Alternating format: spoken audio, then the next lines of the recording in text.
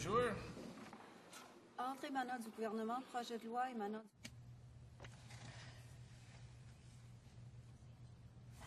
du Free Trade Agreement Implementation Act.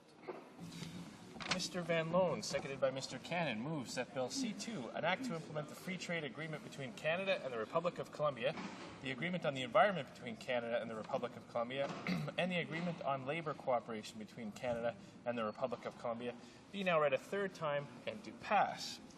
Debate. The Honourable Minister of International Trade. Thank you very much, Mr. Speaker. And today I'm pleased to once again rise in the House to speak about the Canada-Colombia Free Trade Agreement. This agreement is an important part of the government's ambitious free trade agenda, an agenda aimed at supporting Canada's economy, Canadian workers and Canadian businesses, and building prosperity for our economy. The fragility of the global economy emphasizes the value of expanding trade and investment relationships by improving access to markets abroad. Notre gouvernement, This government is committed to achieving this and bringing continued prosperity to Canadians by pursuing bilateral and regional free trade relationships. Canada is an export-driven economy, and as a result, it is in our best economic interest to seek out new opportunities for our producers and exporters in as many foreign markets as possible. Markets for Canadian businesses, we support economic growth and create new jobs for Canadian workers. That's the experience of the North American Free Trade Agreement. That's the experience of new free trade agreements under this government with Peru and with the European Free Trade Association. We've had other free trade agreements, one before this Parliament on Jordan and another one recently signed with Panama, and we are currently negotiating a very ambitious free trade agreement with the European Union. And this free trade agreement before the House today on Canada-Colombia is an important part of that agenda. Canada's exporters, investors, and service providers are calling for the opportunities that all of these free trade agreements provide, and this government is listening. Colombia is a significant trade partner for Canada. In 2009, our two-way merchandise trade totaled $1.3 billion. And over the past 5 years, Canadian merchandise exports have grown by over 55%. Clearly, Canadian businesses and producers see potential in this market. But the reality is that Canadian exports, particularly commodities, are at a disadvantage when compared to many of our main competitors like the U.S. for geographic reasons. La mise en œuvre rapide Implementing our agreement with Colombia as quickly as possible will help our exporters to strengthen their position. We risk seeing Canadian exporters further disadvantaged in this important market. Once implemented, the Canada-Colombia Free Trade Agreement will benefit Canadian exporters by lowering significant trade barriers in the Colombian market. In particular, Colombia will eliminate tariffs on nearly all of Canada's current exports to Colombia, including wheat, pulses, and mining equipment. Worth $247 million to Colombia. In fact, Colombia is the second largest market for Canadian agricultural exports to South America. Once this free trade agreement is in place, over 85% of Canadian agricultural exports to Colombia will be duty-free immediately. The removal of these duties is a significant advantage for Canadian agriculture and agri-food producers. This government is standing up for Canada's agricultural producers. This sector is critical for Canada. It contributes about $100 billion to the country's gross domestic product and employs over 2 million Canadians. The benefits of this deal extend across the Canadian economy. It is also expected to have a positive impact on the Canadian manufacturing sector. This is a sector that has been hit particularly hard during these recent difficult economic times, and it's a sector that would benefit from new market opportunities. With rapid growth in the Colombian economy in recent years, Canadian companies made important investments. This strong presence of Canadian companies has also created many export opportunities for Canadian exporters of industrial goods, particularly oil and gas and mining equipment manufacturers. Some of Canada's leading exports to Colombia include off-road dump trucks and auto parts. The manufacturers of these products will benefit under this agreement, And I need not point out the obvious, that auto parts manufacturers in the auto sector have been hit hard in recent years, and certainly the workers in those sectors would appreciate the economic opportunities this will present. La connaissance des besoins. Knowledge of infrastructure needs and the production of industrial goods are areas where Canada excels. And more importantly, these export sectors are integral to our economy in communities large and small across this great nation. That is why this government is working to secure new market access opportunities. It's also a strategic destination for Canadian investment, and two-way investment is an absolutely critical driving force in today's global economy. It is important for Canada to maintain both inward and outward investment with our global partners including Colombia, with the stock of Canadian investment in Colombia reaching approximately $800 million in 2009. And thanks in great part to Colombia's burgeoning oil and gas and mining sectors, this number is expected to grow over the coming years. These are just a few areas where Canada has significant interest and can offer a lot to our Colombian partners going forward. Pour les investisseurs. For Canadian and Colombian investors alike, the Canada-Colombia Free Trade Agreement offers an unprecedented level of stability, predictability, and protection. This agreement establishes a stable legal framework and has strong obligations that will ensure the free transfer of investment capital and protection against expropriation.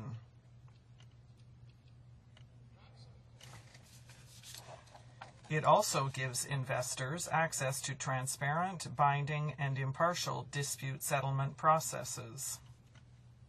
Services, this sector is a primary driver of the Canadian economy. It's responsible for 71% of our gross domestic product and for 3 in 4 Canadian jobs. The Colombian market holds many opportunities for growth across this service sector in areas such as financial services, legal services, engineering and architecture, and high technology, for example. Canadian service providers already have a substantial presence in the Colombian market. Our services exports to Colombia are in the area of about $80 to $85 million each year. Propelling these numbers are Canadian financial, mining, engineering, petroleum extraction sectors, and tourism. Services sectors like these in Canada have a lot to gain. This agreement will afford service providers a secure, predictable, transparent, and rules-based trading environment, and it will provide an added measure of confidence. Grâce à cet accord, With this agreement, Canadian service providers can plan for the future and be assured that, under this agreement, they'll be treated the same as Colombian service providers. In addition to these areas, the Canada-Colombia Free Trade Agreement provides direct benefits in other areas of importance to Canada. Canadian suppliers will be able to bid on a broad range of goods, services, and construction contracts carried out by most federal departments in Colombia through the government procurement provisions. Also, comprehensive provisions covering the temporary entry of business visitors, intercompany transfers, traders and investors, spouses, technicians, and an extensive list of professionals. This will ensure timely processing and transparency and the review of temporary entry applications. Businesses will directly benefit from this expedited process, and the people-to-people movements will mean that Canadian investors, Canadian professionals are better positioned to benefit from the opportunities offered in the Colombian market. These are just a few examples of the many benefits that will be achieved and accomplished by this free trade agreement. In difficult economic times, we cannot hide between walls, we cannot hide between barriers. We need to seek out new opportunities on the global stage. And that is why this government has been committed to securing access to foreign markets for Canadian businesses through negotiation with the European Union, Ukraine, and others across the Americas. It's now time to move ahead with this legislation. It has been debated at length by this Parliament, by numerous speakers, by extensive evidence at committee. It has been studied as thoroughly, I think, as any other agreement, perhaps even more than the North American Free Trade Agreement, I hasten to suggest. And of course, We believe that in this agreement, our parallel agreements on environment and labor help address the concerns that some have raised with regard to Colombia. So that's why I asked for the support of all honourable members for the Canada-Colombia Free Trade Agreement and the parallel labour, cooperation and environment agreements. This will be a great step forward for Canada, another addition to our overall free trade agenda, which is leading to growth and prosperity for the Canadian economy, for the benefit of Canadian workers, and that's why we think that this is a long overdue agreement. Canada will be leading the way ahead of those in the European Union, those in the United States that have agreements in place but have failed to ratify them as yet. We will be in a position to do that, and that will provide an advantage and an opportunity to our Canadian workers, an advantage that this government is committed to capitalizing upon. Thank you very much. Questions and comments? Questions et commentaires. L'honorable député. The honourable member for Burnaby New Westminster. Speaker, and I mean, there's so much or so little to comment on in the minister's speech. I mean, the minister is a failed minister with a failed trade strategy. And the reality is, Mr. Speaker, it's not just the softwood lumber sellout that killed tens of thousands of jobs right across this country. It isn't things like the Buy America sellout that's been condemned as the second worst agreement ever signed by Canada. Not just the shipbuilding sellout. It's not just the consistent wrong-headed policies of this government. The reality is, Mr. Speaker, when we've signed bilateral trade agreements, our exports to those markets have gone down in real terms. Now, the minister has tried to hide behind that by using inflation related dollars. But the reality is, in real terms, our exports go down to markets after we've signed trade agreements, and in every single case except one, Mr. Speaker. So the minister simply can't defend the record of this government. And he certainly cannot defend what the Conservatives and Liberals have done on this agreement. They refuse to hear from the Canadian Labour Congress, refuse to hear from some of the largest unions in the country, refuse to hear from the Colombian Free and Democratic Labour Movement. The only labour movement that they would hear from is the government-affiliated labour unions, refuse to hear from African Colombians, refuse to hear from Aboriginal Colombians. And Mr. Speaker, now we find out that this secret report the government's been hiding for the last 6 months refers to the murders that are directly government-related of those communities, and also lesbian and gay Colombians. So, Mr. Speaker, what we have is systematic obstruction, a refusal to get any sort of real input from people affected by this agreement. And, Mr. Speaker, now we have closure. What a shame. Shame on these Conservatives. Shame on them all. The Honourable Minister of International Trade. Mr. Speaker, I give the honourable member credit for consistency. He's always been against free trade, and he continues to be, and I don't expect that will change, regardless of what changes are brought forward on any trading ground. I'll get on to the broader proposition, but firstly, I do want to address his contention about this report. The report he's referring to in question wasn't prepared for the Canadian government. It was being prepared for the United Nations. And the United Nations chose to cancel that work. But that being said, the draft report and the benefit the United Nations had of it did not change the fact that the United Nations International Labour Organization actually, for the first time in 20 years, moved Colombia off of their list of countries that they watch for violations of international workers' conditions and rights. First time in 21 years. So that indicates that the United Nations believes, as does the Canadian government, that Colombia is making considerable progress on that front. That is the fact, that is the position of the International Labour Organization. I know that the honourable member is sometimes at odds with the International Labour Organization, doesn't stand with workers the way we do. We stand with workers by ensuring they have opportunities for free trade. The honourable member suggests that somehow free trade agreements have resulted in less opportunity for Canadian workers. Well, the fact is 2/3 of our economy is trade-related. That tells you that it's significant growth in our economy because of trade that's resulted. That's why Canada is now posting the strongest economic growth of any major country in the world, the strongest job growth of any major country in the world, any major developed economy. That's why we posted hundreds of thousands of new jobs at a time when economies all around us are losing jobs. It is because of our commitment to a free trade agenda that creates opportunities for Canadian workers in marketplaces around the world. Questions and comments. The Honourable Parliamentary Secretary to the Minister of International Trade. Thank you, Mr. Speaker. and I'd like to thank the minister for his support of this agreement and the importance of it to Canadians. And I would note, Mr. Speaker, there's just recently been an election in Colombia with a new government elected. And in those elections, there was one party in Colombia represented the anti-free trade faction. That party failed to garner, I think, 7 or 8% of the vote in Colombia, less than 10% of the vote, certainly. And they're still complaining about the free trade agreement. Mr. Speaker, and through you to the minister, reminds me of the position of the NDP in this House.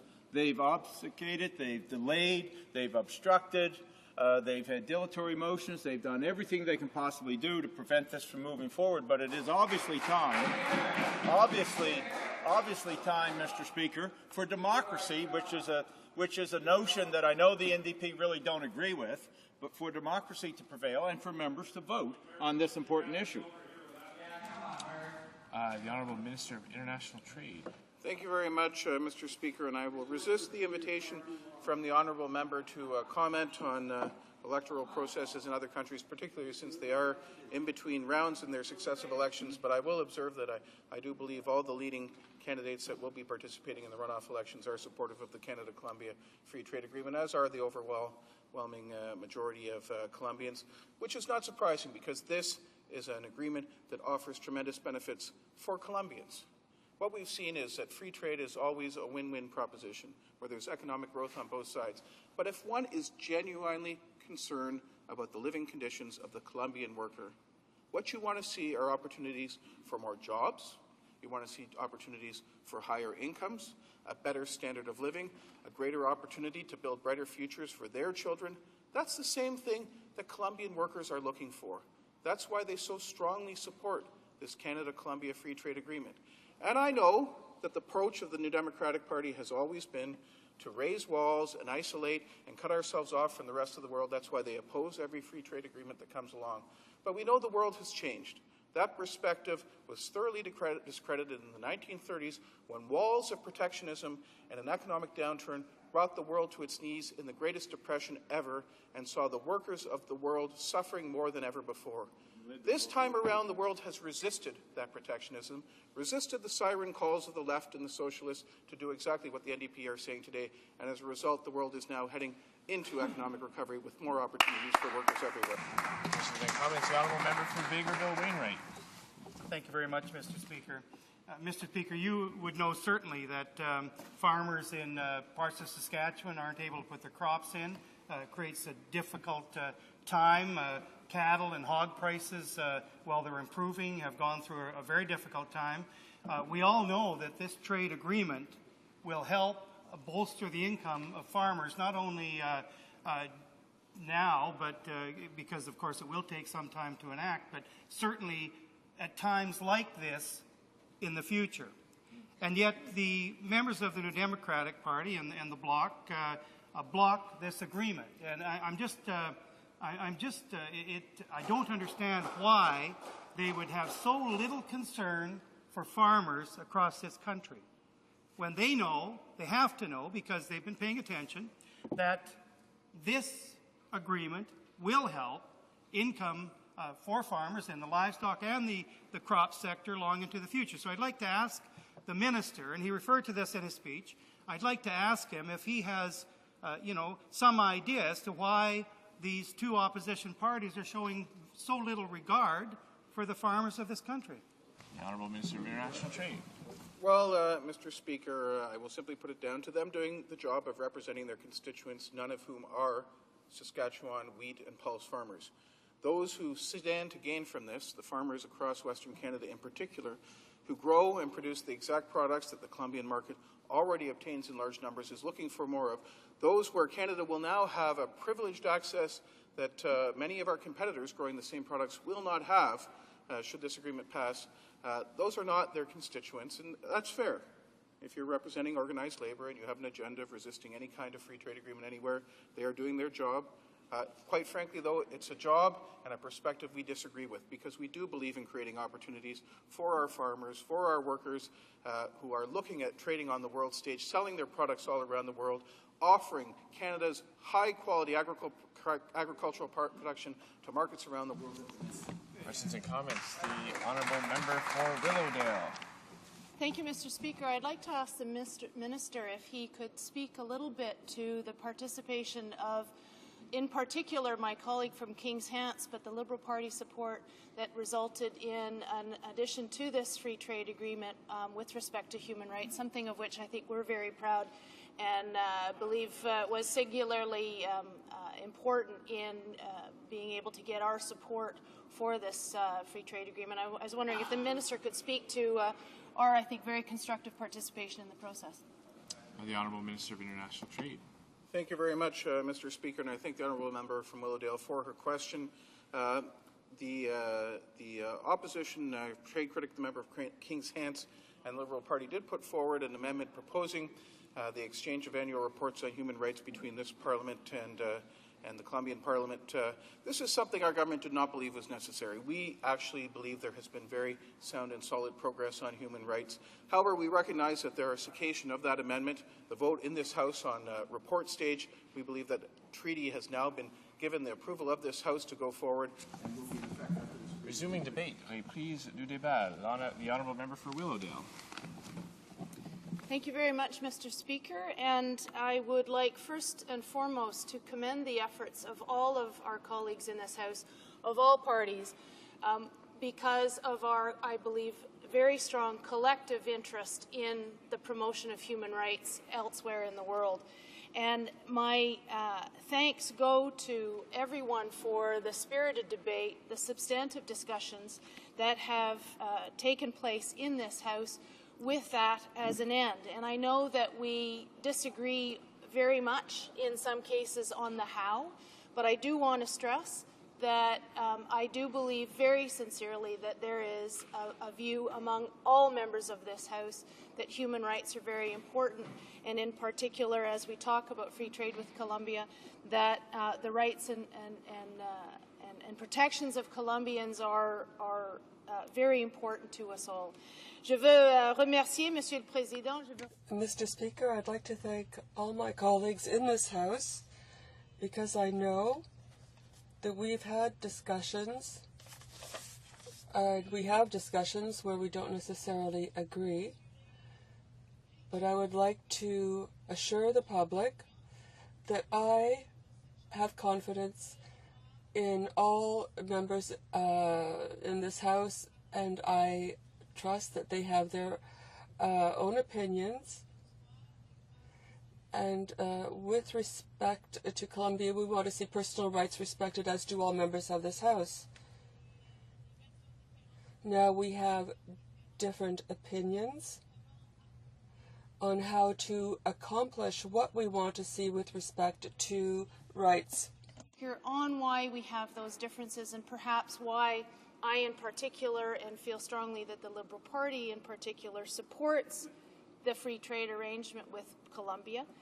It is because we believe very strongly that in the support of increased human rights, there is the option, Mr. Speaker, of saying we are going to put up walls and allow human rights abuses and other activities that we may find abhorrent. We can put up walls, we can encourage the building of walls so that people can hide behind them, or we can participate in the opening of windows through which we can see, through which the world can see, and through which daylight can shine. We can, Mr. Speaker, engage in avoidance. We can pretend that bad things aren't happening, and we can say that we're going to carry on with our own activities, or we can actively engage. And my view, Mr. Speaker, is very much that engagement is the opportunity here to participate in encouraging not just improvements in trade, not just improvements in the economic situation of both countries, but very much improvements in human rights in Colombia. We can engage, Mr. Speaker, in criticism We can engage from here, wagging our finger and saying, you must do better, or we can engage in supportive action. We can engage wherever possible in supporting improvements where we see them. Monsieur le Président, Mr. Speaker, the question here, as it is, as I said earlier, is that I know that all members in this House want to see human rights improved. But this is, there's a question of how we can do this. Now, we can build walls. We can help build walls behind which people can hide, or we can open windows. We can help people open windows through which people can see what's happening, windows that will let the sunshine in, that will allow for light to come through the walls. We can't claim there is no problem. Some people do. They say there's no problem, or they say it's not our problem and we should to put our focus elsewhere. But I think we have an opportunity to become engaged. And I think that through my speech today, it will be clear that my personal point of view, and I believe it's shared by the Liberal Party, my opinion is that we should engage people with respect to Colombia. We can criticize, and we can say we don't like what you're doing across the way, or we can support those things that we see as progress and improvement, and that's what I want to see from Canada. We're going to support those things which represent progress. Philosophy of whether it's better in order to encourage human rights. And I will say I absolutely believe in free trade on the basis that that will encourage economic prosperity in Canada and in all of the countries in which we engage in free trade with, and in this case with Colombia. So I absolutely believe that free trade is an avenue to greater economic prosperity for both countries and for the people in both countries. But clearly the issue here, and as has been discussed in this House with great emotion, has been the concern about human rights in Colombia. And so I am focusing on that. And, Mr. Speaker, it is, without question, a philosophy of whether we believe that engaging will in fact help the cause of human rights in Colombia, or whether it is better to retreat and to avoid. And I firmly believe that engagement is the right direction for us to take. I will use China as an example, and I know some of my colleagues may find it a bit odd that I use China as an example, simply because we all know that China still has major human rights issues that we are all very concerned about. But a little anecdote, my mother traveled to China 35 years ago. And when she visited there, she came back with all sorts of very interesting stories, but one of them had to do with the control. And it wasn't even a question of freedom of speech, Mr. Speaker. It was a question of speech at all. Everywhere that she went, she had somebody controlling her every move. Everywhere she was allowed to go, she had someone with her. She was prevented from speaking with anybody locally on the ground. So I will say again, Mr. Speaker, it wasn't a question of freedom of speech. It was a question of speech alone. And I will look at what's happened with China over the last 35, 40 years. It has been extraordinary. And we know that there are still significant concerns with regard to human rights. But the situation is so massively improved. And I will venture, Mr. Speaker, that that has to do directly with the incredible growth of engagement, primarily on an economic level, between China and the rest of the world.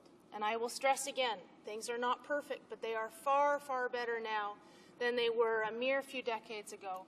And on that basis, Mr. Speaker, I want to speak about the issue of whether we need to focus on the status quo, whether we need to focus on the current specific situation in Colombia, or whether we here have an opportunity to look at the importance of the direction of the progress. So again, I refer to China. It is not perfect. It is far from perfect. But the direction that that country has taken in the last number of decades, the improvement in the rights that people have, the improvement in economic opportunities has been extraordinary. And it is that progress, that improvement that I hope that we and all of our colleagues can focus on, rather than looking at what's happened in the past in Colombia, but look rather at the significant improvements that we have seen in that country, not just in terms of economics, but also in terms of democracy, in terms of the improvements in human rights and the improvements in the treatment of civilians in Colombia. Again, not perfect, but I think, Mr. Speaker, that Canada has an opportunity with this agreement to engage in significantly, to participate in a significantly greater way with Colombia and Colombians. That this is an opportunity to say, if we engage further, if we engage in more trade, if we engage in more investment, not only are we allowing a greater opportunity for economic advancement and jobs, but we are also allowing an opportunity for more and more Colombians to see how the rest of the world operates, how Canada operates, and how we stress the importance of human rights. Mr. Speaker, I firmly believe that there is an opportunity for Canadians. When we engage more in trade, when we engage more in economic activity, it gives us that many more opportunities and occasions to engage in discussions, to engage in debate. One of my colleagues not too long ago suggested that if we put up those walls, if we said no to the windows but rather put up the walls, that in a very short period of time, Canada would end up focusing on something else. Canada would end up focusing on take the European Union, for example. That would be our focus in terms of trade negotiations. And very quickly, nobody in this House will even be speaking of Colombia anymore. Colombia, as a country, will disappear from our radar. And, Mr. Speaker, that would be a real shame, because it is an opportunity for Canada and for Canadians to increase the level of discussion, to increase the level of engagement with Colombians through greater economic activity that can lead to greater exchanges and greater engagement on the educational front, on the cultural front, and simply in more and more people working and discussing with each other. I think that's a real opportunity. Monsieur le Président, je veux parler un petit peu de l'habilité de voir des améliorations. The ability to see improvements because of a greater level of commitment. What I want to use as an example is China. And I know we have colleagues here who will have a hard time seeing China as an example of human rights. But the question is not what happens now. The question is the difference between China now and the China of 30 or 40 years ago. My story is that my mother went to China about 35 years ago. And when she was there, it was incredible. It wasn't a matter about speaking openly. It was rather about not being able to speak at all. And when she was there, there was someone with whom she spent every day. That individual was there. Her visit was completely controlled. She was not even able to talk in informal discussions with individuals on the streets anywhere. And I use this example because, for me, it's an example of the commitment, the difference between China, the China of 30 or 40 years ago, and the China that now exists. The difference is incredible. And we know that there are still a lot of problems. There are human rights problems. However, it's a question of progress, change. We now can say, well, what can we do? Do we want to build up walls? because it's not perfect in Colombia, we know there are problems, and we're not going to do anything? Or are we going to have the ability, and I believe that we do, we have the opportunity to say, we see that there are problems, but we also see that there is really important progress being achieved in Colombia, and we have the opportunity to give our support to that progress with trade, with the improvements in the economy, with greater exchanges between Canada and Colombia. We will have an opportunity to contribute to this progress, to help Colombians to contribute to that progress as well. And we will ensure that the progress that we've already seen in Colombia can continue and continue longer. Is a fundamental philosophical view that I know not all of my colleagues share, but there is a tremendous opportunity for Canada either to say we are going to put up walls and we are going to wag our finger and we're going to say you should do better, we're not going to play with you until you do better, or we have an opportunity to say, we know you've worked very hard to improve, we know you've made progress, we know it's not perfect, but we know that we're there to engage with you as much as possible so that we can help you improve. And I will conclude, Mr. Speaker, with the fundamental view that it is not Canadians who will ultimately change Colombia. It is not Canadians who change China. It is not Canadians who do that, but in the case of Colombia, it will be Colombians. In the case of China, it was the Chinese. But Canada does have a role in engaging. I am very proud of the role that Canada played in this very role with respect to China, in encouraging engagement, in encouraging the Chinese to demand greater opportunities for themselves within their own country. Canada has an opportunity to do the same thing here in Colombia. It is our chance to say, we know it's not perfect, we know that you're making progress, we know that if we can engage even more with you, in terms of trade, in terms of economics, and in all of the other engagement that encourages, that we have an opportunity to help Colombians to help themselves economically, but also, Mr. Speaker, with regard to human rights. Thank you very much. Questions and comments? Questions et commentaires? Questions and comments. Which is Secretary to the Minister of International Trade. Thank you, Mr. Speaker, and I'd like to thank the honourable member for her comments, and I'd like to add a few comments to maybe flesh out a little more some of the things that she said. I appreciate your comment on China and the comparison, and I'd like to give the comparison that when we were studying at the International Trade Committee, Colombia, we went to Colombia.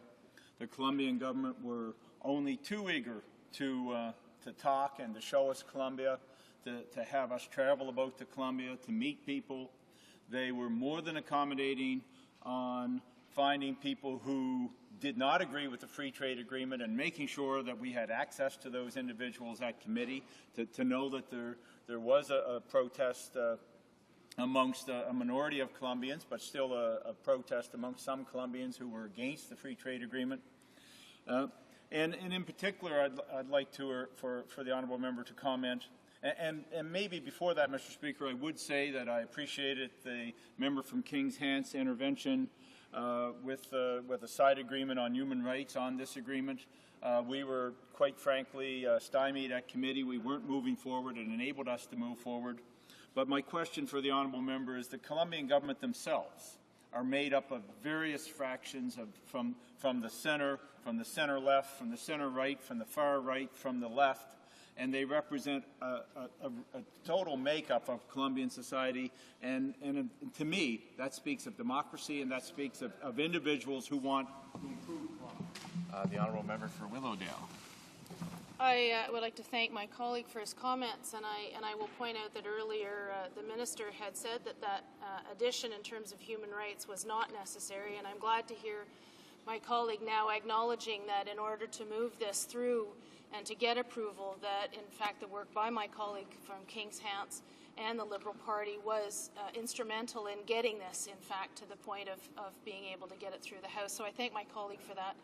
I will also say that when this government first came to power a few years ago, the attitude was not the one that I have been promoting. There was an element of sitting here in Canada and wagging our finger at other countries that did not engage in activities the way we preferred them to be.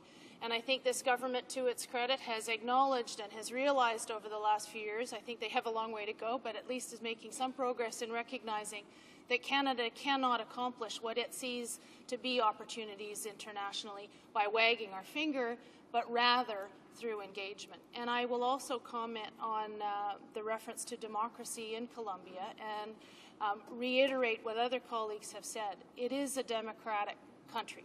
It's not perfect. But in the elections that we have seen an overwhelming support by Colombians for free trade. They understand the value of engagement. Thank you, Mr. Speaker. Questions and comments. The Honourable Member for Saint-Maurice Champlain. Thank you, Mr. Speaker.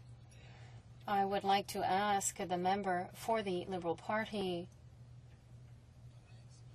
how can she explain the fact that there is such a big difference between the position of the Liberal Party, both in the committee and here in the House, the position that they had no later than last fall on an eventual support for the Canada-Colombia Free Trade Agreement, and this support was associated with a very clearly expressed demand, a unanimous demand at the committee to say that it would take an independent study prior to the accord being ratified on the entire issue of respect for human rights.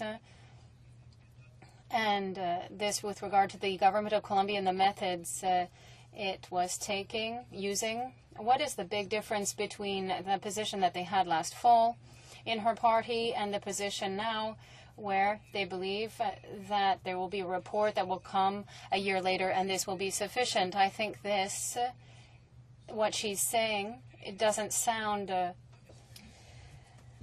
proper, with all due respect.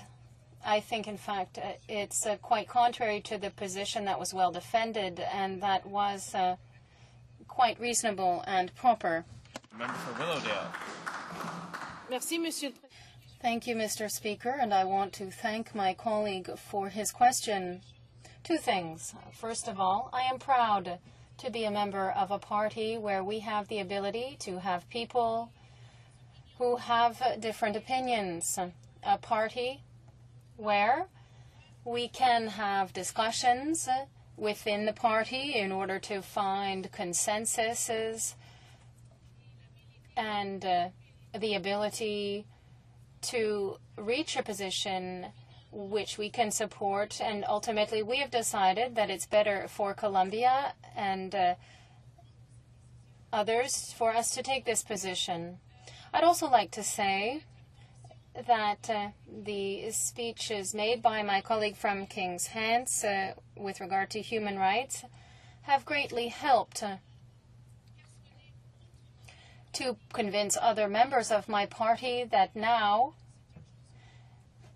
this is something that we can support as a party. Thank you. Burnaby, New Westminster. Well, thank you very much, Mr. Speaker. First off, as far as the Conservatives concerned in agricultural policy, after the vicious attacks on the Canadian Wheat Board, after the fact that Alberta has the lowest farmer seats in the entire country, and after putting supply management on the table in the Canada-EU negotiations, this party takes no lessons from the Conservatives on agricultural policy. Now, Mr. Speaker, I'd like to go back to the member now. Well, the Conservatives' record is very clear. Lowest farmer seats in the country in Alberta. So farmers are not being well served by this government. I like the honourable member. I find her a little disingenuous, to say the least, on this particular issue. Now, I know that she's not a member of the Trade Committee, hasn't been to Colombia, but the reality is the Liberal Party systematically obstructed, refused to hear from the Canadian Labour Congress, refused to hear from the National Union of Provincial Government Employees, refused to hear from the Public Service Alliance of Canada, refused to hear from the Free and Democratic Labour Unions in Colombia. Over 90% of Colombians who are workers and unionized or in that sector, refuse to hear from African Colombians, refuse to hear from Aboriginal people in Colombia, shut off all debate before the committee. Now, 2 years ago, when we went down to Colombia, the Trade Committee came back with a unanimous recommendation to not proceed with this agreement. That's the one time when the Trade Committee did its job. It did not do its job on Bill C-2 because of Liberal interference and Liberals refusing to hear from the groups that actively requested to come before the committee. So for the Liberals to say they're for human rights when they have accepted, in fact, promoted closure and cut off all of those important witnesses that wanted to come before the Trade Committee is disingenuous at best, Mr. Speaker. So I know that many activists have expressed this to Liberal members, that the Liberal leader has simply said to all of the members within the Liberal Party caucus who have misgivings about this tragic turn of events, with no human rights override at all in the Colombia trade deal. The only thing the Colombian government's obliged to do is produce a whitewashed report on itself once a year. My question to the member is very simple. Will her leader allow a free vote on Colombia? Will her leader actually say that those many Liberal MPs who have expressed misgivings about this Liberal sellout on human rights, that they will have the opportunity to vote on this agreement without being bludgeoned through a whipped vote here in the House? The honourable member for Willowdale. Thank you, Mr. Speaker, and I thank my colleague for his initial kind words. Despite the temptation to descend into a more personal approach, because I believe very strongly in our obligations here in this House to work together as much as possible with as much respect and civility, without personal labels. I will say that I will, in addressing the one issue about the Trade Committee's position on this issue, I will repeat what I said in my answer to my other colleague from the Bloc Québécois, that we have, through the hard work and the excellent work of my colleague from King's Hands, been able to address significantly the fundamental concern that so many people have had with regard to human rights through the amendment, through the extra portion of this agreement on human rights specifically. And I am very, very proud of that fact. And it was because of concerns raised by members of our own party, it was because of concerns raised by members of the public, that we were able to address those specific concerns, and that is why now the Liberal Party is in a position to support this free trade agreement. And I just want to commend all of the colleagues who participated in that. I want to commend the colleagues on the opposite side of the House who appreciated the fact that that intervention and that amendment, that focus on human rights, was in fact what we needed to allow this to move forward. And I would hope that my colleague would understand that we're at least trying to make progress. Thank you, Mr. Speaker. Please du débat. Resuming debate, the honourable member for Saint-Maurice-Champlain. Thank you. Thank you, Mr. Speaker. Particularly with regard to C2, which is now at third reading, I would like to start my speech by saying that I think it is quite unique, I would say, to see that we're now at third reading, and this is a great disappointment to me, both in committee and here in the House. We have seen the Conservative government muzzle people in order to put an end to the debate, a debate that is extremely important and very relevant and useful with regard to, in particular, the entire issue of respect for human rights. And when we use a gag order to prevent witnesses from coming to tell us their experiences, the experiences of Colombians, because this affects them directly. That is the entire issue of human rights. This affects them directly. And as I said earlier, we heard in committee, they were prevented in committee by procedures, and witnesses were prevented from being heard. And I know that my colleague from Burnaby, New Westminster, tabled a question of privilege in the House with regard to what has happened, particularly in committee, where with the support of the Liberals, members were prevented from having access to the clerk's services at the committee in order to verify various facts. And now we are here today in third reading of this bill, where once again the government has imposed a gag order in order to put an end to this debate in a context where, and I will repeat myself here, there is an issue with respect for human rights, and this is a priority issue.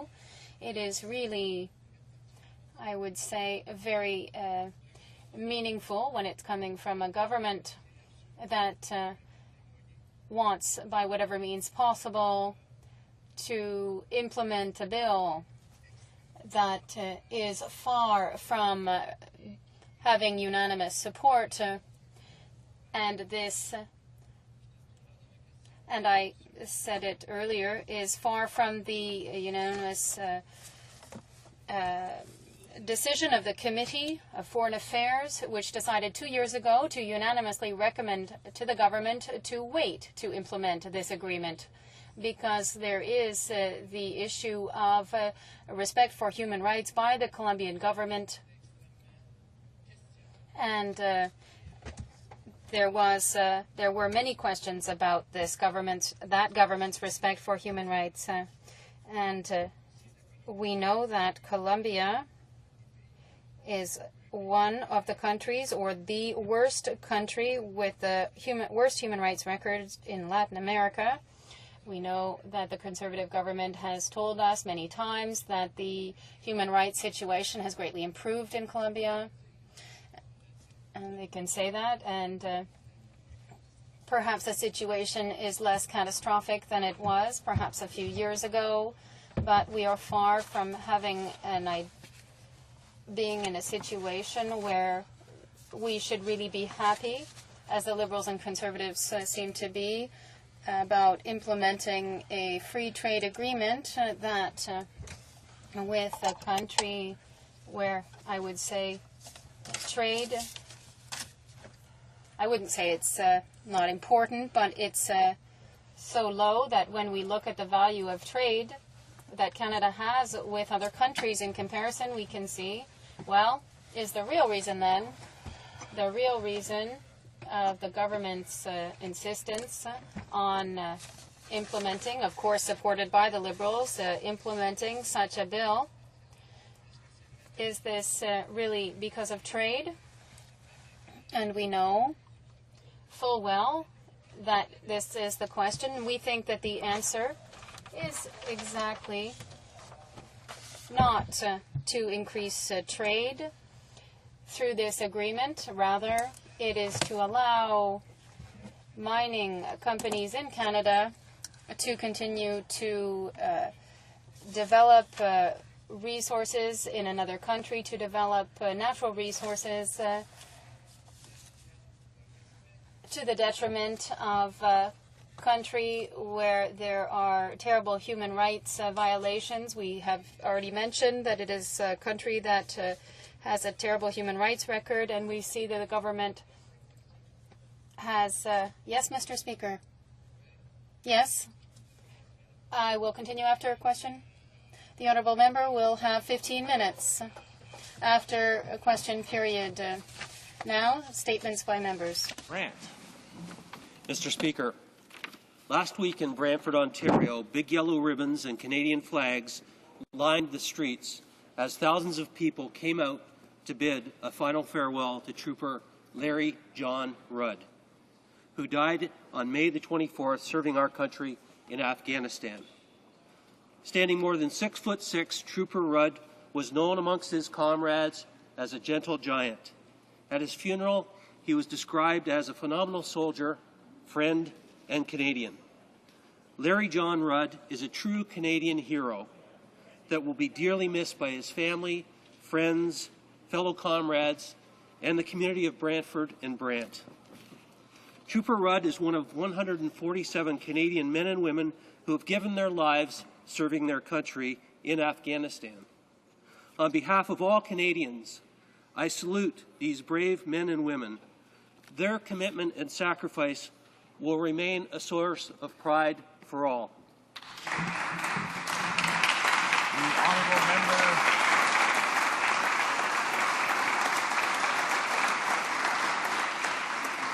The honourable member for Mount Royal. Thank you, Mr. Speaker. This week, parliamentarians and government ministers hosted one of the most courageous and compelling heroines of our day in the person of Dr. Masouda Jalal, distinguished physician, former Minister of Women's Affairs, and the first woman to run for President of Afghanistan. Dr. Jalal's testimony before the Foreign Affairs Subcommittee on International Rights was clear, that we are witnessing in Afghanistan a regression from the initial progress at the beginning of this decade, that a developing extremism is driving a culture of fear amidst a culture of impunity, that, in a word, the empowerment of women can underpin democracy and freedom and usher in a culture of peace. As Dr. Jalal herself put it, women's rights are the key to fighting dictatorship and extremism, militarization and warlordism. Women are the key to the future. Dr. Jalal's courage and strength should inspire us all and underpin our mission in Afghanistan now and beyond 2011, the protection and empowerment of women, and thereby the promotion and protection of democracy and freedom for all Afghans. Thank you, Mr. Speaker. The honourable member for Longueuil-Pierre Boucher.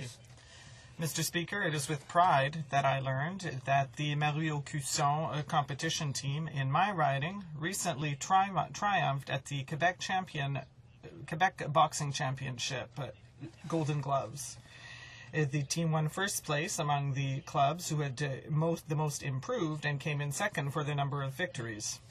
I would thus like to commend the winning boxers, Charles Menu, Sarah Da Silva, Mélanie Carrier, Gino Colangelo, Mélanie Greneau, Martine Vallière-Bisson, Samuel Francisque, Parviz Peyman, and David Saint-Pierre. Thanks go to the team's head coach, chair, and former champion Alain Boismenu, who, thanks to his energy and involvement, allows young people to stand out in competitive sport. Good luck to the Mario Cusson competitive team of Longueuil for the Quebec Cup 2010, an international competition that will be held in Longueuil from June 24th to 27th. The honourable member for Outremont. Mr. Speaker, Bangladesh was created further to a war of independence that began some 40 years ago. The restoration of democracy in 1991 gave hope to the people of Bangladesh for a better life for themselves and their children. That is why it is with grave concern and great sorrow that Canadians have learned of recent arrests of journalists, in particular Mamadou Rahman. Hundreds of members of Canada's Bangladeshi community have written to me asking me to share their condemnation of these arrests. As a sister Commonwealth country, Canada will always have a keen interest in what happens in Bangladesh. A vibrant and industrious Bangladeshi community that shares values of democracy, freedom of expression and freedom of the press is asking the Canadian government to take note of these disquieting developments and do whatever it can to avoid a slide back from those values. Thank you, Mr. Speaker. The honourable member for Calgary East. Mr. Speaker, on behalf of the Government of Canada and all Canadians, I wish to extend our heartfelt best wishes to the people of South Africa as they host the 2010 FIFA World Cup, the very first on the African soil. I am confident that South Africa will stage a world-class tournament. The world will again have a chance to see the vibrancy, the growing self-confidence, and the optimism that is emerging from the continent of Africa, the continent where I was born, Mr. Speaker.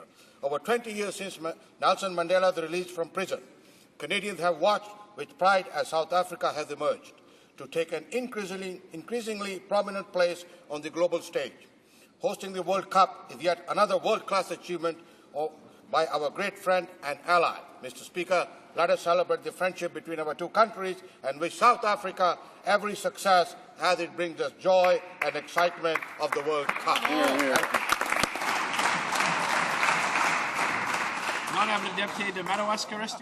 The honourable member for Madawaska-Restigouche. Mr. Speaker, I rise today to underscore the work of Dr. Jacques Corbin, who on May 29th received the Dr. Garfield Moffat Medal. This medal recognizes the excellence of a New Brunswick doctor in terms of patient care. It is awarded to an individual who shows interest in lifelong medical training and the education of patients and members of healthcare teams, an individual who shows leadership and provides community service, as well as focusing on quality of life for families. We are proud to see that this medal was awarded to a doctor from our region. Dr. Corbin was born in Edmundston and has accomplished a great deal in the area of healthcare. His determination to always put the patient first has guided him towards success, and to this medal that was awarded to him in May. Dr. Corbin, on behalf of the citizens of Madawaska Restigouche, I congratulate you on this medal, but especially I thank you for everything you've brought to our community. Thanks again, and congratulations, Dr. Corbin, on behalf of my riding voters. Mr. Speaker, after spending last week in Afghanistan, I rise today to pay tribute to the men and women of the Canadian Forces, the RCMP, members of the Department of Foreign Affairs, Canadian International Development Agency, Canadian Border Services Agency, Corrections Canada, and others who are doing tremendous work and delivering results under very difficult circumstances. I want to take this opportunity to remind all members of this House to appreciate the efforts and dedication of the members of our whole-of-government team who are doing a tremendous job and making Canada proud in a difficult land on the far side of the world. Our people are doing terrific work and are making a real difference in the lives of the Afghan people. Just the other night, a revered CBC sports commentator said, and I quote, "The one thing soldiers always say to me is, the message that we want to put to these politicians and the people, hey, be more worried about us, the guys that do it, than the Taliban that is trying to blow us up." Mr. Speaker, Grapes gets it, our government gets it, the Canadian people get it, and in the words of Don Cherry, I say amen to that. The Honourable Member for Alfred Pellan. Welcome to Harperland, built for the modest sum of $2 million paid straight out of the taxpayer's pocket. This fake resort consists of an artificial lake, even though it is right beside Lake Ontario, where chairs are distributed along its shores so that people can watch bucolic images on a giant screen. The aim is to recreate Huntsville in the riding of the Minister of Industry, but this is a place that you can't actually get access to as part of the G8, G20 summits. To be able to benefit from these facilities, you must be an accredited journalist, because it is you and only you that this marketing pavilion is targeting. You that the Conservative government is seeking to manipulate through this propaganda operation, because your duty is certainly not to report any real information. And what about international opinion?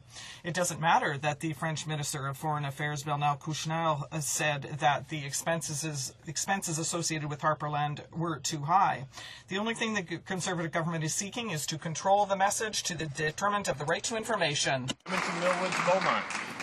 Mr. Speaker, media reports indicate that recently, as part of its ongoing intimidation campaign in Afghanistan, Taliban insurgents systematically executed a 7-year-old boy.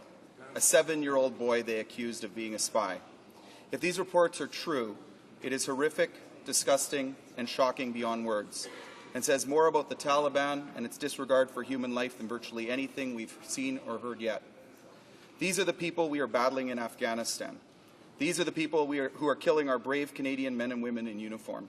Mr. Speaker, Canada's continuing objective is to help Afghans build a stable and secure country based on the fundamental values of democracy, human rights, and the rule of law. Let us never forget, Mr. Speaker, who the real enemy is in Afghanistan. And may our courageous soldiers know that this government and all Canadians stand behind them every step of the way.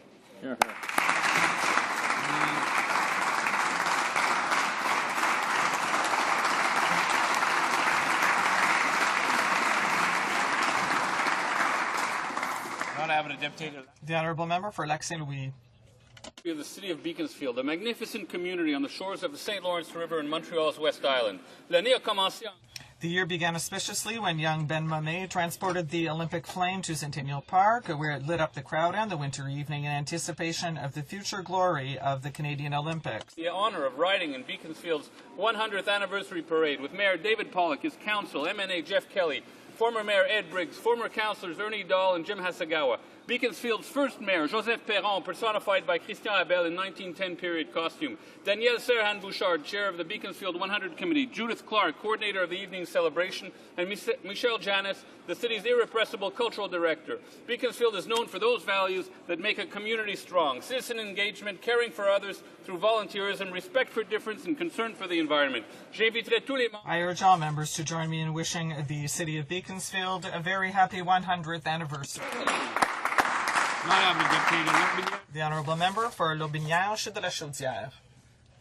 Mr. Speaker, the Conservatives are recognized for delivering their goods in Quebec, and the Quebec City area is no exception.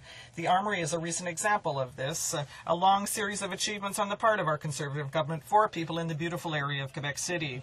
Once again, the Conservatives have kept their word and honored the promise made by the Prime Minister and the Minister responsible for the Quebec City region further to the fire that destroyed the Armory to preserve this jewel in the crown of Quebec's military heritage.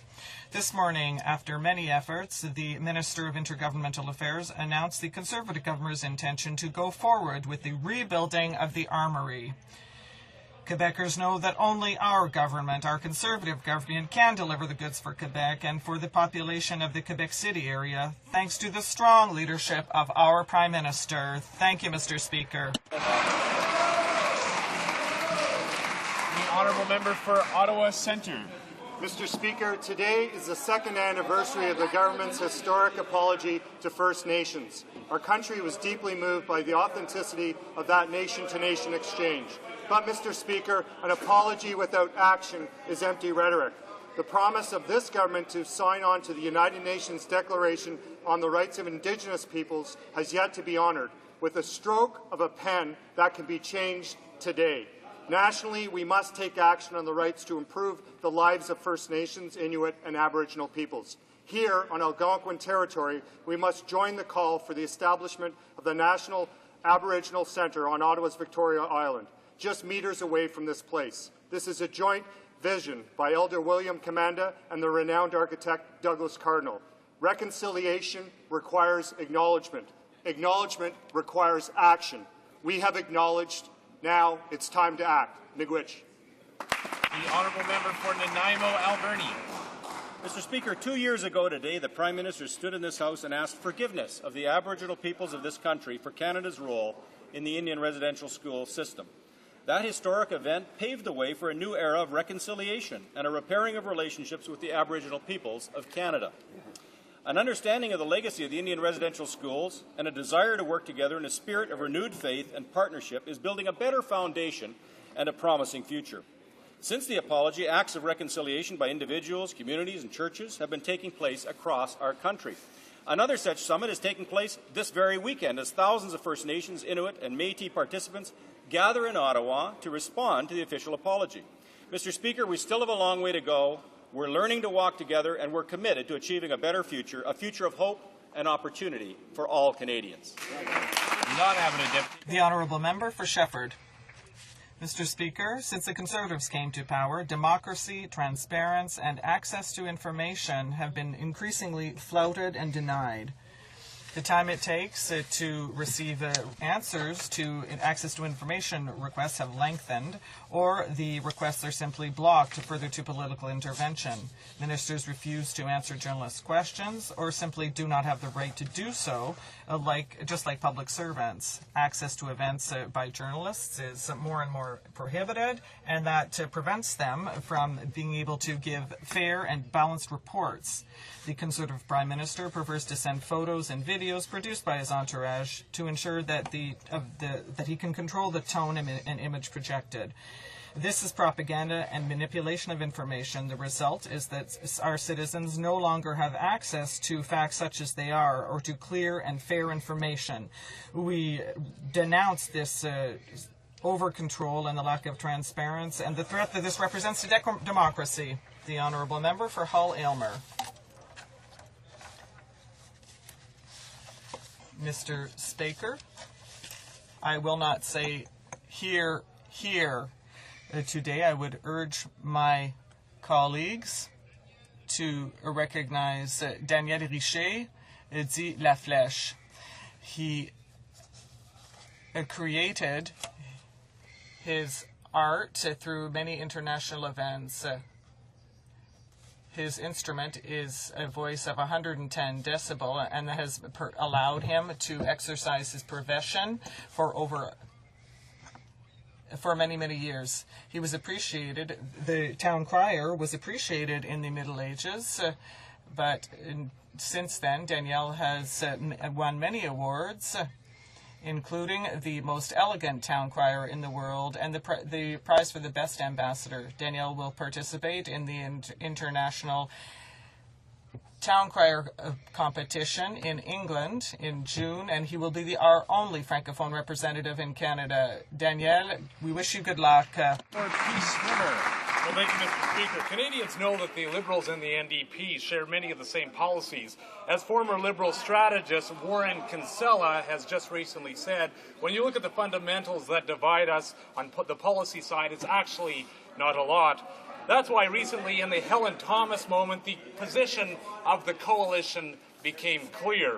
In an interview with the NDP House leader, she said that she believed that the Israeli occupation actually began in 1948, essentially with the creation of the State of Israel. She also said that she supported the boycott of de-investment and sanctions against the Israeli state as well. Mr. Speaker, these comments by the member of the Liberal NDP coalition are shocking and inappropriate. I call on the Liberal leader now to join me in demanding an apology from the Liberal with the Liberals' NDP partner over there.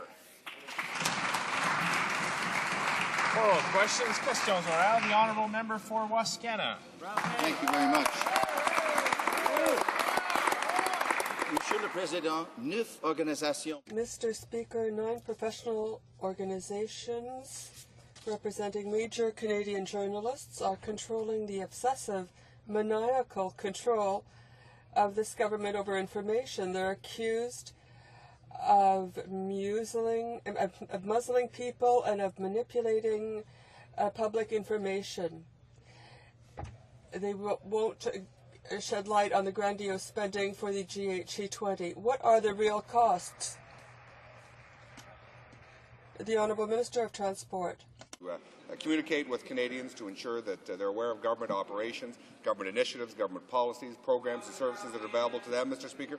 We're also working hard to welcome the world for the G8 summit to ensure that Canada's best face is put forward, Mr. Speaker, and we look forward to welcoming the thousands and thousands and thousands of delegates from around the world to the G20 summit. The honourable member for Wascana. Mr. Speaker, the Conservatives won't disclose the total cost of their G8, G20 boondoggle because it's horrendous and it's ludicrous. Fake lakes, fake lighthouses, sunken boats, gazebos in vacant lots, $1 million for signs and wallpaper. It's grandiose, self-indulgent, all to feed this Prime Minister's tender ego.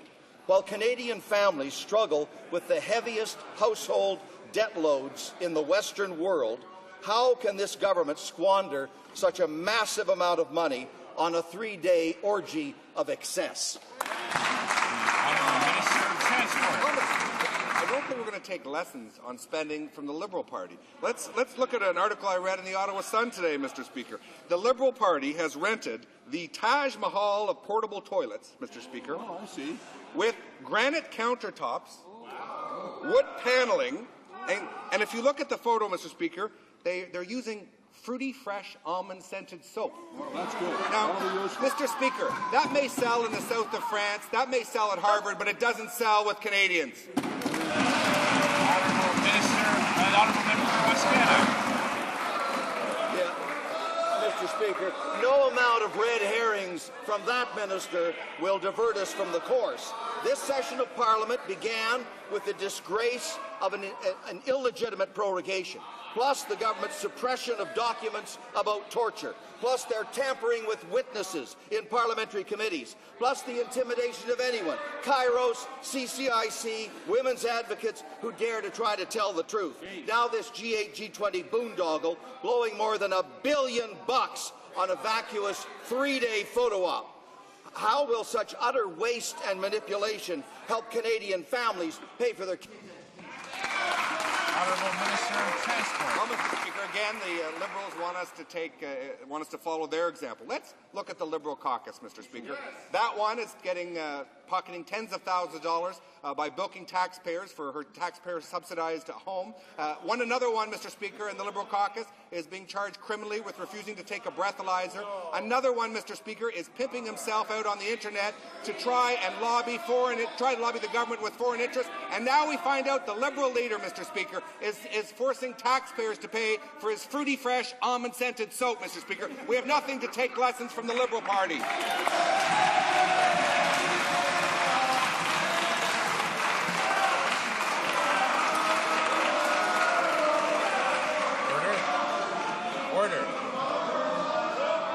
Order. The Honourable Member for Dartmouth Cole Harbour. Order. Mr. Speaker, fake lakes, fake lighthouses, fake chairs, fake canoes, even fake ducks, Mr. Speaker. But most troubling is the fake answers from this arrogant, wasteful, inefficient Conservative government. They know this billion-dollar weekend is indefensible, outrageous, and completely out of control. Mr. Speaker, even the Conservatives know it. They hear it from their constituents, and it makes them squirm in their seats. For once, why won't the government listen to its own nervous backbenchers? At the very least, why won't they stand up and apologize to Canadians for this billion-dollar boondoggle? The Honourable Minister of Foreign Affairs.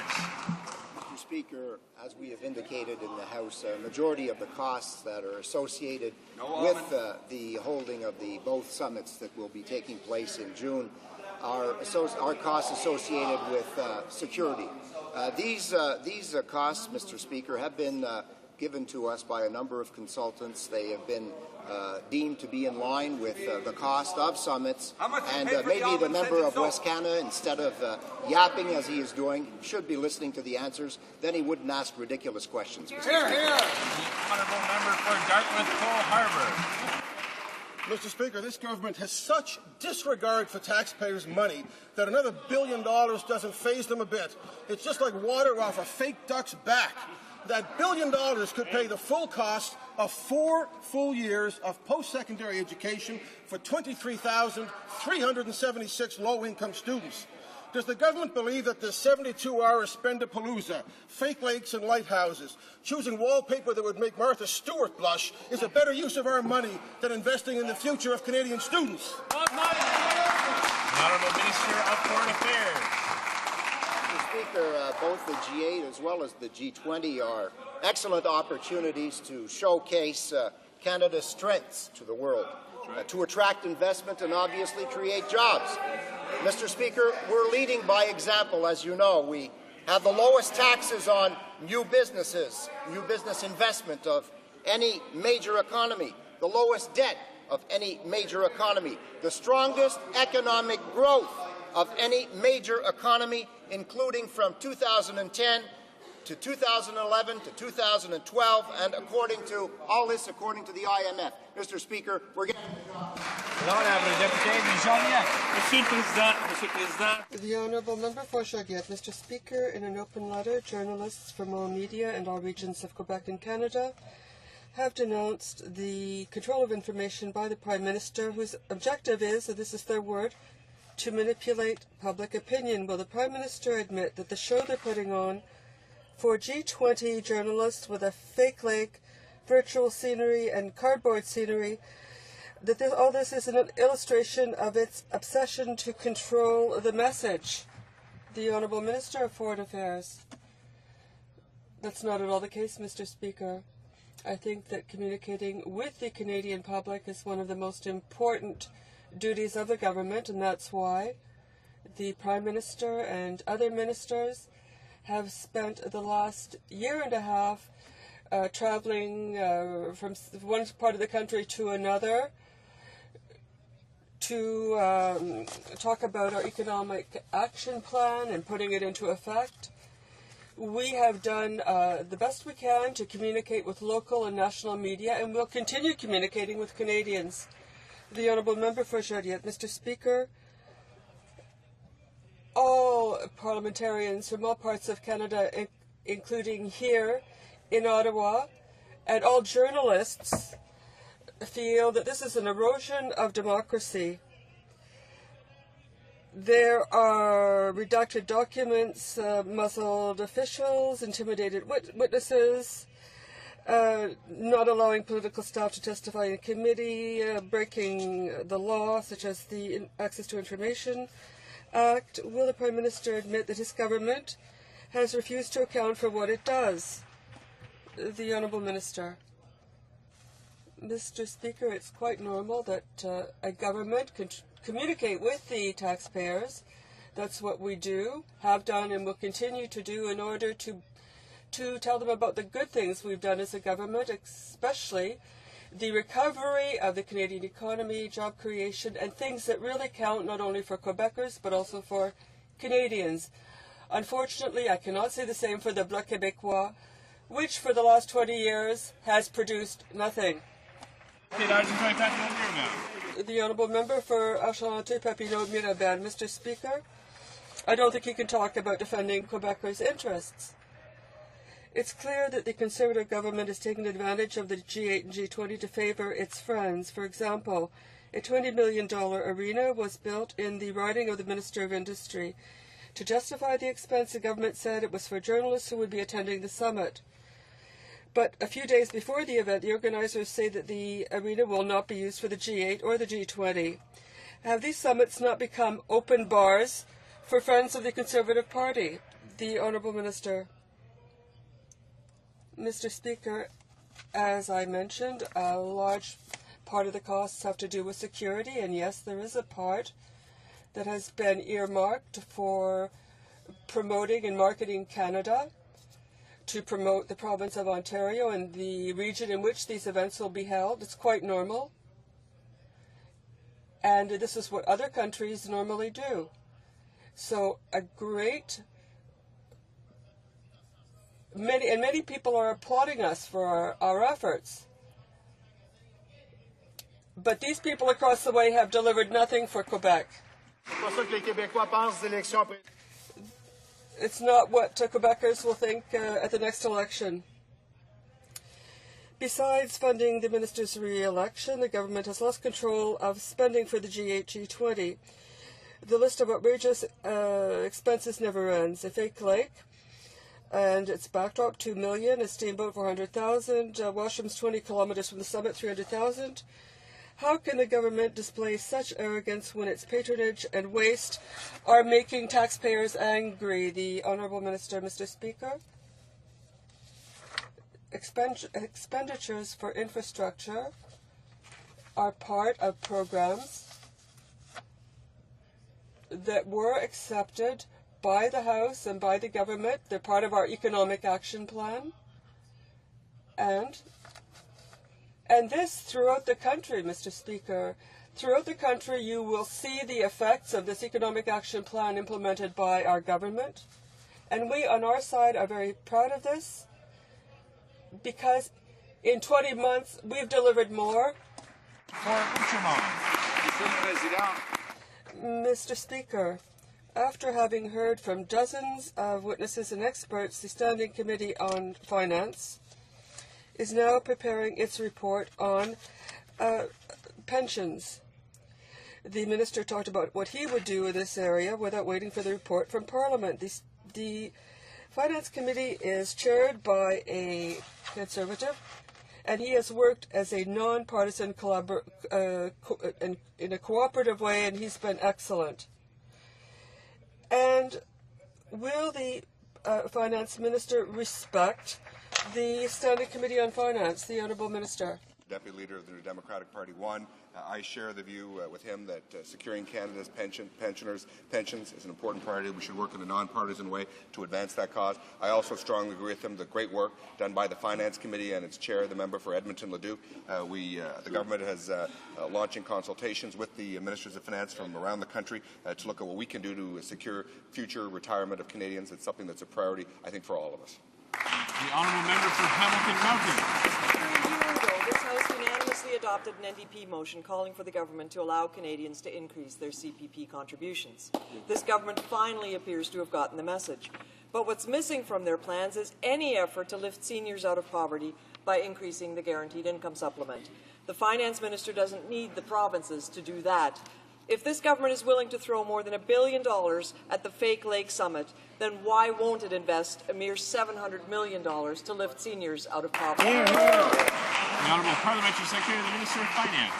Well, thank you, Mr. Speaker, and that is what this government has been focused on, is retirement income for seniors overall. First of all, Mr. Speaker, through the tax reductions that this government has put in place, we've taken almost 1 million people off the tax roll that are no longer paying taxes, Mr. Speaker. That's action. We've put in place a process, a consultation with our partners throughout the country, actually consulting with Canadians of what they think we should do. We're coming together with our partners, the provincial finance and territorial finance ministers meeting this coming weekend to talk about where we go. The Honourable Member for Hamilton Mountain. Tax cuts don't help seniors in poverty. Those seniors aren't paying taxes. Canadian workers and failing or bankrupt companies like Nortel and many others need action to protect their pensions. Just last year, the underfunded pension plan for CHTV employees in Hamilton wound up with an $8 million shortfall. This, while the executives at CanWest were given $41 million to top up their underfunded pension plan before entering CCAA protection. New Democrats have legislation before this House to protect employee pensions of companies in trouble. Will the government join us in passing our bill and protect Canadian workers by putting them... The Honourable Parliamentary Secretary. Well, Mr. Speaker, that's exactly what we attempted to do in our budget 2010, but unfortunately the changes that we put in there, the NDP voted against. Mr. Speaker, if they had read the budget, they would have seen that we've actually put in place regulations to make sure that those funds are completely paid up, that the employers fully fund those pension plans, so if anything does happen, the pensioners get their money. The Honourable Member for Madawaska-Restigouche. Mr. Speaker, citizens everywhere in the country are appalled at the way the government has been managing money, especially for the G8, G20. And yet they've been cutting into other programs, for example, an innovation program. $32 million has been cut, and this would have about 100 minutes of the G8, G20. Why can they afford fake lakes and stuffed moose, Mr. Speaker, and they can't help us? This is not fiction. This is the real thing. The Honourable Minister. Mr. Speaker, as I said, a great deal of these expenses have to do with security, and this has to do with money spent within our marketing plan, and I would add that there are components of this forum, this G8, G20, will help Canada, especially our economy, will help create jobs. And there are indices that show that we are the best off economically. Mr. Speaker, it's clear that Conservatives do not realize that Canadian citizens do not agree with their choice. The Atlantic Innovation Fund is essential to developing knowledge in the Atlantic provinces. So why cut this program by 46%? People know that 120 minutes of the G8, G20 is worth $32 million of their program. When will Conservatives treat maritime Canadians with respect and give it back these 120 minutes of spending? The Honourable Parliamentary Secretary. And I know that the member would also want to go on and explain the millions and millions of dollars that have been invested in Land of Canada, particularly through Canada's Action Plan. HoC has done a terrific amount. A lot of, there's a doorknob. One does not want to be set aside by the doorknob across, so I just want to point out, Mr. Speaker, that I'm sure the member in his question meant to preface it by saying he's very, very pleased with the money spent by this government in Atlantic Canada. The Honourable Member for St. Paul's. Mr. Speaker, cross-country festivals that had their funding stripped by this government can thank the industry minister personally.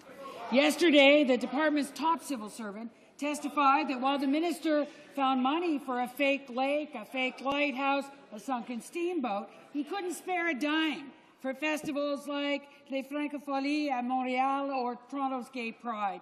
The minister says he has limited funding for cultural programs, so how can he defend shoveling millions into his pet political projects? The Honourable Parliamentary Secretary and Minister of Industry. Well, thank you, Mr. Speaker. And of course, this is just another example of the Liberals' approach over the past 4 years.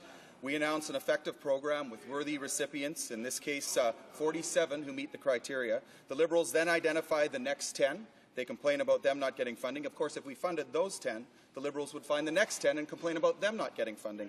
That's the problem with the Liberal Party, whose leader sees his only two responsibilities as to tax and to spend.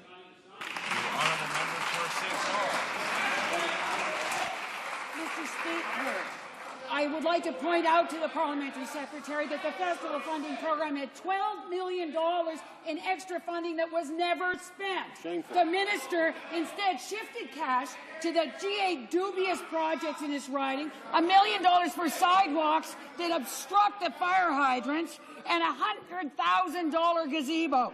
Canadians see this for what it is. Blatant pork-barreling politics at the expense of vital cultural events. How can the government possibly defend this action? No defense. Honourable Minister of Transport. As part of Canada's Economic Action Plan, we're making investments, infrastructure investments with municipalities and with the province and Parry, Sound, Muskoka. We're also making important economic investments in every part of the country. We're investing in the City of Toronto. We're investing in the Royal Ontario Museum, not far from the members' riding. We're investing in the Art Gallery of Ontario, not far from the members' riding. We're investing in a new cultural centre in Regent Park, not far from the members' riding. That's all the federal government is doing to support culture in the City of Toronto. The Honourable Member for Jean-Lebert. Mr. Speaker, the Industry Minister has been caught fiddling with the selection criteria of the Marquee program in order to make certain festivals ineligible for ideological reasons. Festival organizers are right to be angry because the government has changed the rules of the game after the application was made. Will the government admit that it's been changing criteria as it goes along in order to refuse certain events for ideological reasons? Honourable Private Secretary to the Minister of Canadian Heritage. Thank you very much for the question, Mr. Speaker. When it comes to supporting culture, this Conservative government has done more than any government in Canadian history, more supportive for culture than any government before. In fact, I'd point out a couple of examples to this member. Francophonie has received $350,000 over 2 years. The Pop Montreal International Music Festival, $7,300. Festivoise, $36,000. And Vol Macadam, $25,000. Jazz and Blues Festival in Chicoutimi, $8,300. Festival de Nouveau Cinema, $91,000. Festival Mode de Design, $53,000. I've got a big sheet here, Mr. Speaker. The Honourable Member for Jean-Lebert. Besides changing the selection criteria in order to impose its Conservative agenda, the Industry Minister, the very minister who managed to squeeze an arena into the G8 budget, misappropriated $8 million earmarked for festivals in order to fund the Canadian Tourism Board, a Crown corporation that is already funded by Parliament. Does the minister realize that if he had not misappropriated this $8 million, he could have financed, among other things, Les Francophonie, the Festival of Rhythms of the World, and Les Fêtes de Nouvelle-France? The Honourable Minister. Mr. Speaker, we've been trying to help the Canadian tourism industry.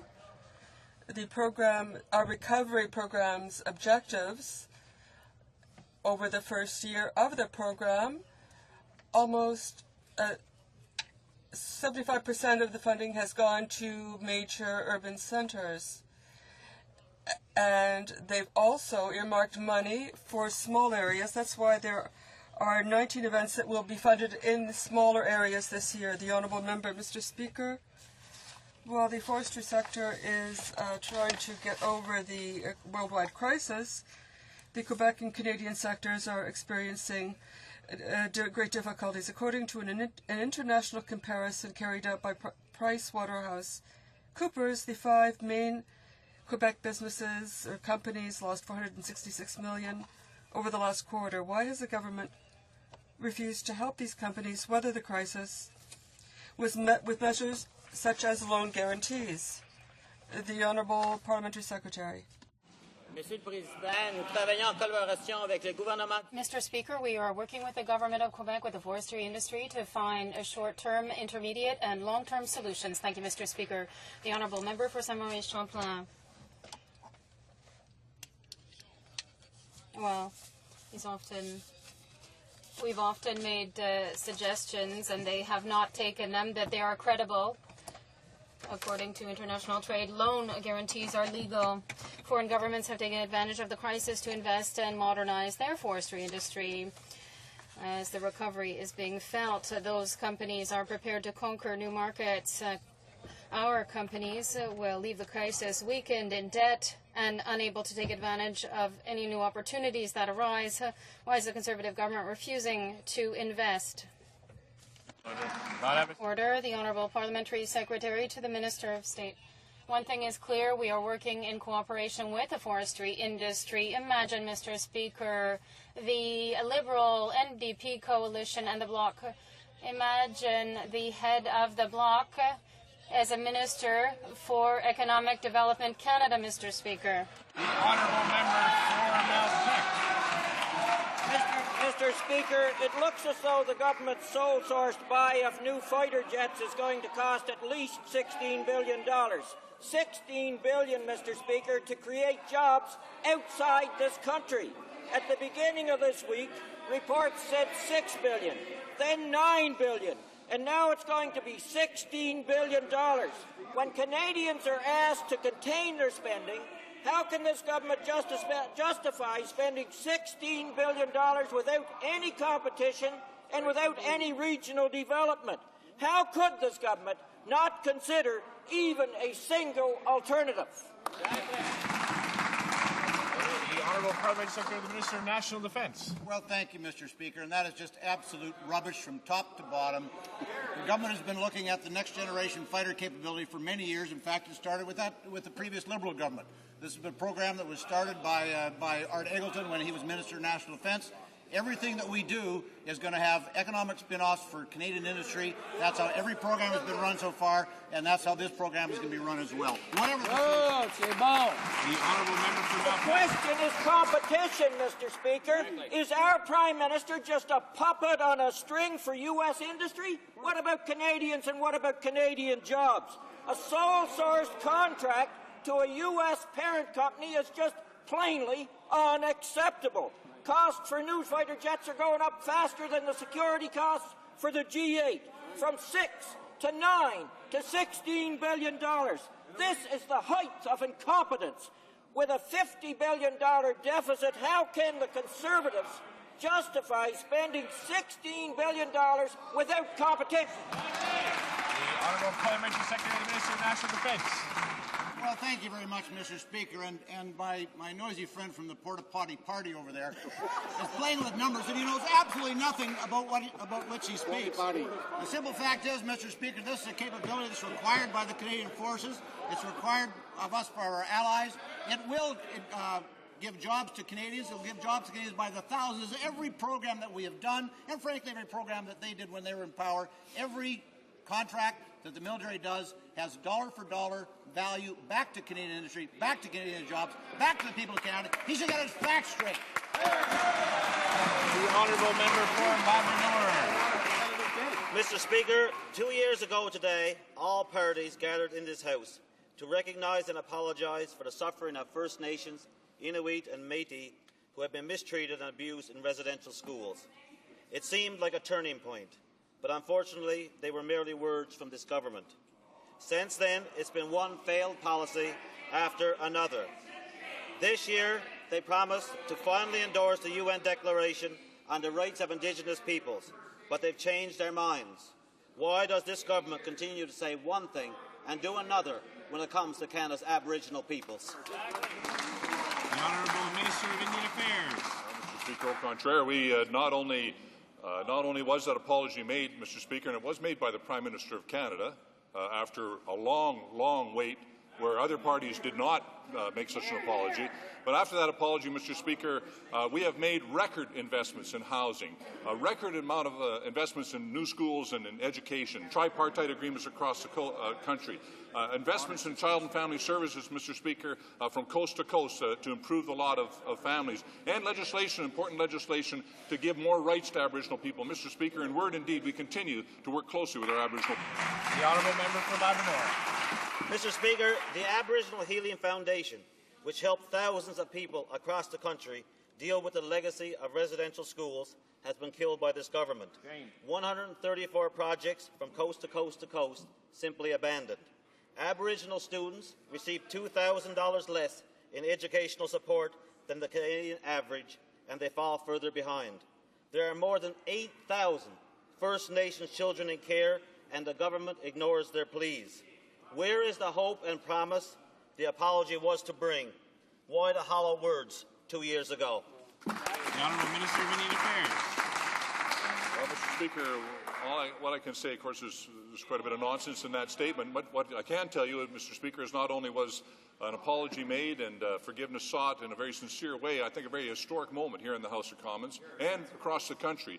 But, Mr. Speaker, what I hear from Aboriginal people is that what they don't want is empty promises. As former Minister Bob Nault said about the Kelowna Accord, he says, that thing, it won't work. It's okay to say you want things to get better for Aboriginal people, but you have to actually do things. And part of those doing things that involves increasing child and family services and changing the model, increasing funding for education, changing the model. And, Mr. Speaker, we... The Honourable Member for Kitchener-Conestoga. Mr. Speaker, this week has been a busy one for Canada's Immigration Minister. He introduced legislation to crack down on crooked immigration consultants, as well as a bill to make Canadian citizenship more difficult to obtain through fraud and easier to lose because of it. Meantime, the Liberal Party's position on refugee reform would change based on whichever side of the bed the Liberal leader's former Quebec lieutenant happened to wake up on that day. Will the Immigration Minister update the House on how this week's immigration changes will benefit all Canadians, including immigrants? Thank you. The Honourable Minister of Immigration. Thanks, Mr. Speaker. This week we did announce changes to crack down on crooked consultants, to throw the book at those who would exploit newcomers to Canada by charging them thousands of dollars to basically con them. We're going to make that a criminal offence. We've also brought in legislation to protect the integrity and value of Canadian citizenship from those who cheapen or abuse it. We're going to make sure that residency means physical presence in Canada, that crooked citizenship consultants are now regulated in the future. Mr. Speaker, these measures combined with, I think, an emerging parliamentary consensus to address the urgent need for refugee reform are very positive, I think, for all Canadians, particularly new Canadians. The Honourable Member for Winnipeg Centre. Mr. Speaker, TV's Mike Holmes tells us you shouldn't even build a sun deck without getting 3 quotes because competition is the only way you know you're getting best value when you invest. Yet the Conservatives want to sole source the largest military procurement in Canadian history without any competition. That means we pay their price at their terms with no competitive pressure whatsoever. If Karl-Heinz Schreiber weren't in jail with Germany, I'd be convinced he was bamboozling another generation of Conservative cabinet ministers. What other arms-dealing lobbyist has convinced this government to throw reason and logic and good judgment and any business sense out the window? The Honourable Parliament Secretary, the Minister of National Defence. Well, Mr. Speaker, to repeat once again, the next generation fighter capability is important to Canada. It's important to our Canada First Defence strategy. No decision has yet been made. Any decision will conform to government rules. And I'd point out, Mr. Speaker, if it was up to that party over there, we wouldn't have a military. The Honourable Member for Winnipeg Centre.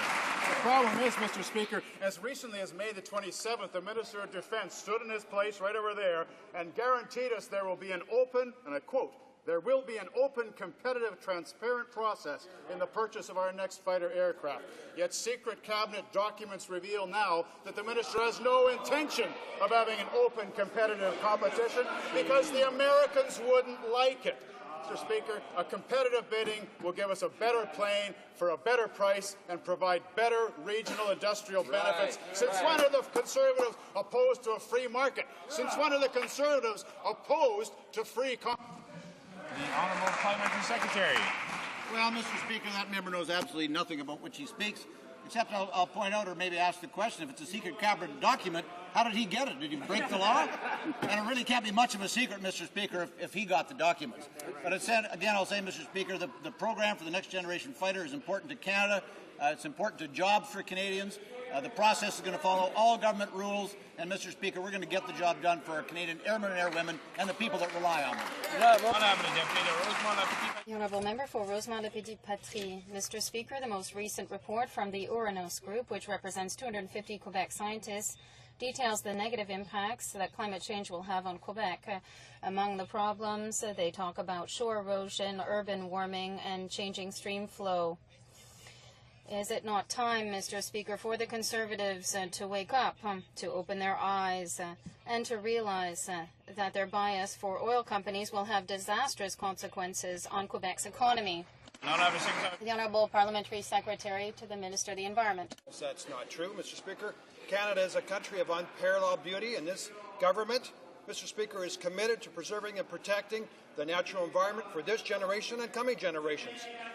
Mr. Speaker, the fact is, for the first time in Canada, under this government, greenhouse gas emissions have stabilized, Mr. Speaker, and they've gone down. How much have they gone down? Over 2%, Mr. Speaker. What happened under the Liberals? They skyrocketed, Mr. Speaker. 26% they went up, Mr. Speaker. We're getting it done. Honourable Member for Rosemont-Petit-Patrie. Mr. Speaker, people everywhere are speaking out to sound the alarm in order to find solutions to the problems of climate change. Again, recently, 6 Nobel Peace Prize winners asked the Conservative government to put climate change on the agenda at the G8 and the G20. As host country, why is the government refusing to act, Mr. Speaker?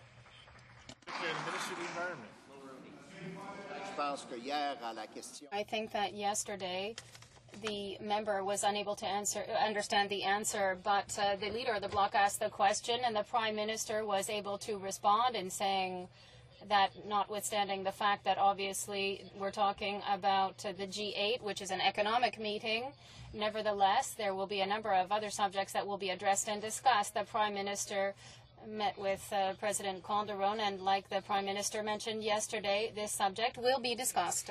Honourable Member for Guelph. Mr. Speaker, last year GM terminated 240 Canadian dealerships in a process described as being, quote, a mistake and arbitrary by GM CEO. Under U.S. congressional pressure, 660 U.S. dealerships were reinstated.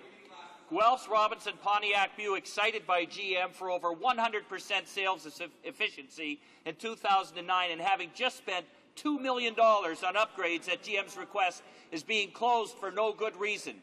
Why, as a GM shareholder, does this government refuse to take action to protect these Canadian dealerships and the jobs that they represent? Well, of course, Mr. Speaker, that's a question to be asked of GM. Not of the Government of Canada. But, Mr. Speaker, I would point out while I'm standing up that the actions taken by this government saved thousands of Canadian jobs in the auto sector. Fantastic. In fact, due to the actions of this Canadian government, we've created over 300,000 new jobs in the last year, Mr. Speaker. We are applauded across the world by every industrialized country for our actions taken. In fact, the IMF, the World Economic Forum, the OECD, have called Canada a star. The Economist said that we are an economic star. The OECD said that we shine, Mr. Speaker. The Honourable Member for Hull-Elman. Mr. Speaker, we met with General Motors and we also met with a number of their dealers. It's clear that GM's stubbornness is not making any sense. A number of very well profitable dealerships are going to probably have to close. It's time for this government to support the dealers who are fighting GM to stay open like the American government has done. When will the shareholders on the other side stop taking part in the closures and the layoffs? The Honourable Parliamentary Secretary to the Minister. The question has nothing to do with government business, but this government has shown unprecedented support for the auto sector. Mr. Speaker, in regards to the economy, I would point out that a number of commentators, a number of experts have talked about Canada's performance. One of those experts was Christine Lagarde, France's finance minister, who said, I think we can be inspired by the Canadian situation. There were some people who said, I want to be Canadian. Wow. Mr. Speaker, we don't even know how the Liberal leader feels about that statement. Canadian leadership. The honourable member for Ottawa Centre. Mr. Speaker, back in January, we were told that Canada's G8-G20 summits would highlight the environment, development, and the global economy. Climate change, we were told, would figure prominently at both meetings. And Canada would set an example by increasing its own spending on maternal and child health in developing countries. Today, they're offering nothing more than an expensive tourism ad campaign. Environment is nowhere on the agenda. There's no money on the table for maternal and child health. The question is, Mr. Speaker, what went so wrong? How did it go off the rails? Where is our commitment? The Honourable Mr. Speaker, my colleague has asked two questions. First of all, the Prime Minister assured the colleagues in the House that this issue will be discussed at the coming up G20 meeting. Climate change will be discussed by the leaders, and as you know, Mr. Speaker, the Prime Minister did meet with President Calderon. On the issue of child and maternal health, Mr. Speaker, let me tell you what Jill Sheffield, President and founder of the Women Delivery, Ottawa citizen, colleagues should know about that. It is a wonderful thing for him to do, talking about the Prime Minister, said Jill Sheffield of the Prime Minister's initiative. It puts him right in step with the Secretary General of the United Nations and heads of all of these UN agencies.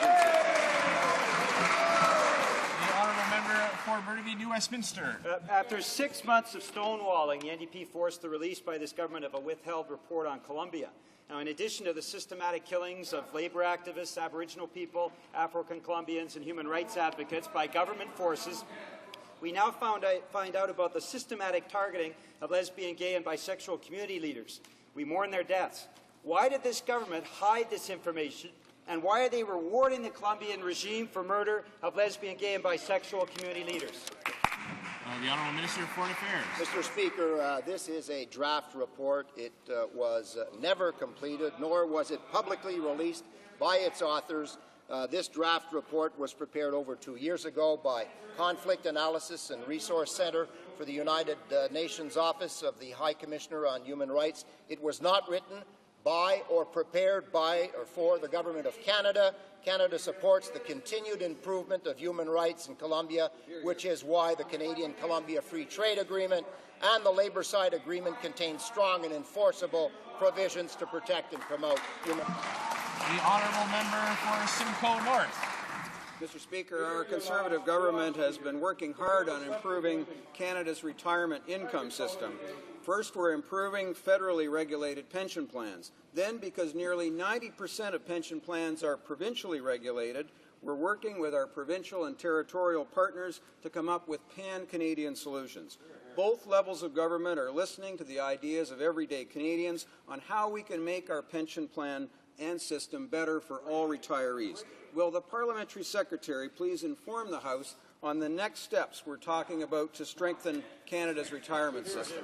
The Honourable Parliamentary Secretary, the Minister of Finance. Well, thank you, Mr. Speaker, and I'd like to thank the member from Simcoe North for that excellent question. And I would like to inform the House that early next week our award-winning Finance Minister will be meeting with his provincial and territorial partners to discuss Canada's retirement income system. Based on the ideas we've heard from Canadians, we have proposed some smart improvements for discussion. They will include modest increases to Canada Pension Plan, tax changes to encourage multi-employer pensions. But one thing our government will not do is impose unilateral federal dictates that some would have us do. We will work with our provincial and territorial partners. Honourable Member for Vancouver Quadra. Mr. Speaker, $30 to $40 million, that's what this government is pouring out for every 15 minutes of the G8, G20 meetings. 30 to 40 million is also the ceiling for corporate liability if Canada were to suffer a catastrophic oil spill. Meanwhile, in the Gulf of Mexico, damage from crude oil is estimated at over $3 billion. Will the minister ensure that it's the oil companies and not the Canadian taxpayers on the hook for a major oil spill in Canada? Right. The Honourable Parliamentary Secretary, the Minister of Natural Resources. Well, Mr. Speaker, I don't know if people are lying about this issue or if they're just plain misled, but clearly Canadians are being misled. The requirements for the drilling include things like the water safety or the worker safety plans, the contingency plans, and emergency response plans. The member knows that. If she'd been listening to the testimony that we heard at committee, she would know that the safety regime in this country is as good as any country in the world. The honourable member for Vaudreuil-Soulanges. Mr. Speaker, after women's groups and organizations working in international cooperation such as Kairos and Match International, it is now the turn of the Canadian Council for International Cooperation to pay the price of ideological and vengeful cuts by this government. The president of the Quebec Association of International Cooperation Organizations, Brian Barton, is asking for greater transparency for funding criteria and for CCIC's funding to be maintained. Will the government listen? The Honourable Parliamentary Secretary. The government is very proud of the work that it has been doing with respect to these kinds of organizations. Absolutely. As the applications are received, they are duly considered, and the Minister is currently considering. Here. The honourable member for Elmwood-Transcona.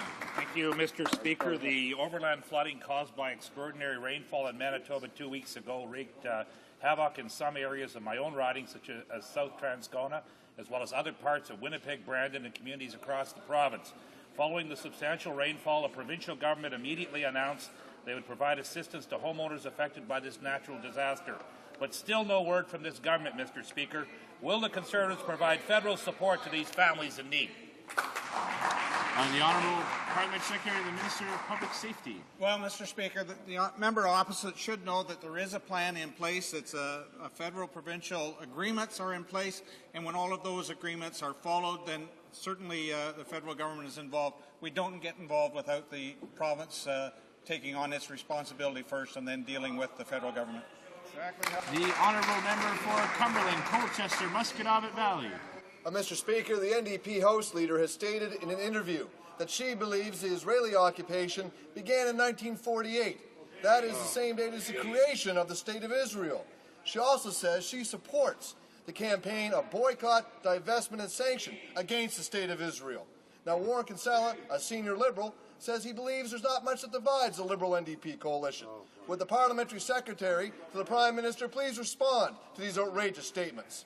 The Honourable Parliamentary Secretary to the Prime Minister. Speaker, members of Parliament, both on the government side and on the coalition side, should condemn in the strongest of terms these despicable remarks.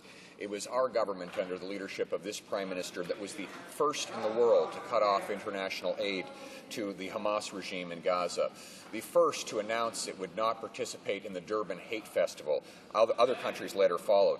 This government was the first to march out on Mahmoud Ahmadinejad's speech at the United Nations, and we were the only to stand up to an unbalanced Francophonie resolution targeting Israel. This Prime Minister is prepared to stand for what's right, even when it means standing alone. Hear, hear.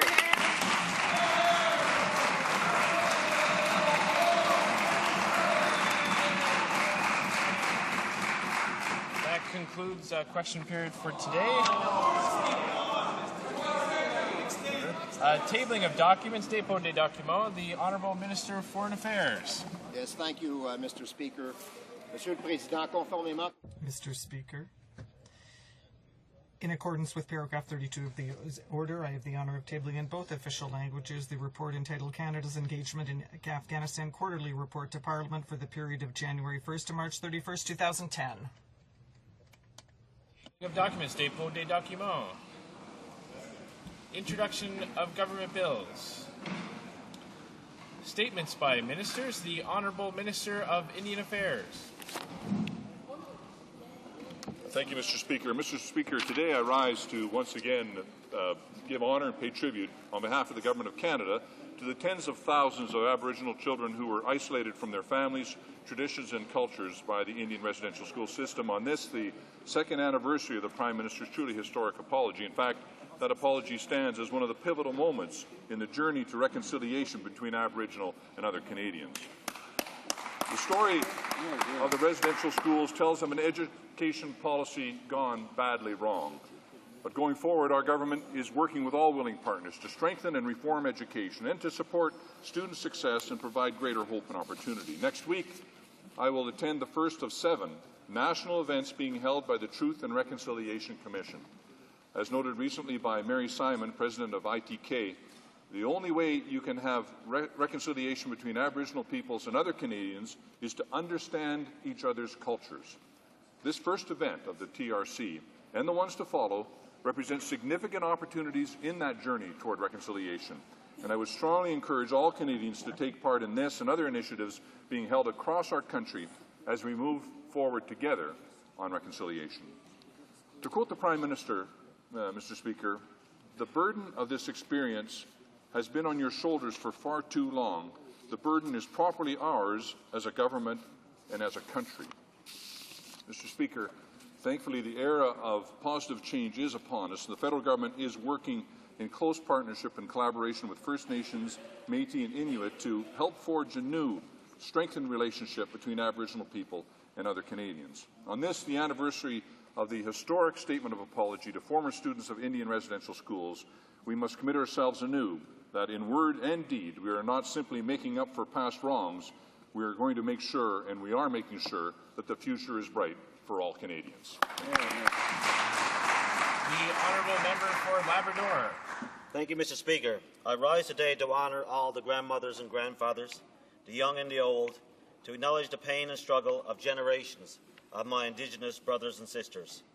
I rise today to honour the apology which thousands across this great country witnessed 2 years ago. We honour this occasion with openness and honesty. While I appreciate the Minister's statement today, to my ears and to many others, it rings hollow. It rings hollow because this year the government ended funding for the Aboriginal Healing Foundation. They did so despite the fact that the funding provided valuable services to residential school survivors. It rings hollow because the educational gap between Aboriginal and non-Aboriginal students is still an obstacle to overcoming the residential school's legacy. We as a country cannot afford to lose even one student in this generation or waste an opportunity to plant the seed of education in a mind, in a community, and in a nation. It rings hollow because the government has not kept this promise to address the issues surrounding those schools which were similar to the Indian residential schools. The Prime Minister himself made a promise to Lacrosse in Saskatchewan. He has yet to honour those words. In Labrador, former boarding school students have had to resort to a class action to have their voices heard and obtain justice. It rings hollow when there are more than 8,000 Aboriginal children in care and the government will not listen to their pleas for more help. It rings hollow when hundreds of Aboriginal women and girls have gone missing or murdered and the outcry is little more than a whimper. The apology was historic, it was moving, it was overdue. Unfortunately, the sincerity of the government has been in question in the days and months since. Whether through the hurtful words of a government member 2 years ago or through the actions and inaction since, the words and spoken in this chamber are in doubt. The apology is significant, but it must be imbued with a true sense of reconciliation and real change. Thank you, Mr. Speaker. Not having a deputy, Saint-Marie Champlain. Honourable member for Saint-Marie Champlain. Mr. Speaker, I would like to underscore the second anniversary of the official apology made by the Prime Minister to 150,000 former Indian residential school students. It is important for all of us to remember what happened and to take the measures required to ensure that it never happens again. Because we must remember that the aim of this policy was to kill the Indian in the child. They were given Western-style clothing, and their hair was cut as soon as they got to school, a first symbolic step towards humiliation through assimilation. 2 years ago, the leader of the Bloc Québécois stated that this apology is necessary but not enough. By agreeing to sign the UN Declaration on the Rights of Indigenous Peoples, the Prime Minister has the opportunity to show clearly to Aboriginal peoples that he has learned from past mistakes and that he makes a solemn commitment to the victims that their children and grandchildren will have the right to respect and dignity. But 2 years have gone by and Canada still has not signed the declaration. In fact, it threatens to ratify it with restrictions, and it persists in jeopardizing the future of our young people. Still today, the education of Aboriginals is underfunded. For example, it is capped at 2% since 1996, despite a sharp rise in population numbers. The education financing formula no longer takes reality into account and dates back to 1988. The reserve school infrastructure does not comply with provincial rules, and thousands of young Aboriginals do not have access to post-secondary education.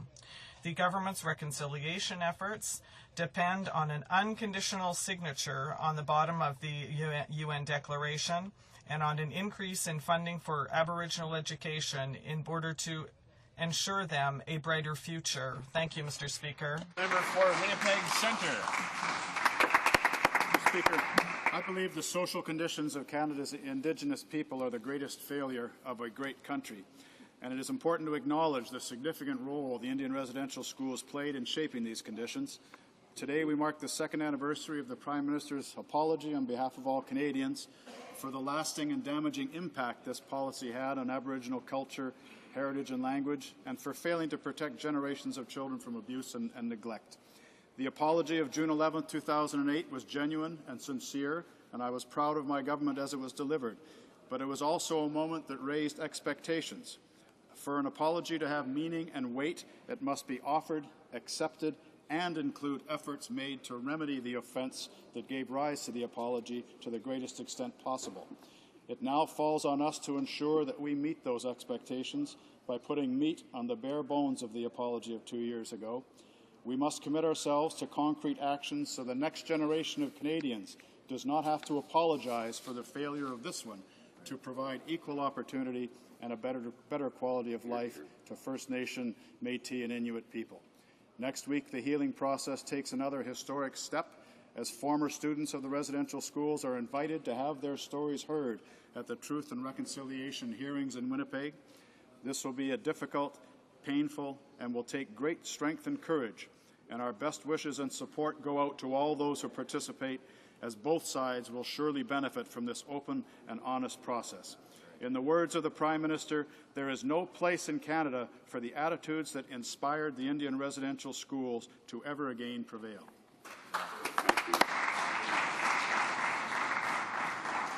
Reports from interparliamentary delegations.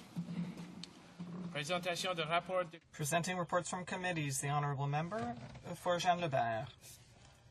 Mr. Speaker, I have the honour to present in both official languages the fourth report of the Standing Committee on Citizenship and Immigration, entitled Bill C-11, an act to amend the Immigration and Refugee Protection Act and the Federal Courts Act.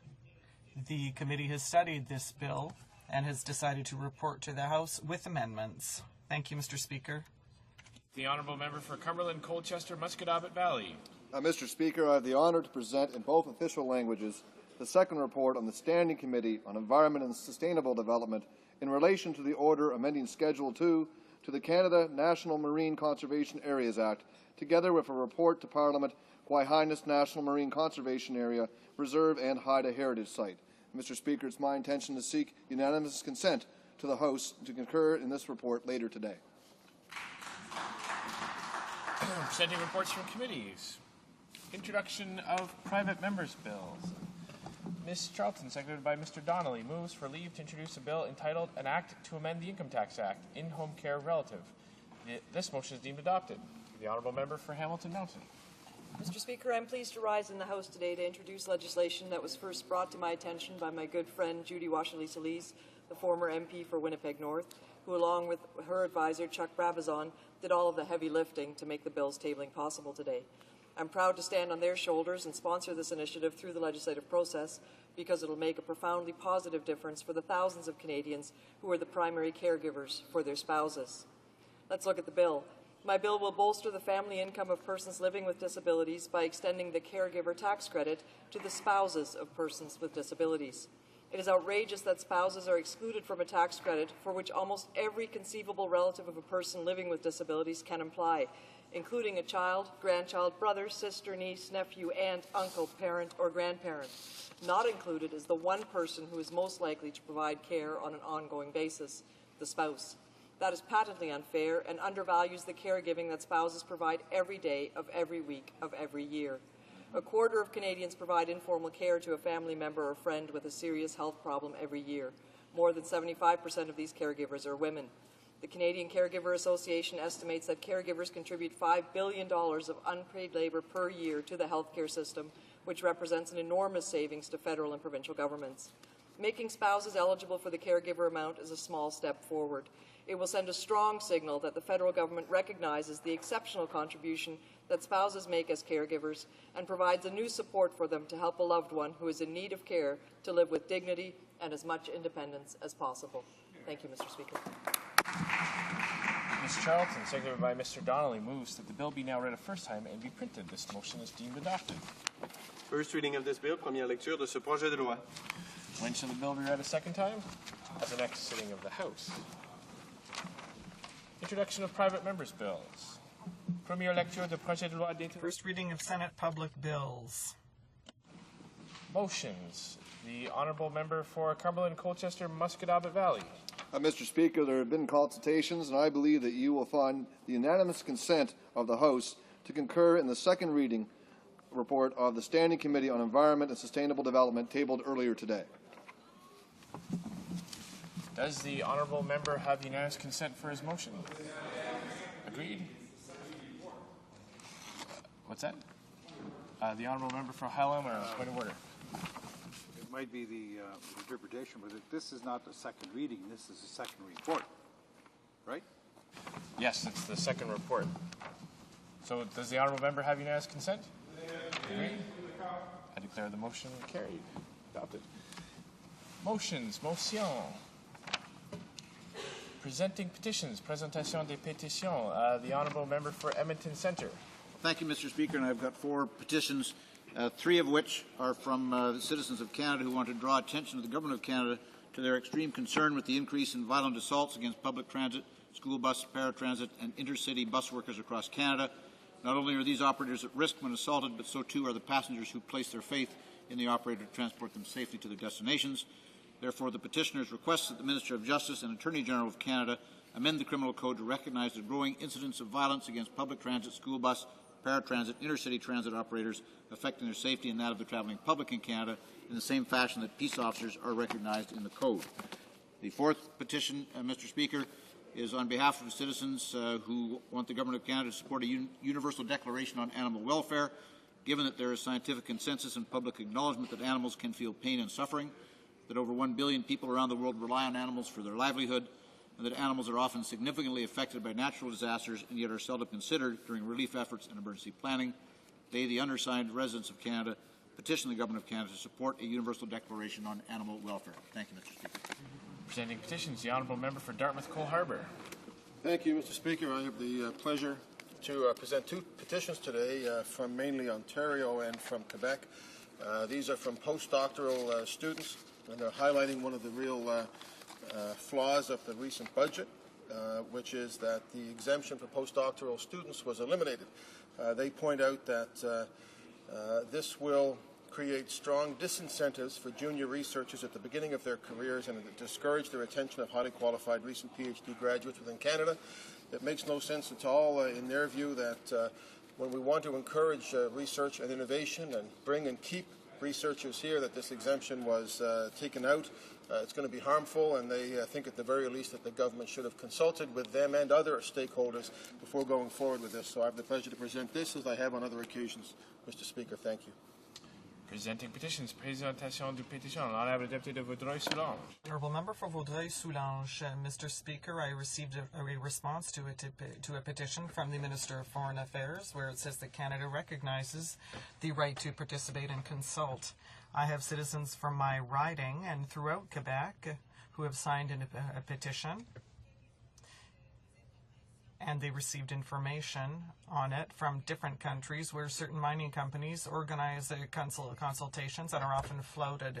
The idea is to divide the population, for example, with C2, and young people are worried, and they call on the government to advisedly and beforehand to develop a process in which mining exploration projects that are carried out in some countries should include a process of complaint or recourse and victim compensation. Thank you, Mr. Speaker. Member for Elmwood Transcona. Well, thank you, Mr. Speaker. I have two petitions to present today. The first, Mr. Speaker, is signed by dozens of Canadians and is a call against Health Canada's recent authorization of caffeine in all soft drinks. Health Canada announced on March 19, 2010 that beverage companies will now be allowed to add up to 75% of the caffeine allowed in the most highly caffeinated colas to all soft drinks. Soft drinks have been designed and marketed towards children for generations. Canadians already have concerns over children drinking coffee and colas as they acknowledge caffeine is an addictive stimulant. It's difficult enough for parents to control the amount of sugar, artificial sweeteners, and other additives that the children consume, including caffeine from colas. Therefore, Mr. Speaker, the petitioners call upon the Government of Canada to reverse Health Canada's new rule allowing caffeine in all soft drinks and not to follow the deregulation policies of the United States and other countries at the sacrifice of the health of Canadian children and pregnant women.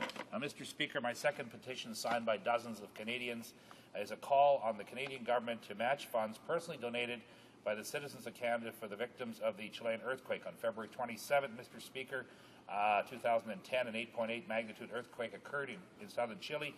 The community has been mobilized in Canada. Fundraising has been ongoing since the earthquake, and people are asking, why does the government not allow the victims of the Chilean earthquake to, or donors, to have funds matched by the government and provided for these victims? Thank you.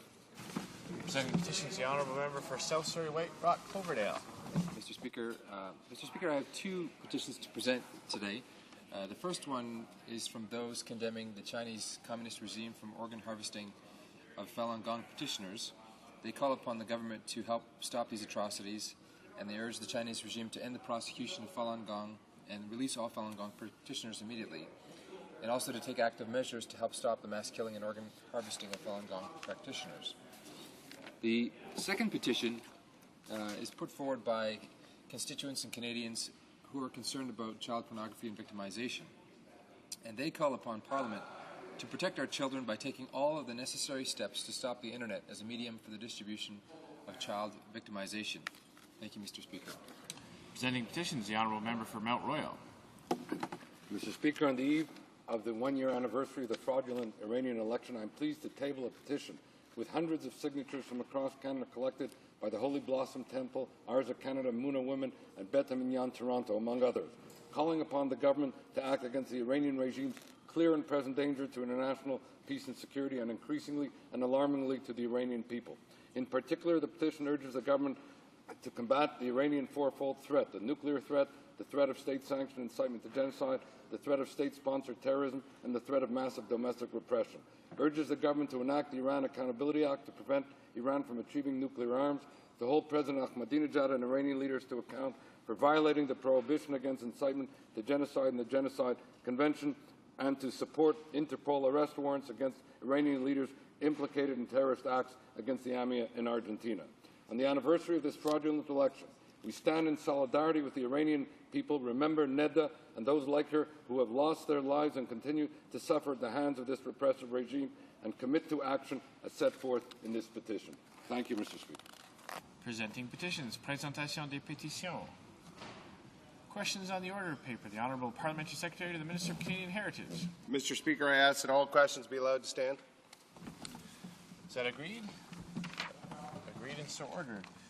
I wish to inform the House that because of the ministerial statement, government orders will be extended by 8 minutes. Orders of the day. Order du jour. Government orders, government bills, comments. Resuming debate at third reading stage of Bill C2, Canada-Colombia Free Trade Agreement Implementation Act. L'honorable député de... The Honourable Member for Saint-Maurice Champlain has 14 minutes and 30 seconds to finish his speech. 14 minutes and 30 seconds. Thank you, Mr. Speaker. Well, I'll begin where I left off. And what I was saying, Mr. Speaker, through you, was that I was very disappointed to see that this bill got to a third reading after we had such trouble in the International Trade Committee and in this House. We've seen the government restrain, or rather cut short debate. I find this extremely disappointing, and I find disappointing the action of the rest of the opposition, especially the Liberal Party. Now, the Conservative government never stops telling us that the human rights situation in Colombia has been greatly improved. And perhaps it's less catastrophic, but it's far from ideal. Because there are still relocations of populations, assassinations of trade unionists. And we heard from a former ambassador, and this had to do with the Colombian economy. We know that the Colombian society is not ideal. We know that many services are not accessible. And when he was before the International Trade Committee, we heard that the UN felt that the worst humanitarian crisis on the planet was in Colombia.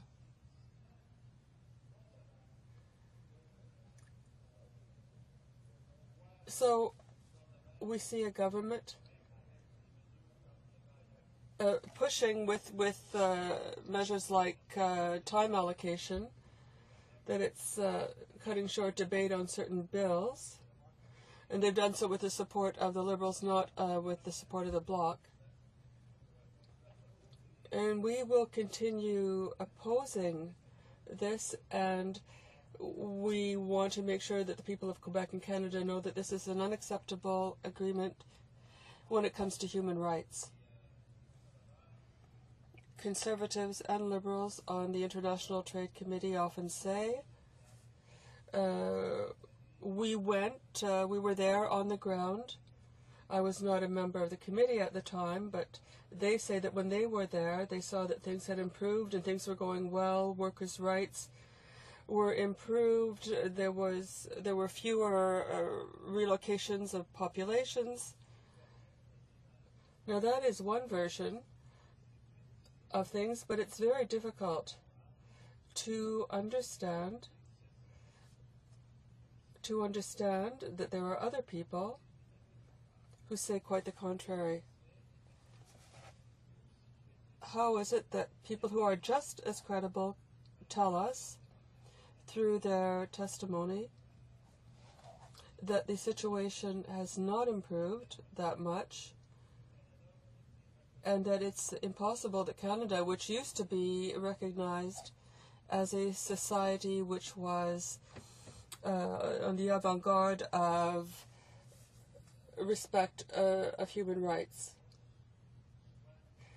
and now it seems that Canada is leading in coming to a free trade agreement with Colombia. Now, I've read a great deal. I've informed myself on this subject. And there are many people who are of an opposite opinion to what Conservatives are saying. And I'd like to quote some of them. I'm trying to speak for them because they need to be heard. So I'm trying to speak for them. It seems that that they have been cut off. They've been cut off from speaking through me because of the time allocation, the cutting off of debate. The leaders are John Godden, who's with the Public Service Alliance of Canada, the Vice President of the International Union of Public Sector Employees, another trade unionist, and Paul Moyes, who's president of the APISAC. And they also produced a document where they had a common statement. They came to a single statement on the situation of human rights in Colombia. And it runs, it's completely different from what conservatives and liberals are saying in the International Trade Committee. Now, in their report, in the trade unionists' report, these 4 major trade unionists went for a week, spent a week in Colombia, and they wanted to share their observations in the hope that they would get people to understand that just how workers in South America were being treated. And they said that unregulated trade would hurt Colombian families, and they wanted to send Colombia a message of solidarity. Now, these are people who represent millions of members in Canada in their unions. Now, there are comments and personal observations by these trade union leaders. They listen to Colombians and their concerns about the harmful effects of a free trade agreement between Colombia and Canada. And what their hopes inspired the trade union leaders. And while they toured Colombia, these trade unionists concentrated their attention on human rights. And that is our major concern in the Bloc Québécois. We feel that people are not considering human rights. Human rights are being violated. And they want us to endorse this agreement, which is just not right. They talked about the working conditions and the repercussions of privatization without guarantees concerning human rights. They talked about their concerns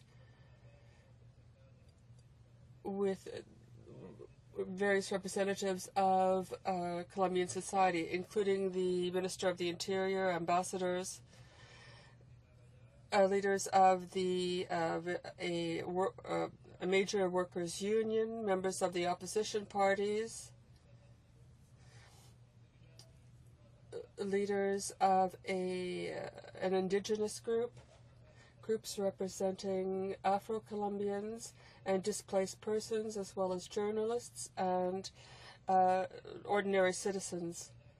Even if this was the first trip to Colombia for 3 of these trade union leaders, they met with a great many Colombians.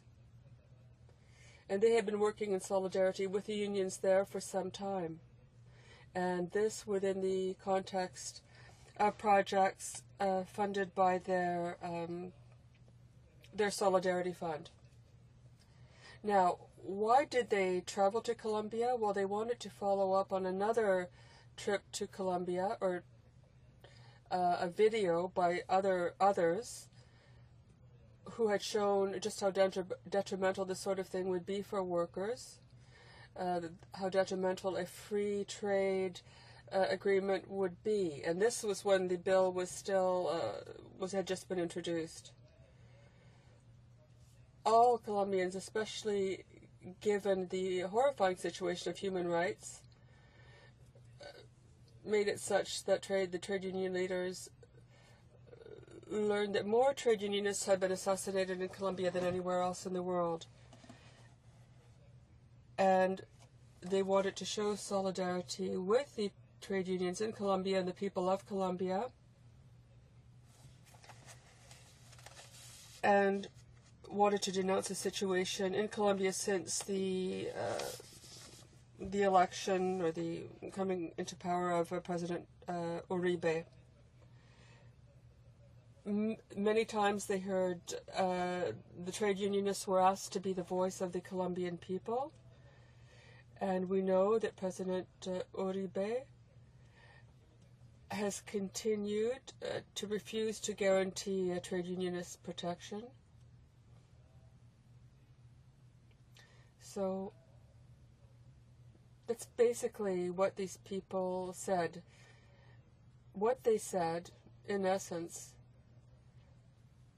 we have to realize, as they said in the committee in 2008, what we need is that there be a preliminary independent analysis of the entire human rights situation in Colombia, and this before the Conservative government brought forward a bill. There should have been a preliminary study, an independent one. But here, and we see this with Conservatives and Liberals, they've come together to say there was an amendment by a Liberal member. They wanted the agreement to come into effect, and we wanted to make sure that there would be an evaluation, an assessment of the situation carried out by the Colombian government. So in Colombia, they're both, the Colombian government is both judge and defendant. And they feel that this is enough. That was enough for the Liberals to help pass the bill. And that hardly would be enough to increase free trade between Colombia and Canada, since it's basically, this agreement is basically to protect investments, Canadian investments in Colombia. And these people will continue to be able to develop natural resources in Colombia. So I want to say that the members of the Bloc Québécois will vote against this agreement at third reading. Thank you.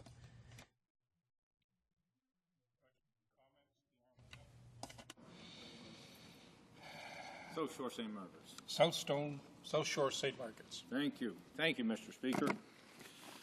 I appreciate, Mr. Speaker, the comments from the Honourable Member. He's a relatively new member to the Committee for International Trade, and I appreciate his interaction on that committee.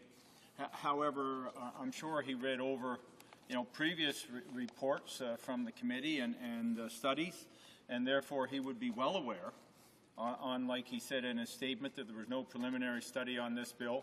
There absolutely, in the last Parliament, was a preliminary study on this bill. The committee traveled to Colombia. I traveled to Colombia myself on this study. We met with Colombians, with labor leaders, union officials, human rights groups, Afro-Colombians, Indigenous Colombians, all the very groups that the NDP have saying that we never met with, we did meet with, and then we met with them again at committee hearings. But Mr. Speaker, my question for him is quite simple. For the first time in 21 years, Colombia will not be included in the United Nations International Labour Organization, ILO, list of 25 nations to be examined for failure to comply with international workers' conditions. And that is absolutely, Mr. Speaker, in recognition of the fact that Colombia has moved forward on workers' rights. They've moved forward in protection of union leaders. The Colombian government officials themselves will tell you things aren't perfect there yet, but they're moving in the right direction. I wonder if the honourable member will comment on that.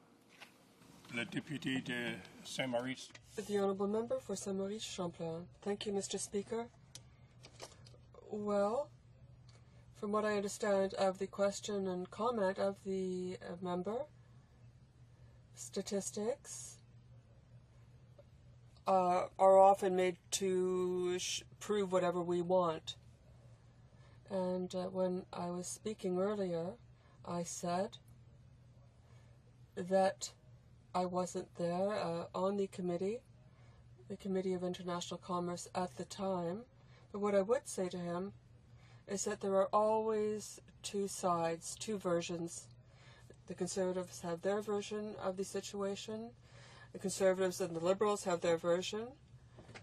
But as I said in my speech, they're saying what they're saying, but there are other versions. There are other people who've gone to Colombia and have said the contrary, have said quite the opposite.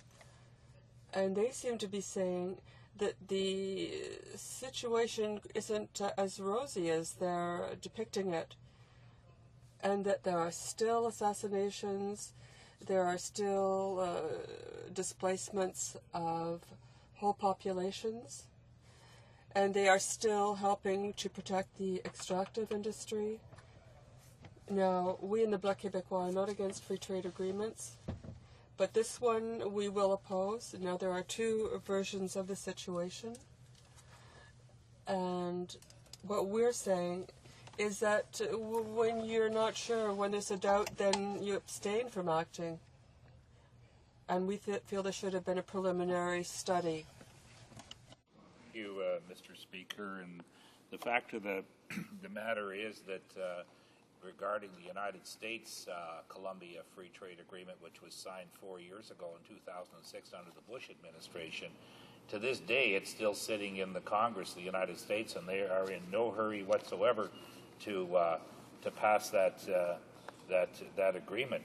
And so it's true here that this agreement would not be passing this House either had it not been for the good luck on the part of the Conservatives that the member for Kings Hants became the new critic for international trade and basically flipped on the issue from the previous critic's position and decided to endorse the Conservatives' position. And that's why and how we find ourselves here today.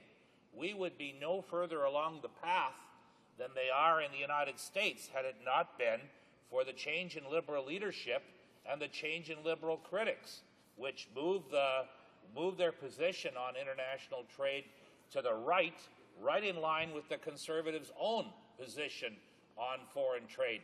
And that's why we see the deal that we see now moving forward, because of the Liberals. That is the one and only reason why this deal is proceeding. Otherwise, it would be as dead as it is in the United States.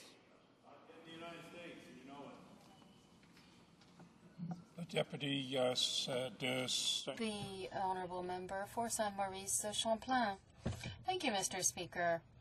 Listen, I was listening to my NDP colleague who drew a parallel between the situation with the Canada-Colombia agreement and the agreement negotiated between the United States and Colombia.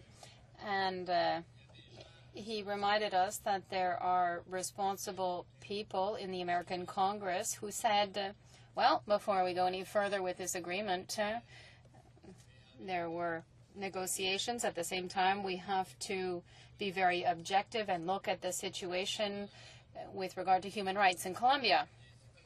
The United States, the Americans,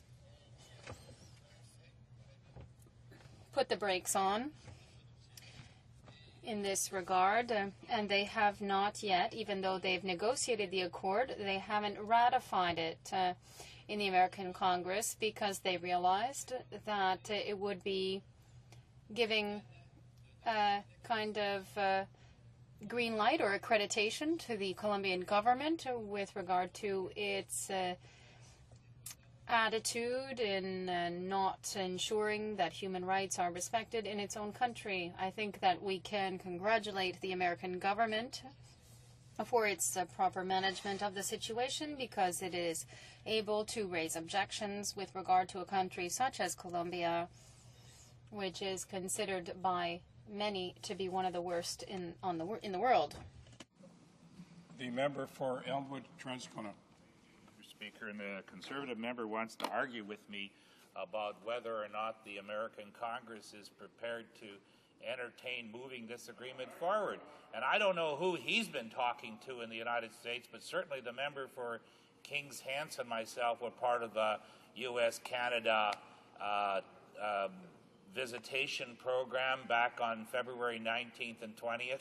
And in fact, we met with perhaps 40 senators and Congress people, and certainly in the case of at least 3 Republican legislators, we were straight out told, and these are the people that support the agreement. These are people that have great respect for the Uribe government and would do anything to have this agreement proceed. And each one of the 3 people told us that this agreement is dead, D-E-A-D, going nowhere. So the question is, why does this government put this as one of their top priorities? It's very curious that the top priorities of the government are to close down the 6 prison farms in Canada and deal with issues such as a Colombia Free Trade deal. You'd think there would be many, many more initiatives that a government like this would want to be pursuing rather than a free trade deal with Colombia that is going nowhere in the United States, contrary to what the government member was trying to insinuate. Honourable Member for Saint-Maurice Champlain. I quite agree, Mr. Speaker.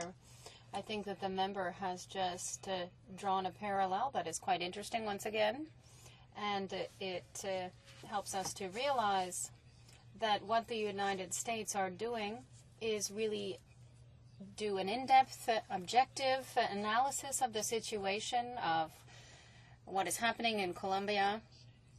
And we feel in the United States that there is no will to ratify an agreement when this would hurt respect for human rights and the situation where we know that the Colombian government can do nothing, wants to do nothing to really control violence in that country. There's enough time for a very brief question or comment. About 20 seconds, the Honourable Member for Elmwood-Transcona. Thank you, Mr. Speaker. Very thrilled to be speaking once again on this issue, and I want to ask the member. His bloc members have spoken to the fact that this is really all about investment. This free trade agreement is really all about investment for big companies. I'd like to ask him if he would confirm that. 20 seconds for the Honourable Member for Saint-Maurice Champlain. In fact, there are clauses in the accord, and of course there is a clause in the accord that protects investments made by Canadian companies that will exploit natural resources in Colombia. So when we look at the value of trade between Canada and Colombia at present, well, we think there are other priorities that the Conservative government should. The Honourable Member for Elmwood-Transcona. Thank you, Mr. Speaker, and I'm really thrilled to be speaking again, and I'm sure that this time around the Honourable Conservative member will in fact be recognized for a question when my time comes, and I'm sure he'll be very eager and be very feverishly working on a question or two over the next 20 minutes, but nevertheless he will have to wait for those 20 minutes before he gets to ask his question. So, Mr. Speaker, we have gone through a very, very lengthy process dealing with this particular piece of legislation, and I certainly want to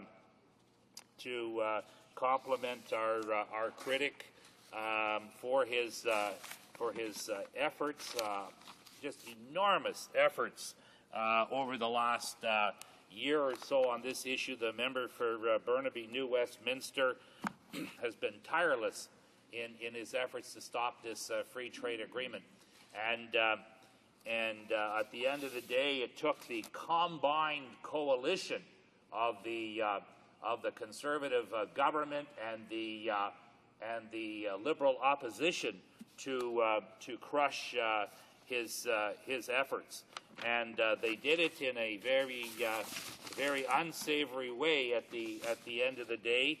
And the fact of the matter is that they did deny at the end of the day key witnesses that should have been able to present on this bill.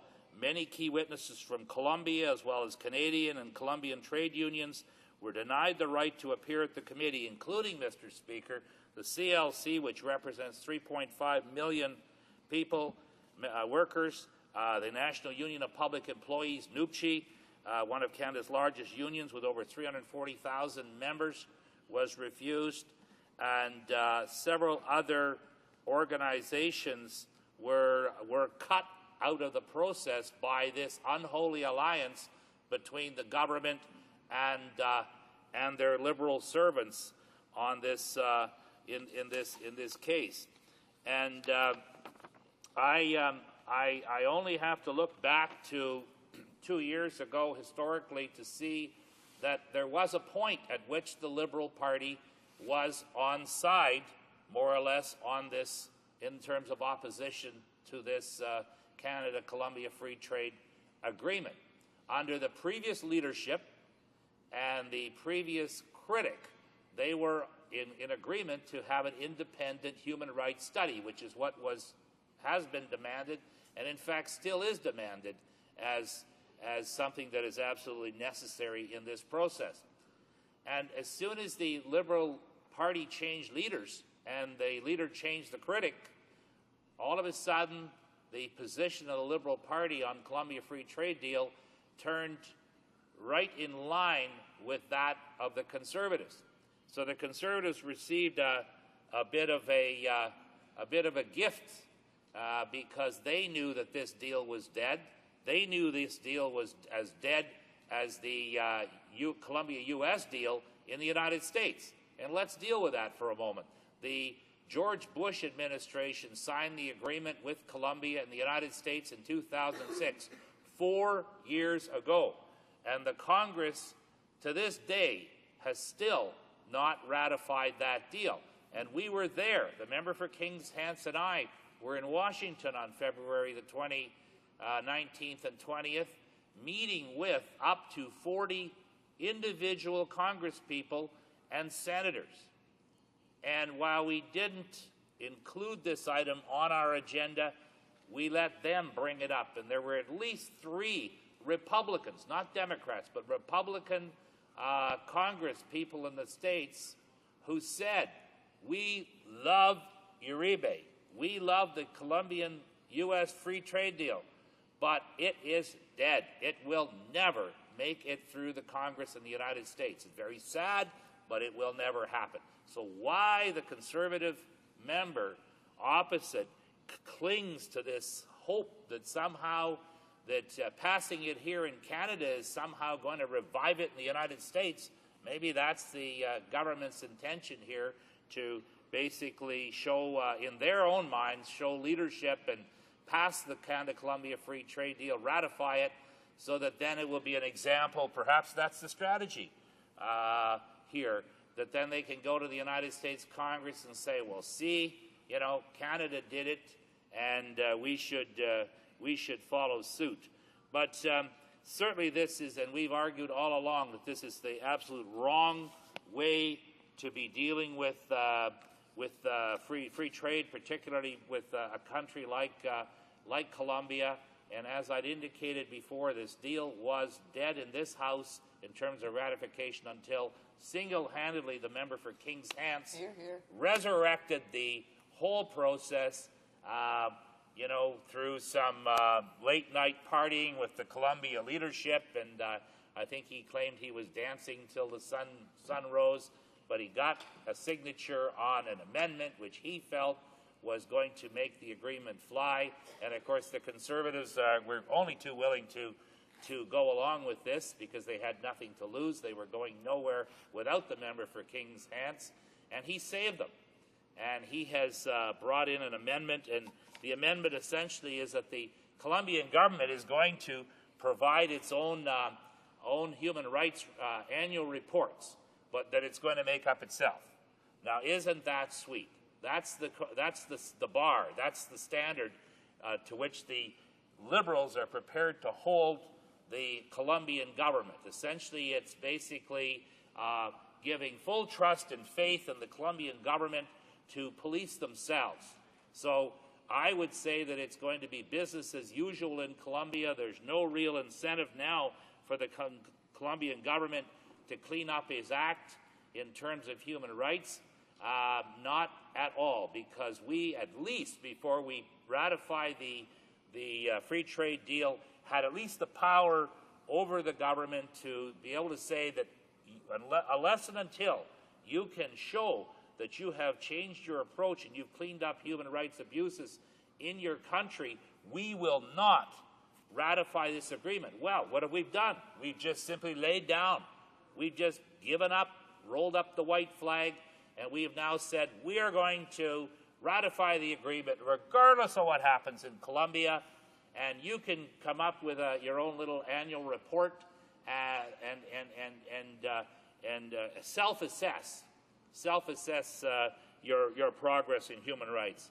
And that is just a terrible way for the Liberal Party to be approaching agreements like this. I feel worse for them than I do actually for the Conservative government, because they in fact actually believe all this stuff, and they got in this case what they wanted.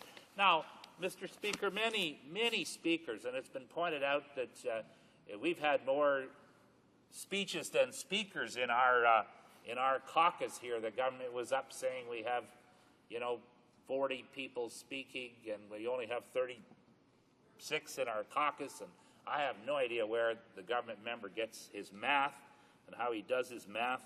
But suffice to say that we've certainly fought this agreement for as long as we could.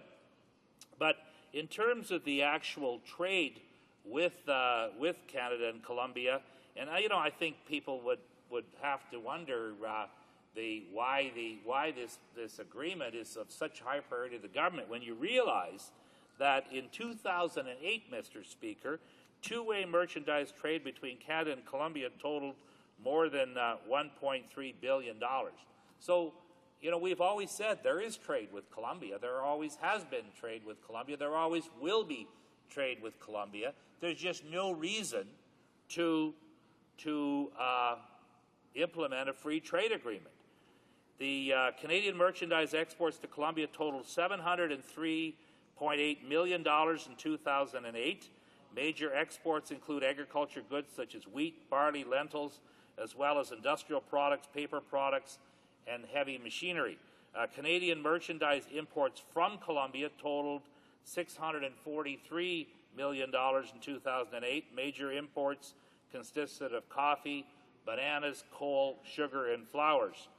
And the bill has attracted considerable attention from the media, various civil society groups, many of which were opposed to Canada's implementing a free trade agreement with Colombia because, once again, because of the human rights record, and also because of the fear of the impact of free trade on investments in the environment. We have experience because we have gone through the NAFTA free trade for a number of years now, and we happen to know that, for example, in the case of agriculture, certain parts of agriculture in Mexico, I believe it is, tomato growers, that we have found that indigenous farmers have been put under a lot of pressure and put out of business because of the free trade agreement. And if that would happen under the NAFTA agreement, the same can be suggested as will happen under this type of free trade agreement. And we do not need, and I will deal with this later if I have enough time, the problem is time to try to fit in all of the points. But the fact is that we have indigenous farmers all over South America, but certainly in Colombia, who are sustaining themselves and have sustained themselves for many years on their small farms.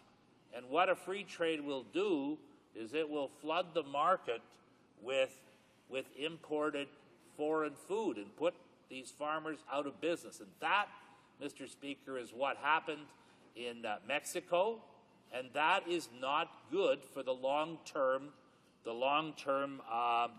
sustainability of the local population.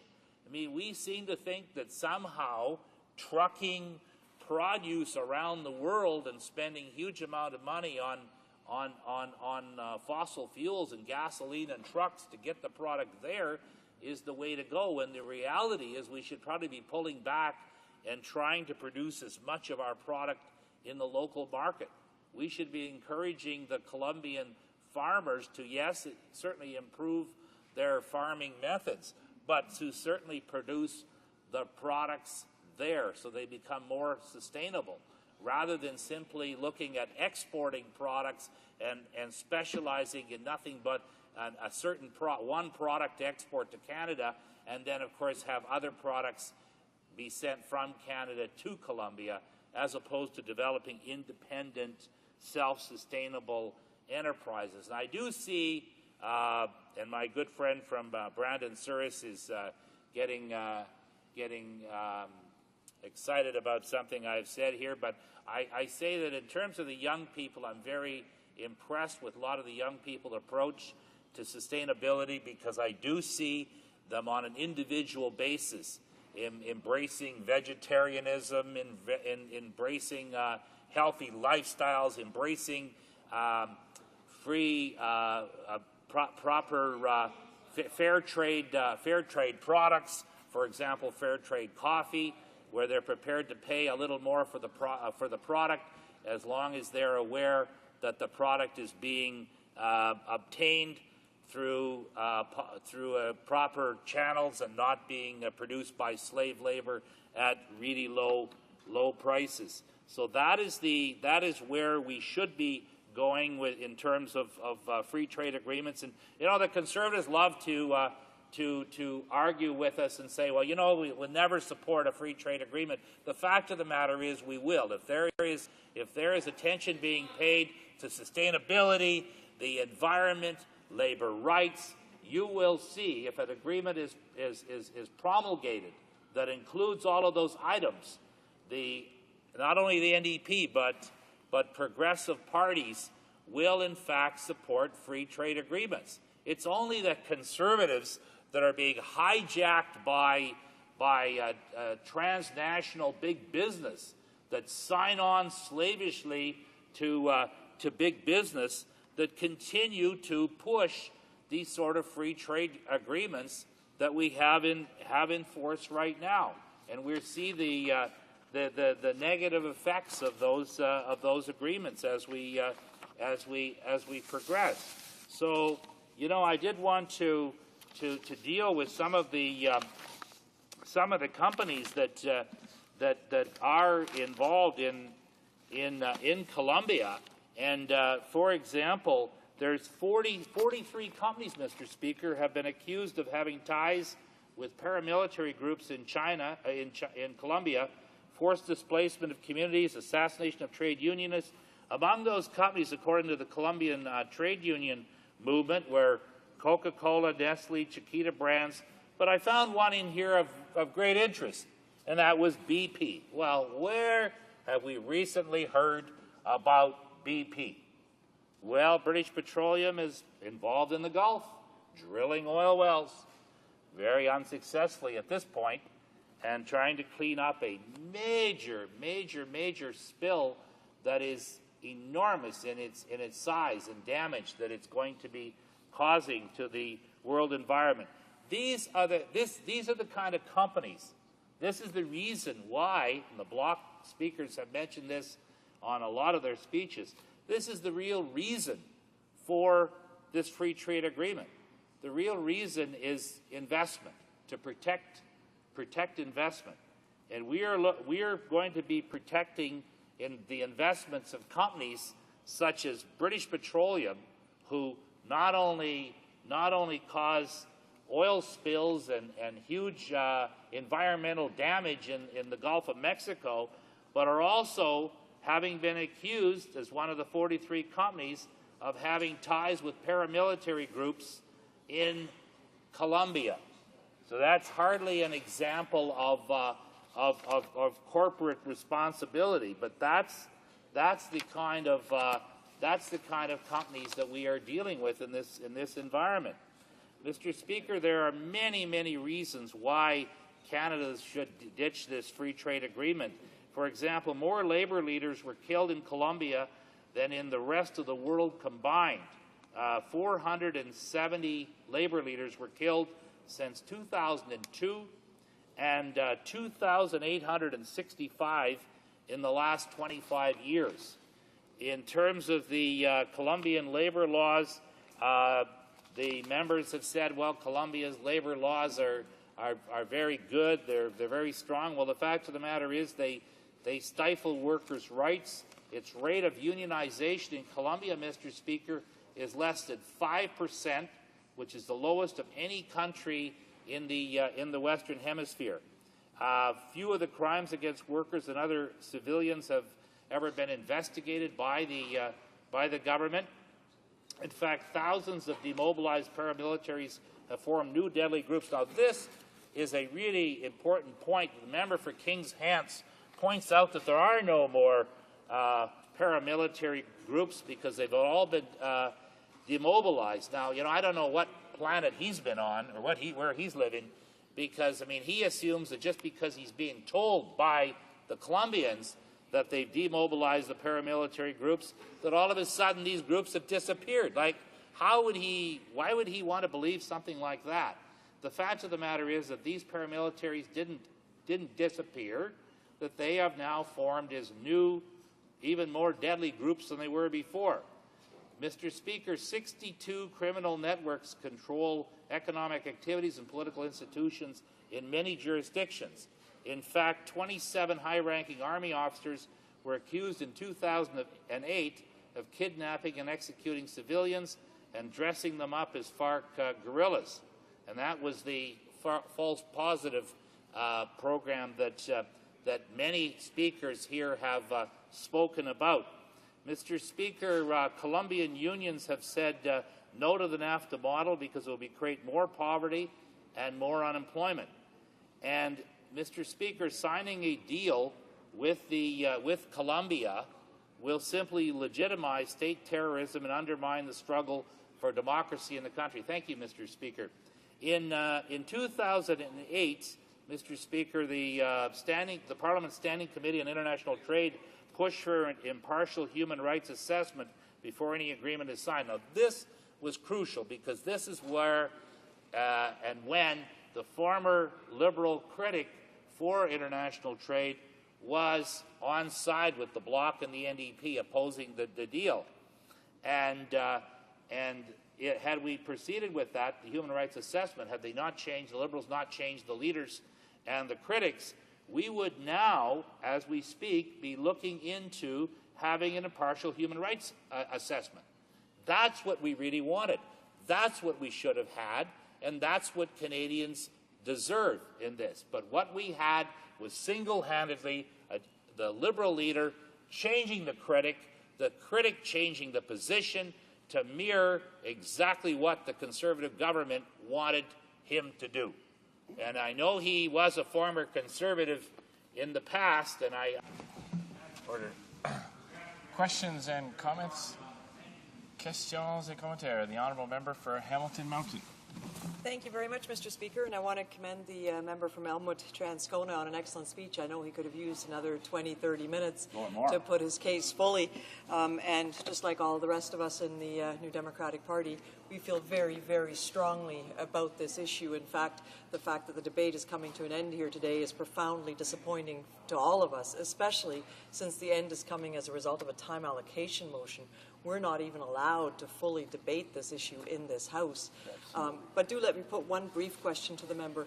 I was surprised that in my hometown of Hamilton, some of the biggest proponents of putting an end to this Canada-Colombia Free Trade Agreement were actually people affiliated with the Catholic Organization for Development and Peace. And they saw a critical nexus between this issue and their advocacy for corporate social responsibility, particularly in the Global South. And I want to commend some people for their work on that issue. Father Ted Slayman, in particular, was a prime mover of the petition campaign and card campaign that was launched in our community. And people like Rita Duga and Kathy Summers were instrumental in that, as were students at Catholic high schools right across my riding. In particular, I want to single out St. Jean de Brebeuf High School. Students there care passionately. They believe that this is an issue of fundamental human rights. It is an issue of corporate social responsibility, and I wonder whether we could just give the member a few more minutes to address those concerns. Thank you very much. Honourable Member for Elmwood Transcona. Mr. Speaker, and I want to thank the member for a question. And I know the Conservative member is just raging and raring to ask his question, but I'll ask him to wait for another couple of minutes and be patient. I think the member asked an excellent question, and specifically, I want to deal, and I didn't deal with it originally, the question of time allocation. This Conservative government, when they were in opposition for many years, decried the Liberal government's use of closure. And I believe the Liberal government were quite excessive in their use of closure. I think someone said that they used closure perhaps 150 times. And the Conservatives were suitably outraged about that. Those were in the old days when they were reformers and they believed in free votes and they believed in transparency and democracy, all of the things that they have sort of dropped and forgotten about since they become government. But here they are going back on their previous word that they wouldn't bring closure into this House. And what are they doing? They are doing it now on a routine basis. My prediction is that we're going to see more. We're going to see more and not less of this government's disdain for Parliament. Fundamental disdain for Parliament. Thank you very much, Mr. Speaker. Comments, the Honourable Parliamentary Secretary to the Minister of International Trade. Thank you, Mr. Speaker. Mr. Speaker, I've been in this House going on to my 14th year, so I would think that nothing would surprise me, but every once in a while I'm surprised.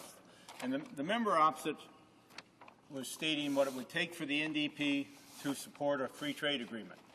He stated it would take an agreement on the environment, would take an agreement on labor, and an agreement on human rights. All three are side agreements to the Colombia-Canada Free Trade Agreement, but they're certainly not supporting that. So the reality is his party has never supported a free trade agreement. They do nothing but criticize trade agreements which supply jobs for Canadians and have no option set aside for what they would do. But my question is clear. My question is, the honourable member from Burnaby New Westminster at committee came to committee, and this is him speaking at the committee. This is a quote. We had another massacre a few weeks ago of 12 representatives of the Iowa First Nations who were brutally killed. I understand that you're here to testify, he's talking to the witnesses, on human rights. But if you would care to comment on how the Canadian government should act when an arm of the Colombian government brutally massacres 12 of its citizens. Mr. Speaker, the honourable member came to committee. He very clearly implicated the Colombian government in this massacre. When we found out the truth about it, it actually was the FARC, of course, that's their socialist colleagues in their insurrection in the jungle in Colombia, was actually the FARC who brutally murdered two families, 12 individuals in total, of Iowa indigenous peoples in Colombia. So I want to ask the honourable member what he thinks of someone misleading, Mr. Speaker, committee like that, and refusing to apologize for doing that. The honourable member for Elmwood Transcona. Well, thank you, Mr. Speaker. The question that the member asked was what sort of a free trade deal would New Democrats support, and I did explain that in my speech, but I would love to be able to tell them that we support fair trade policies to protect the environment by encouraging the use of domestically and locally produced goods, which involve less freight, less fuel, less carbon, by promoting environmentally conscious methods for producers who ship to Canada. By contrast, free trade policies, even those created with the environment in mind, do little to impede multinational corporations from polluting with abandon. The environmental side effect of NAFTA, for example, is proven largely unenforceable, particularly when compared with other protections for industry and investors. Mr. Speaker, a system of fair trade can encourage the growth of Canadian jobs, both in quality and quantity. In fact, fair competition rules and tougher labour standards will put Canadian industries on a level playing field with our trading partners and slow the international race to the bottom, which has resulted in the loss of Canadian manufactured jobs. And that's certainly the type of free trade deals that they have signed up till now really end up in a race to the bottom. Mr. Speaker, fair trade can also protect labour rights by fostering the growth of workers' cooperatives and labour unions, like the Environmental Side Accord. NAFTA labour agreement has gone mostly unenforced, giving industries who are willing to violate workers' rights incentives to relocate Canadian jobs. And the member knows that that's a big issue in not only in Canada but in the United States. Fair trade policies which favour co-ops, unions and equitable pricing will protect workers in the developing world who might otherwise be exploited and take away reasons for Canadian producers to exploit jobs. And in addition, Mr. Speaker, fair trade rules will also protect societies and human rights around the globe. Although some predicted a human rights benefit from unrestricted free trade, this is yet to be seen. Regardless of what the member for Kings Hants would like to pretend, that somehow this is going to improve human rights. Questions and comments. Questions and commentaires. The honourable member for Nickel Belt. Thank you, Mr. President. You know, I'm kind of baffled by what this government wants with free trade with Colombia. This so-called law and order government wants to have free trade with Colombia, and there's a big difference between fair trade and free trade. We're certainly not against fair trade. Exactly. But with Colombia, where I guess it's probably might be able to say it's a national pastime, killing trade unionists and raping women and children, kidnapping people. But the interesting thing, and the question I'd like to ask the honourable member, is the product that we import the most from Colombia is beef. Now, we are a beef-producing country.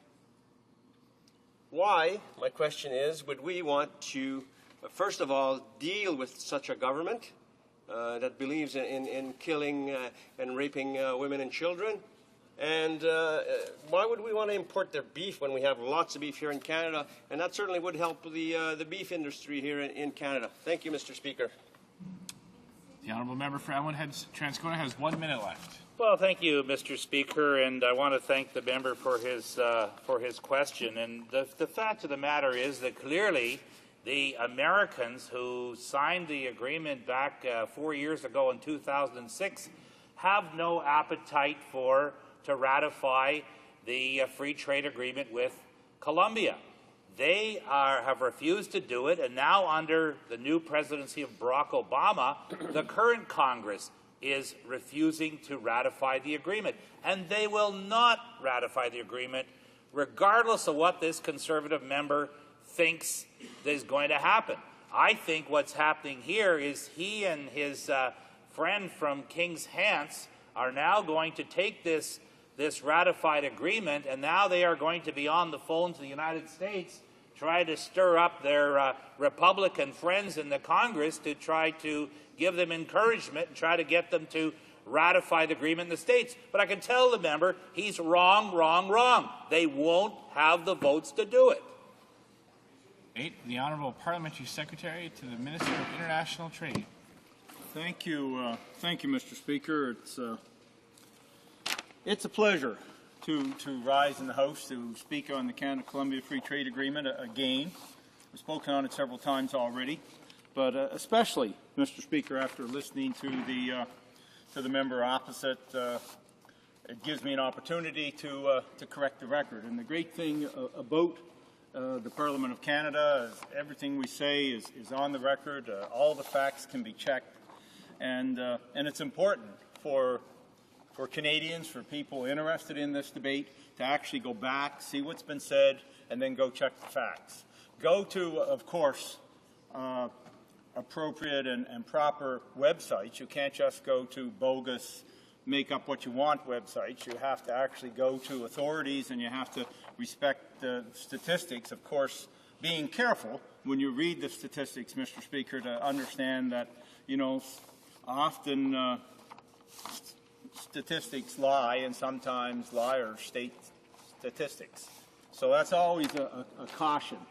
But Mr. Speaker, there are 2 points I wanted to finish up on in the short time that I had to ask the honourable member a question. I'm going to touch on them. I have 20 minutes and then 10 minutes for questions and answers. So I think I have enough time to get my statement out. But my question was, which of course wasn't answered. I didn't expect it to be answered, so I'll put it out in full this time. The member from Burnaby New Westminster, the NDP member who sits on committee, came to committee full of bluff and hyperbole and state it to our witnesses.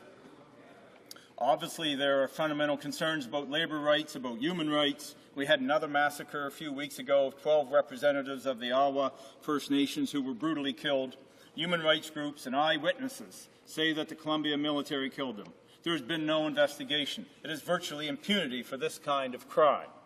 I understand that you're not here to testify on human rights, but if you would care to comment on how the Canadian government should act when an arm of the Colombian government brutally massacres 12 of its citizens. So that was stated by the member from Burnaby, New Westminster. It's on the record at the Committee for International Trade. Of course, it's patently false, Mr. Speaker.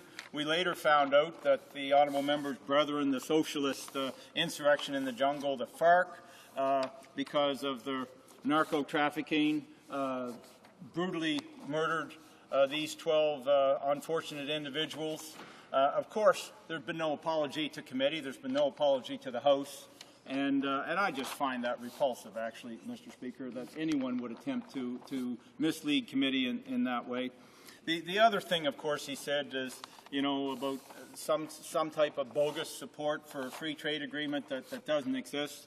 Of course, this free trade agreement has everything in it that the honourable member mentioned. It has a side agreement on the environment. It has a side agreement, very, very strong and modern side agreements, I might add, Mr. Speaker, on the environment and on labour.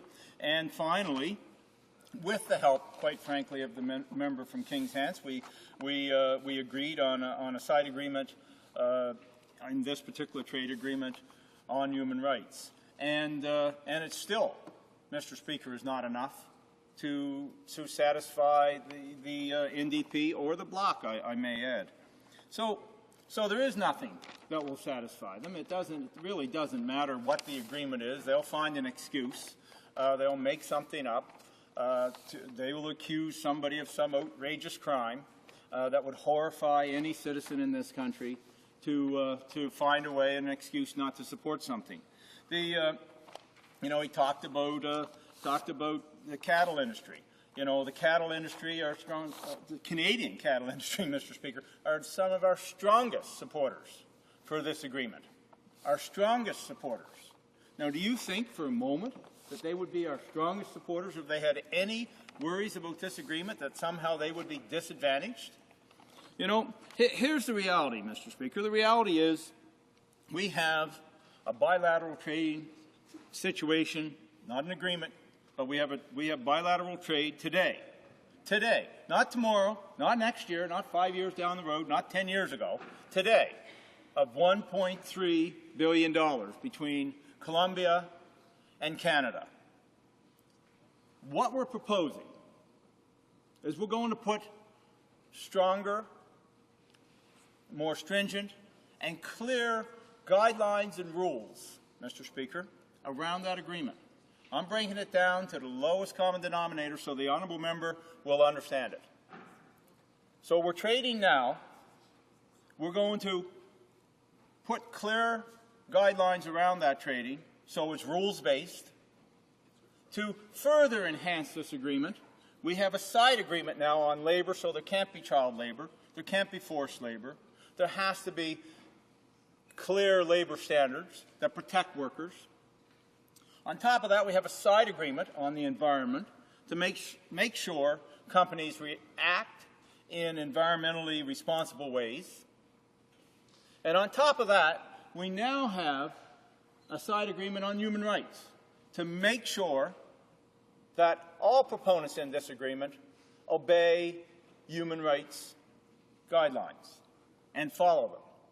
Now, I know that's not enough for the party opposite, but I think, when it's clearly explained, it is enough for most Canadians. And what do we have in Colombia? We have a nation of 48 million people, many of them living in poverty, who want jobs, opportunities, and a future, Mr. Speaker, for their children. They want basic human rights to be followed and obeyed. And we have a government who are running Colombia these days. Now, this government has been maligned. They've been accused of horrendous offenses by the opposition. And when you speak to the Colombian government themselves, whether it's President Uribe or one of his ministers, all of them will tell you that the situation in Colombia is not perfect. Each and every single one of them will say the same thing, that the situation is not perfect, but compared to where they were in the late 80s and the early 90s, they have moved forward light years. Light years, Mr. Speaker. You know, there was a time in Colombia when there were 30,000 paramilitaries in the countryside. 30,000 paramilitaries have been disbanded. Now, the government will tell you, their own numbers will say, that 8,000 or 9,000 have been reinstigated. And they're working hard to make sure that they're disbanded again. Unfortunately, what happened, Mr. Speaker, is because Colombians don't have access to the global economy the same as other countries do, they've been forced into narco-trafficking and the drug trade to make money, because there's very little else for Colombians, especially in the country, to do. So I look at this as we can continue to force them into narco-trafficking, or we can actually try and help them find jobs in other areas.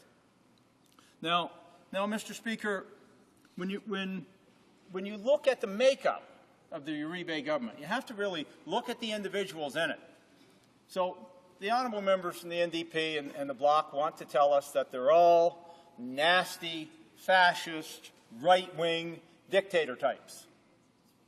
I ask people listening and watching this debate to go on your websites, find the individual members of the Uribe government, and look at their backgrounds. This is a hodgepodge of backgrounds and individuals. They have a member of cabinet who was a former, believe it or not, left-wing newspaper editor. He was kidnapped by the paramilitaries, I forget for how many years, a year and a half or 2 years and a half, a long period of time when you're worried about your personal safety every day, finally was released.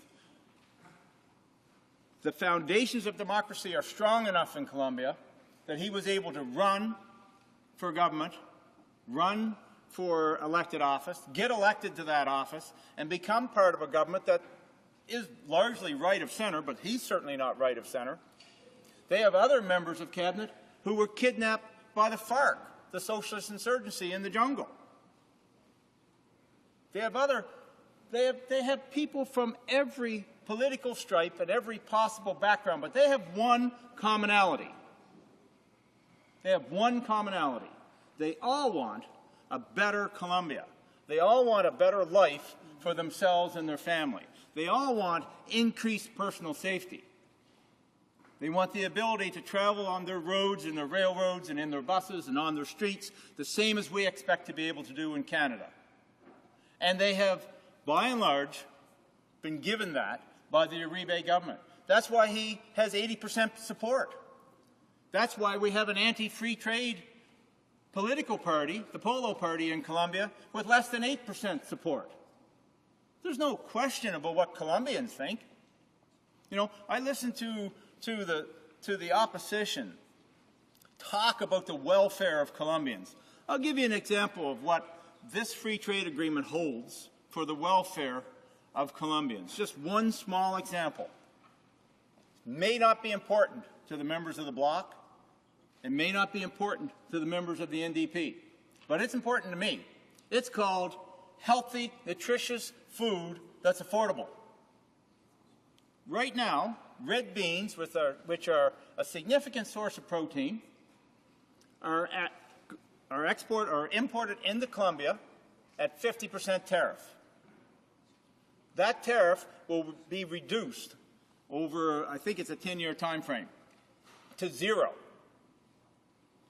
The reason for the time frame is to assist local farmers in growing red beans themselves. Okay, that's the first reason. To actually protect local agriculture.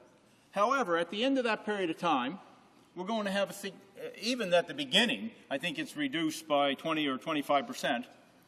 So we have a significant source of protein, healthy food for men, women, and children at an affordable cost that will do nothing but help Colombians.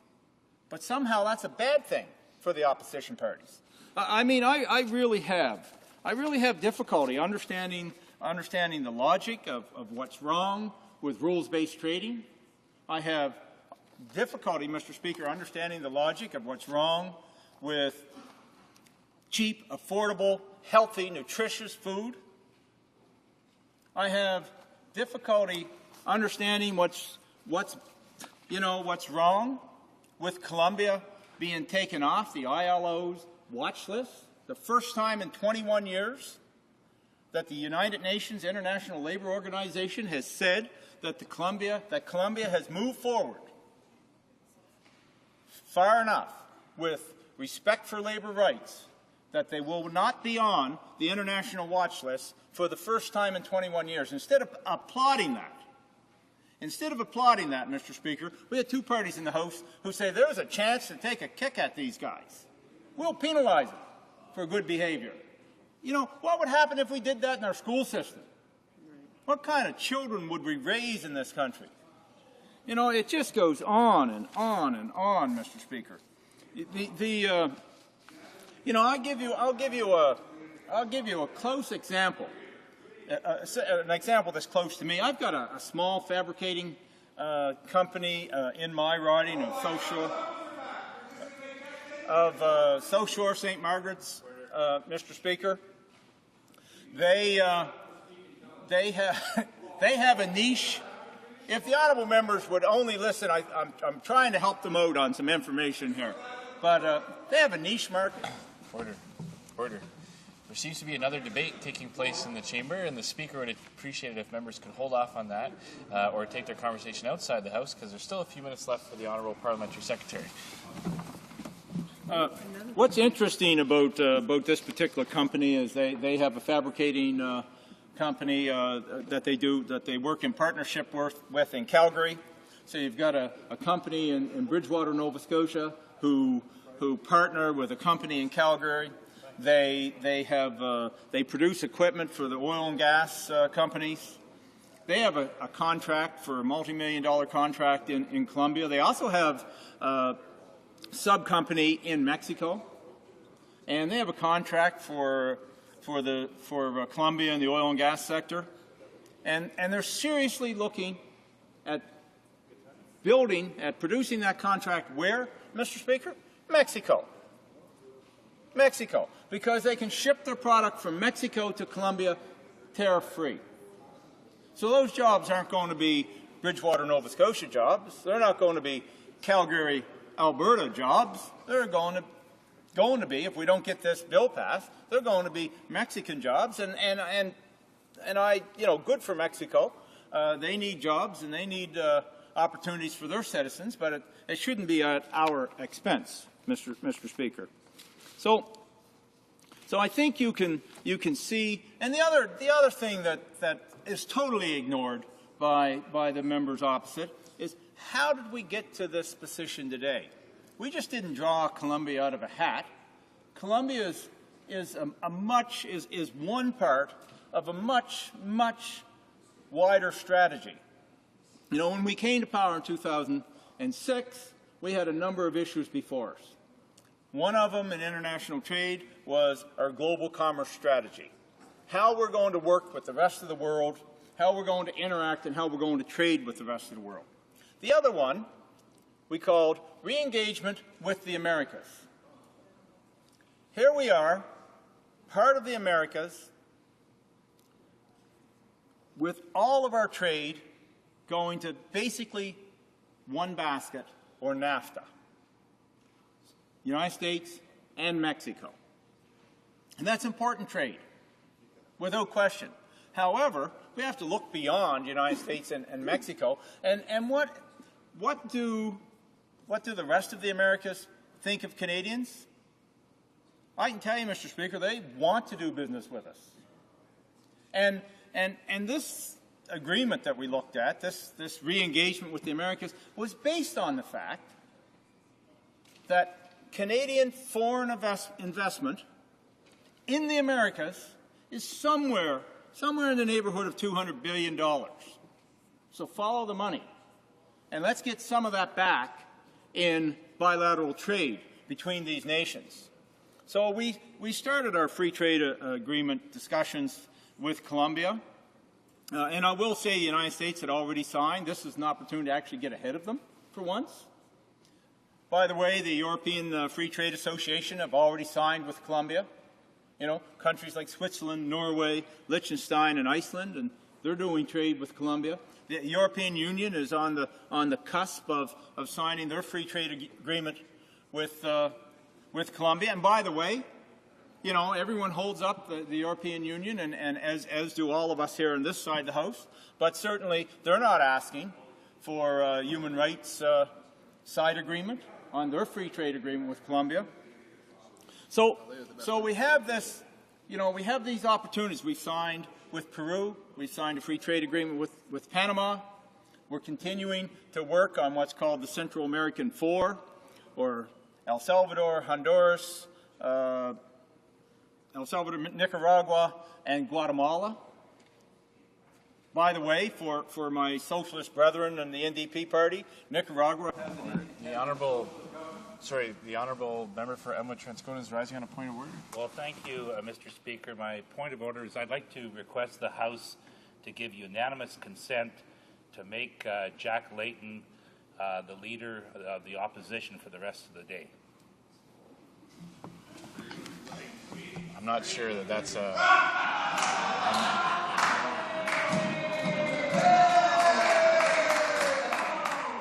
I'm not sure that's a motion that the Speaker can entertain at this time. I doubt that it would have the consent anyway.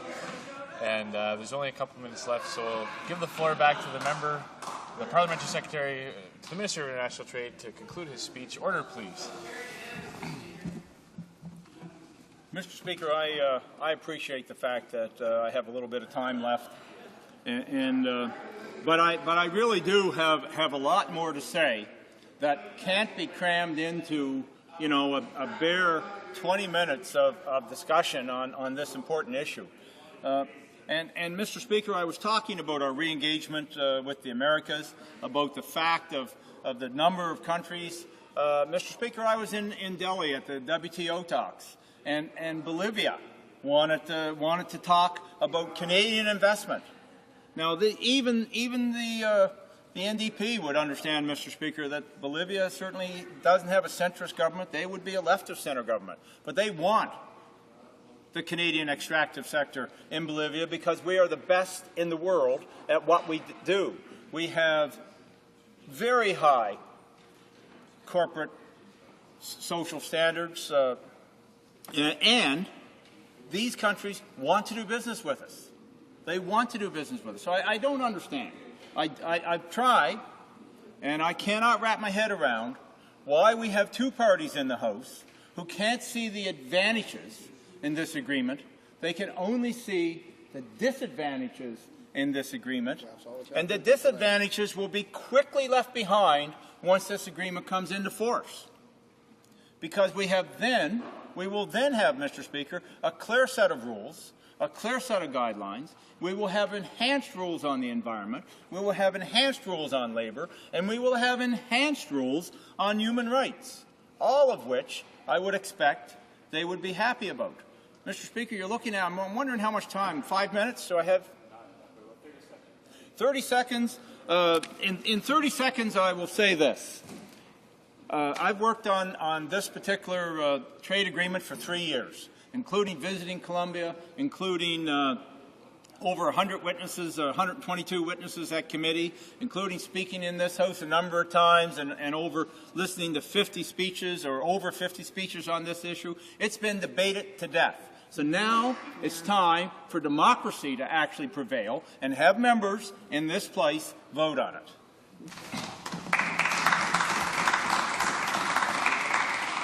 It being 1:38 p.m., pursuant to an order made on Wednesday, June 9th, 2010, it is my duty to interrupt the proceedings and put forthwith every question necessary to dispose of the third reading stage of the bill now before the House.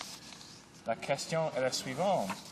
The question is as follows. Mr. Van Loan, seconded by Mr. Cannon Pontiac, moves that Bill C-2, an act to implement the free trade agreement between Canada and the Republic of Colombia, the agreement on the environment between Canada and the Republic of Colombia, and the agreement on labour cooperation between Canada and the Republic of Colombia be now read a third time and to pass. To adopt the motion. Yes. All those in favor will please say yay. Yay. All those opposed will please say nay. In my opinion, the nays have it. Oh, can't be right. It's close. Pursuant to Standing Order 45, the recorded division stands deferred until Monday, June 14th, 2010 at the ordinary hour of daily adjournment. It being 1:39, the House will now proceed to the consideration of private members' business as listed on today's order paper. Orders of the day, private members' business. Deuxième lecture du Second reading of Bill C-386, an act to amend the Canada Labour Code, replacement workers, standing in the name of Mr. Laframboise.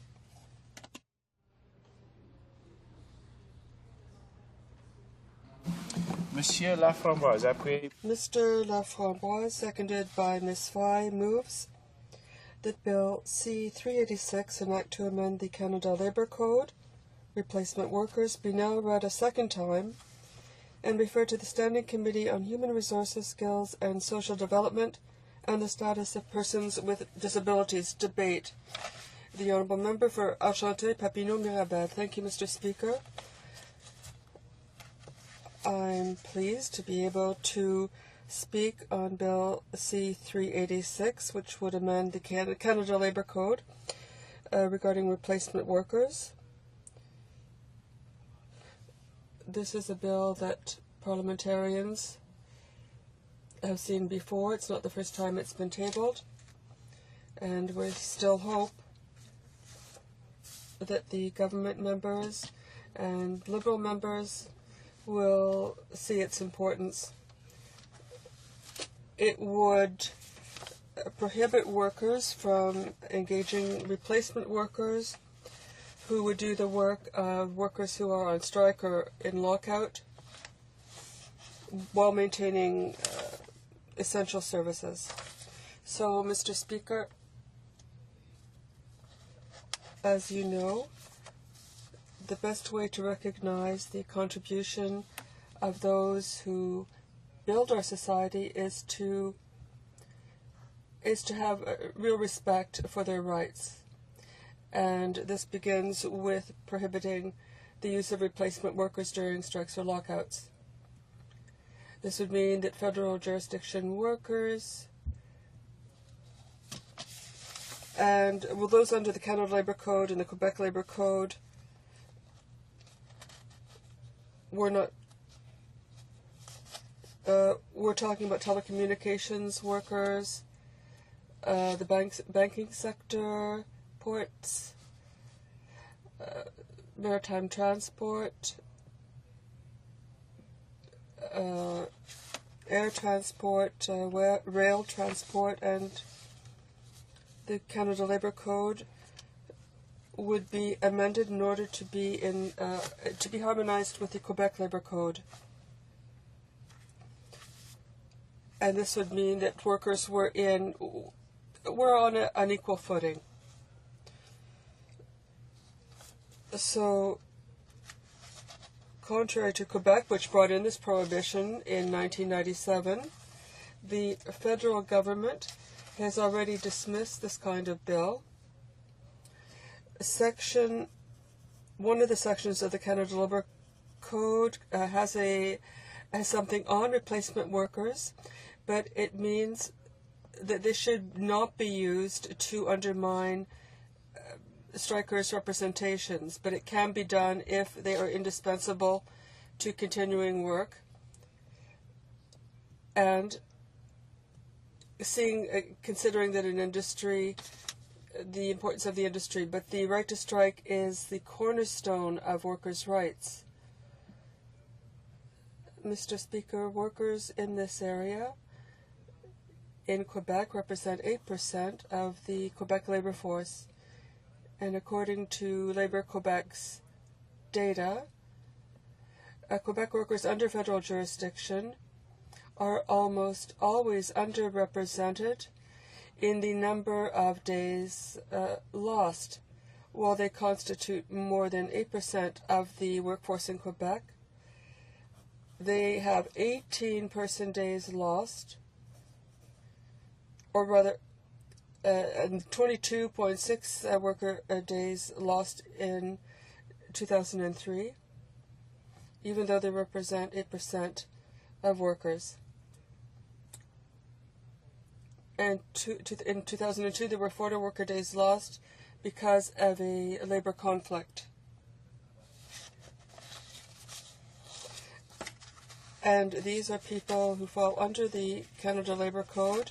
Their days lost have been twice that of other workers. So when we talk about lost working days, it depends on how long the labor conflict lasts.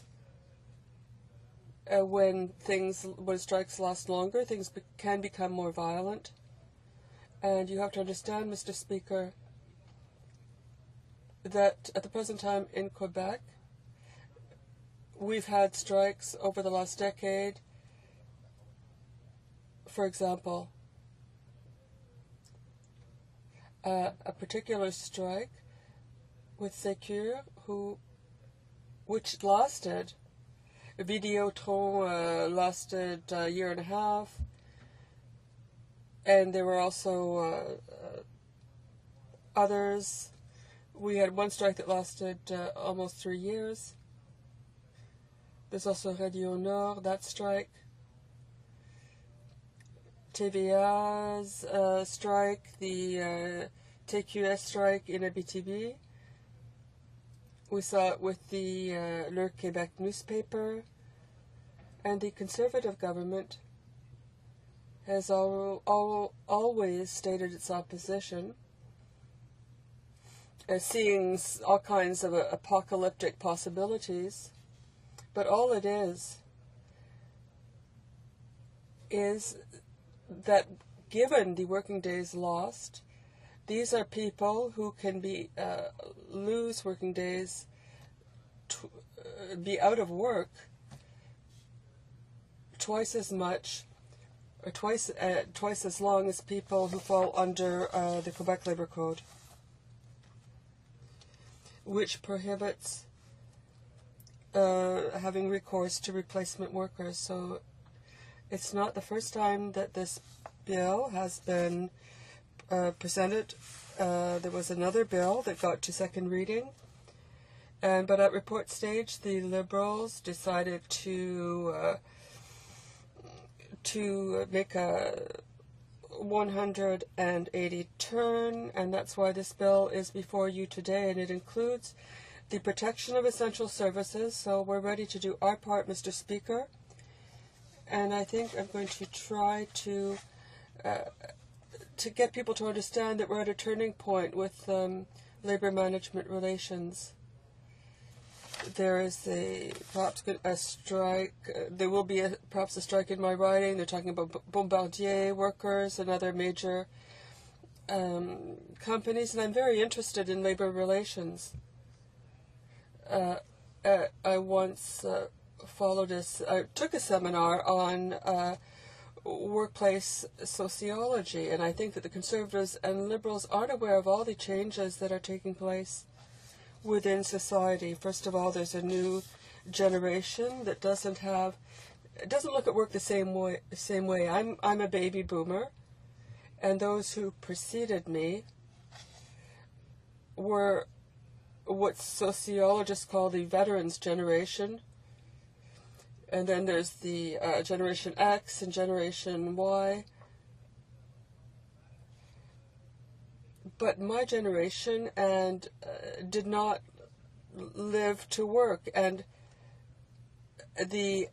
the X and Y generation talk about living to work. Now there are those of us who are afraid of losing our jobs, but now the young generation don't see things the same way with respect to labor relations. They think about their families. They consider working at home more often, and there are people. There are certain areas where they can't find workers, and I think that this legislation before us is backwards. Or rather, the legislation before us would remedy the government's backwardness with respect to replacement workers. I think that it would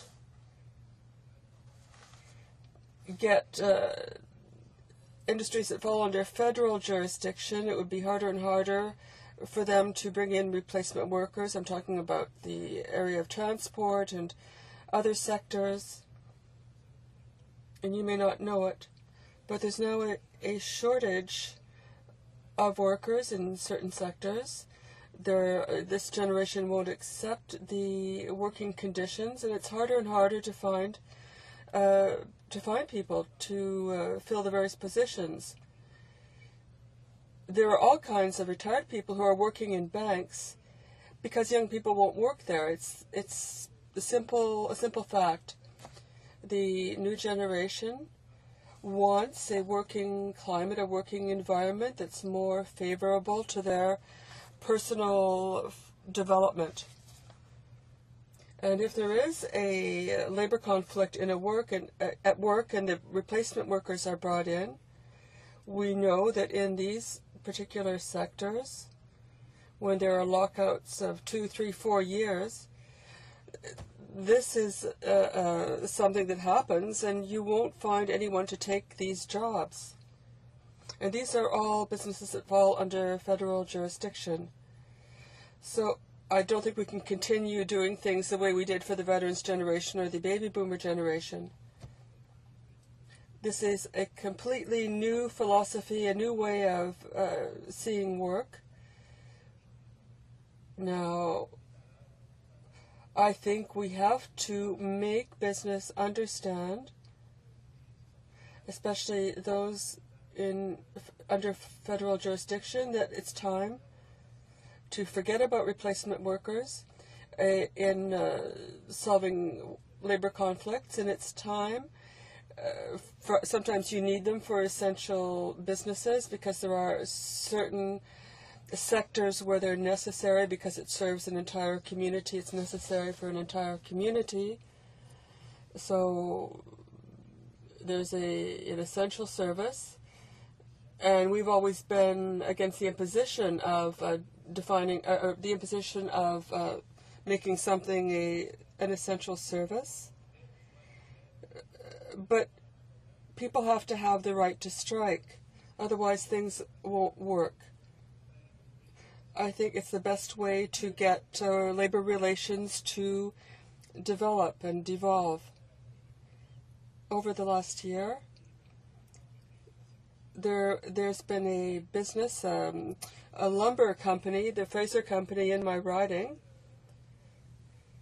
has had to invoke bankruptcy, has had to declare bankruptcy.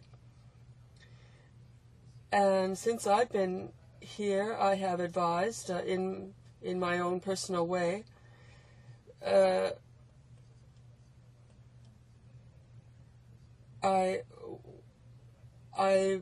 talked to someone in my riding who would always call me when he was renegotiating a collective agreement, and I would advise that person to the best of my ability.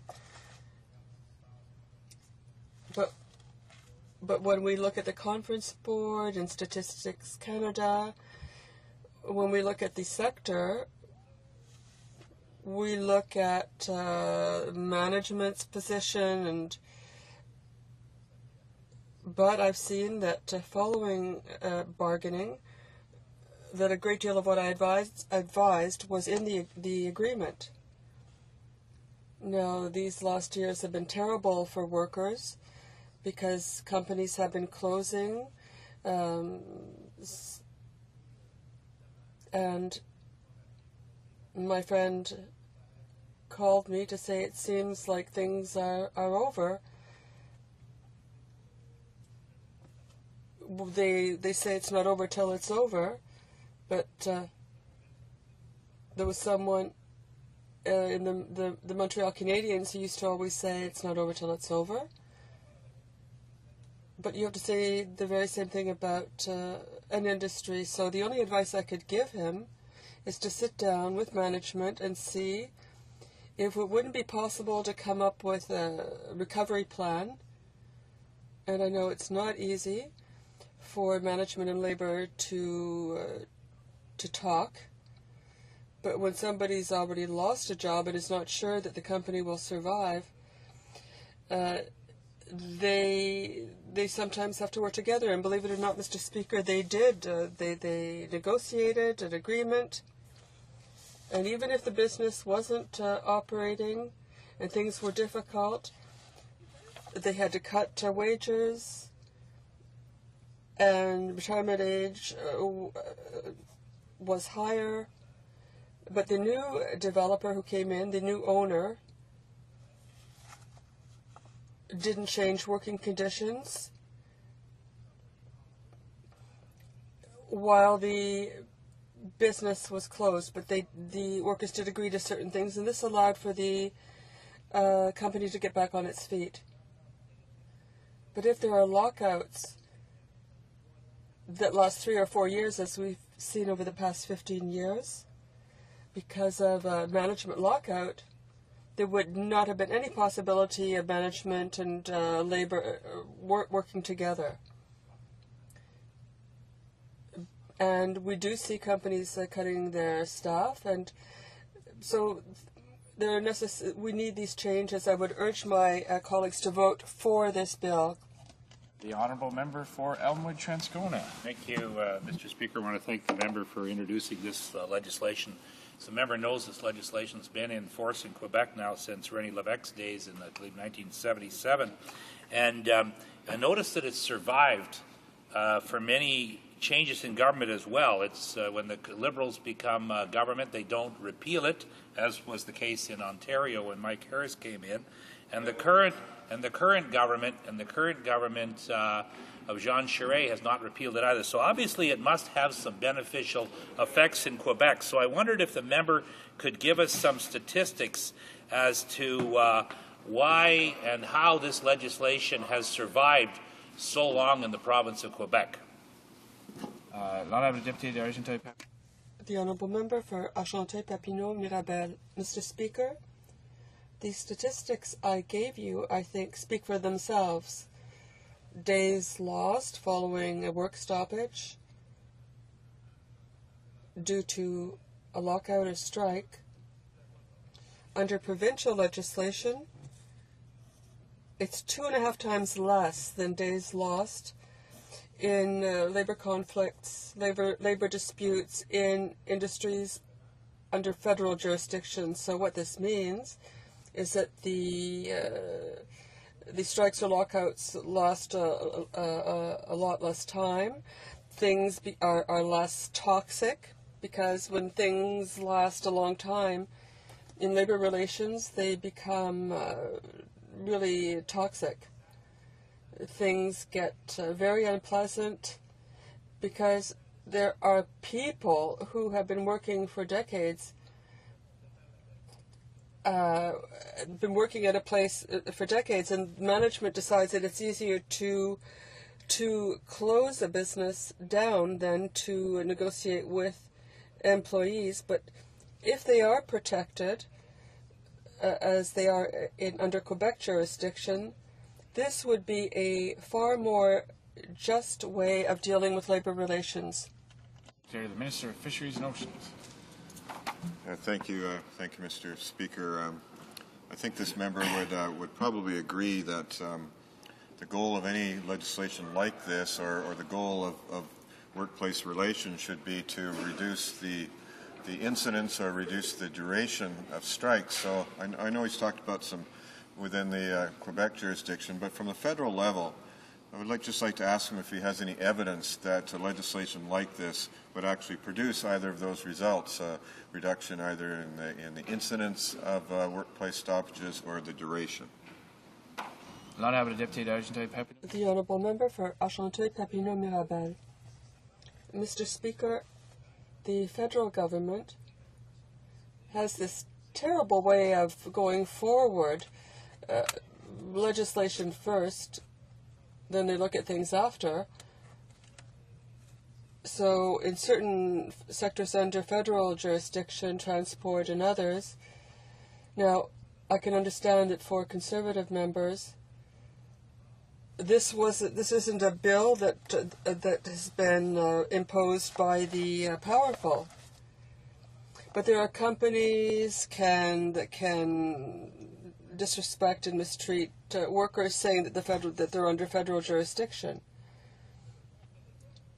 So you don't understand this, but federal jurisdiction businesses, and I would urge you to look at your own statistics, have fewer young people wanting to work in those sectors because they don't respect the standards, the living standards and working standards that the young generation wants.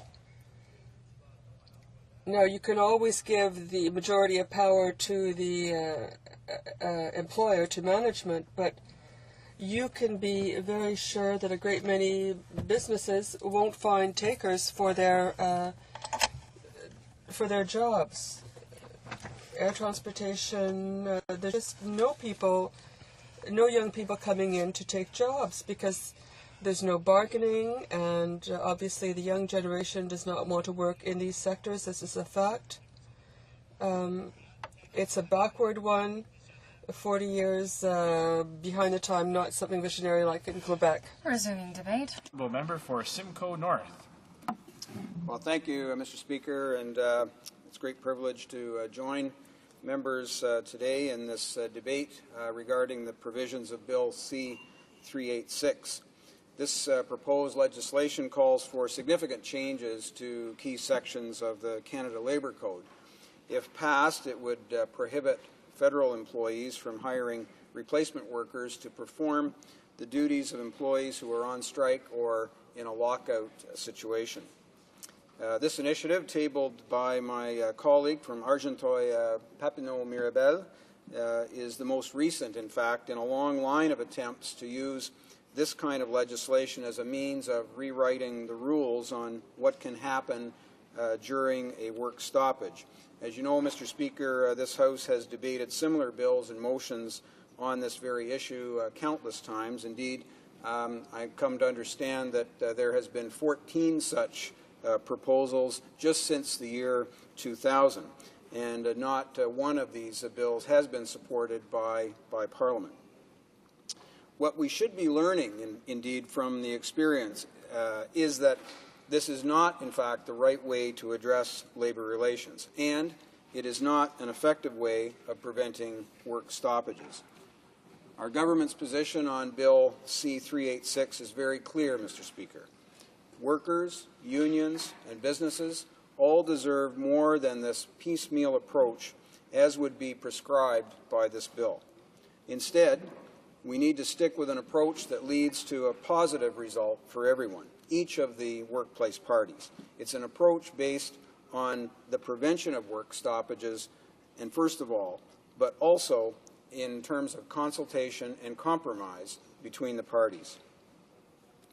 The drafters and supporters of this bill and any of its earlier manifestations are fond of citing Quebec as an example of a jurisdiction that has successfully enacted a legislative ban on the use of replacement workers. But they are less likely to mention that this province's efforts, that is Quebec, were enacted more than 30 years ago. Now, I would say, Mr. Speaker, that it's important to keep in mind the context here. The economic and labor issues faced by the province of Quebec in the 1970s are absolutely not the same as the one faced by the Government of Canada today. It's an entirely different scenario. Even in the spirit of labor relations today, it is very different from what we saw, and certainly what the province of Quebec saw in the 1970s. Consider, for example, the success rate that we've achieved at the federal level. Over 97% of labor disputes were resolved last year without strikes or lockouts. And Even in the rare cases that do result in a work stoppage, federal employers tend not to use external replacement workers.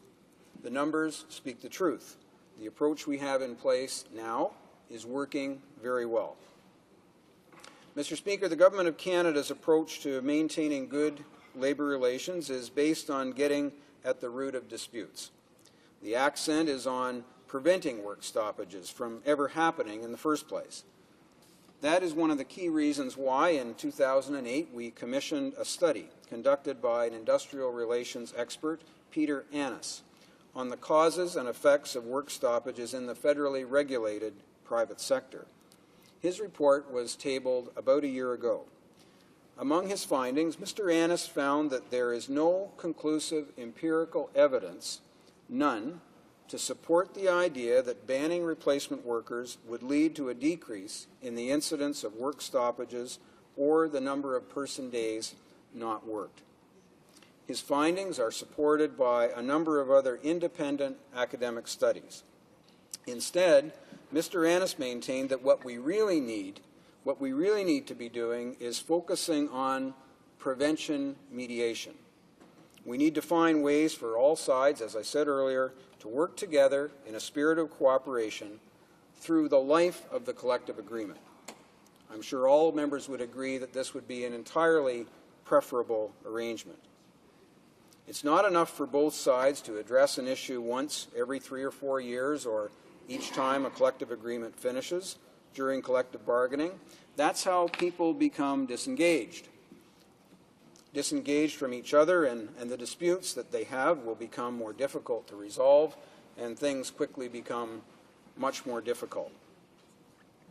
Mr. Speaker, I'd like to share with you a quote from Mr. Annis in regards to the subject at hand, because it's an important insight for us all to consider.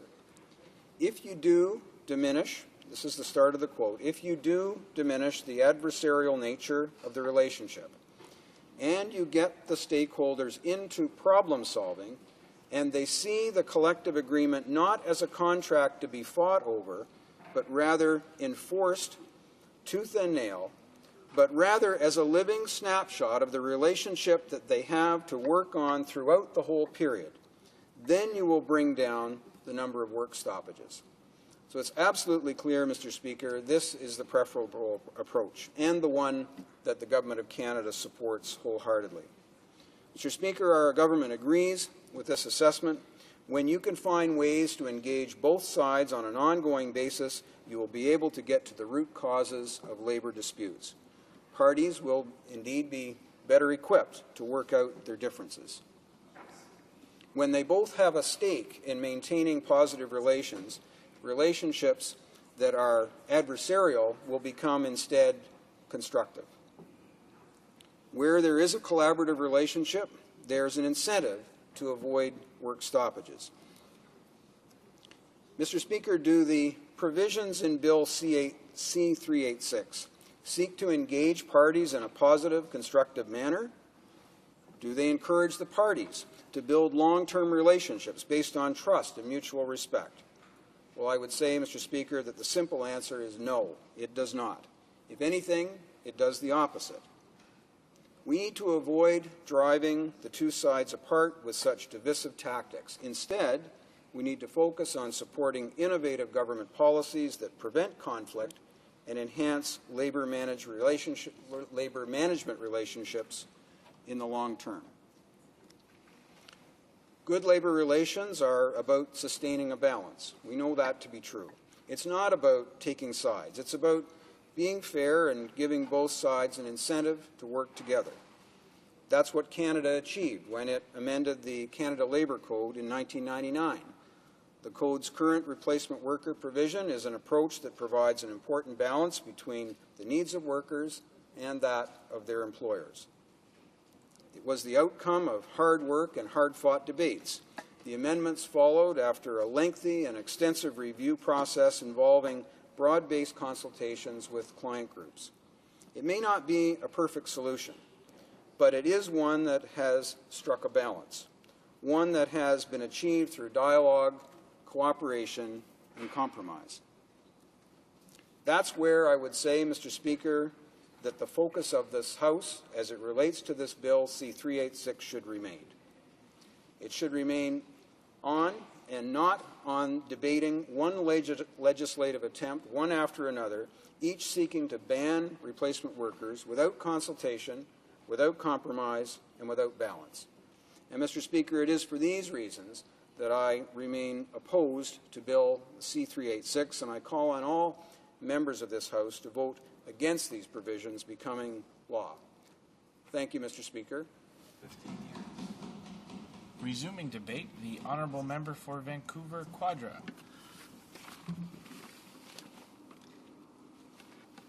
Thank you, Mr. Speaker. I'm also pleased to join the debate on Bill C-386, an act to amend the Canada Labour Code, replacement workers. The Labour critic will not be supporting this bill, and I will, in my remarks, lay out some of my concerns about this bill. Under the current Labour Code, as we know, there's no general ban on the use of replacement workers, so this bill contemplates amending the code so that there would be a ban on replacement workers. And as my colleague from across the aisle has just noted, that this House has considered this type of bill a number of times over the past decade, bills and motions, with substantially the same, and they have all failed to pass. The current Canada Labour Code model was last revamped in 1999 with recommendations from the Sims report, and most of the issues were agreed on by the stakeholders that were consulted in the course of the Sims task force. Now, the controversial measure around replacement workers was not fully agreed on by the stakeholders at that time. However, the task force did recommend that there be no general prohibition on the use of replacement workers after having done its consultation and due consideration of the issue. And I will quote from the task force report: replacement workers can be necessary to sustain the economic viability of an enterprise in the face of a harsh economic climate and unacceptable union demands. It is important in a system of free collective bargaining that employers maintain that option unrestrained by any blanket prohibition. If this option is removed, employers will begin to structure themselves to reduce their reliance on their permanent workforces for fear of vulnerability, to the detriment of both workers and employers alike.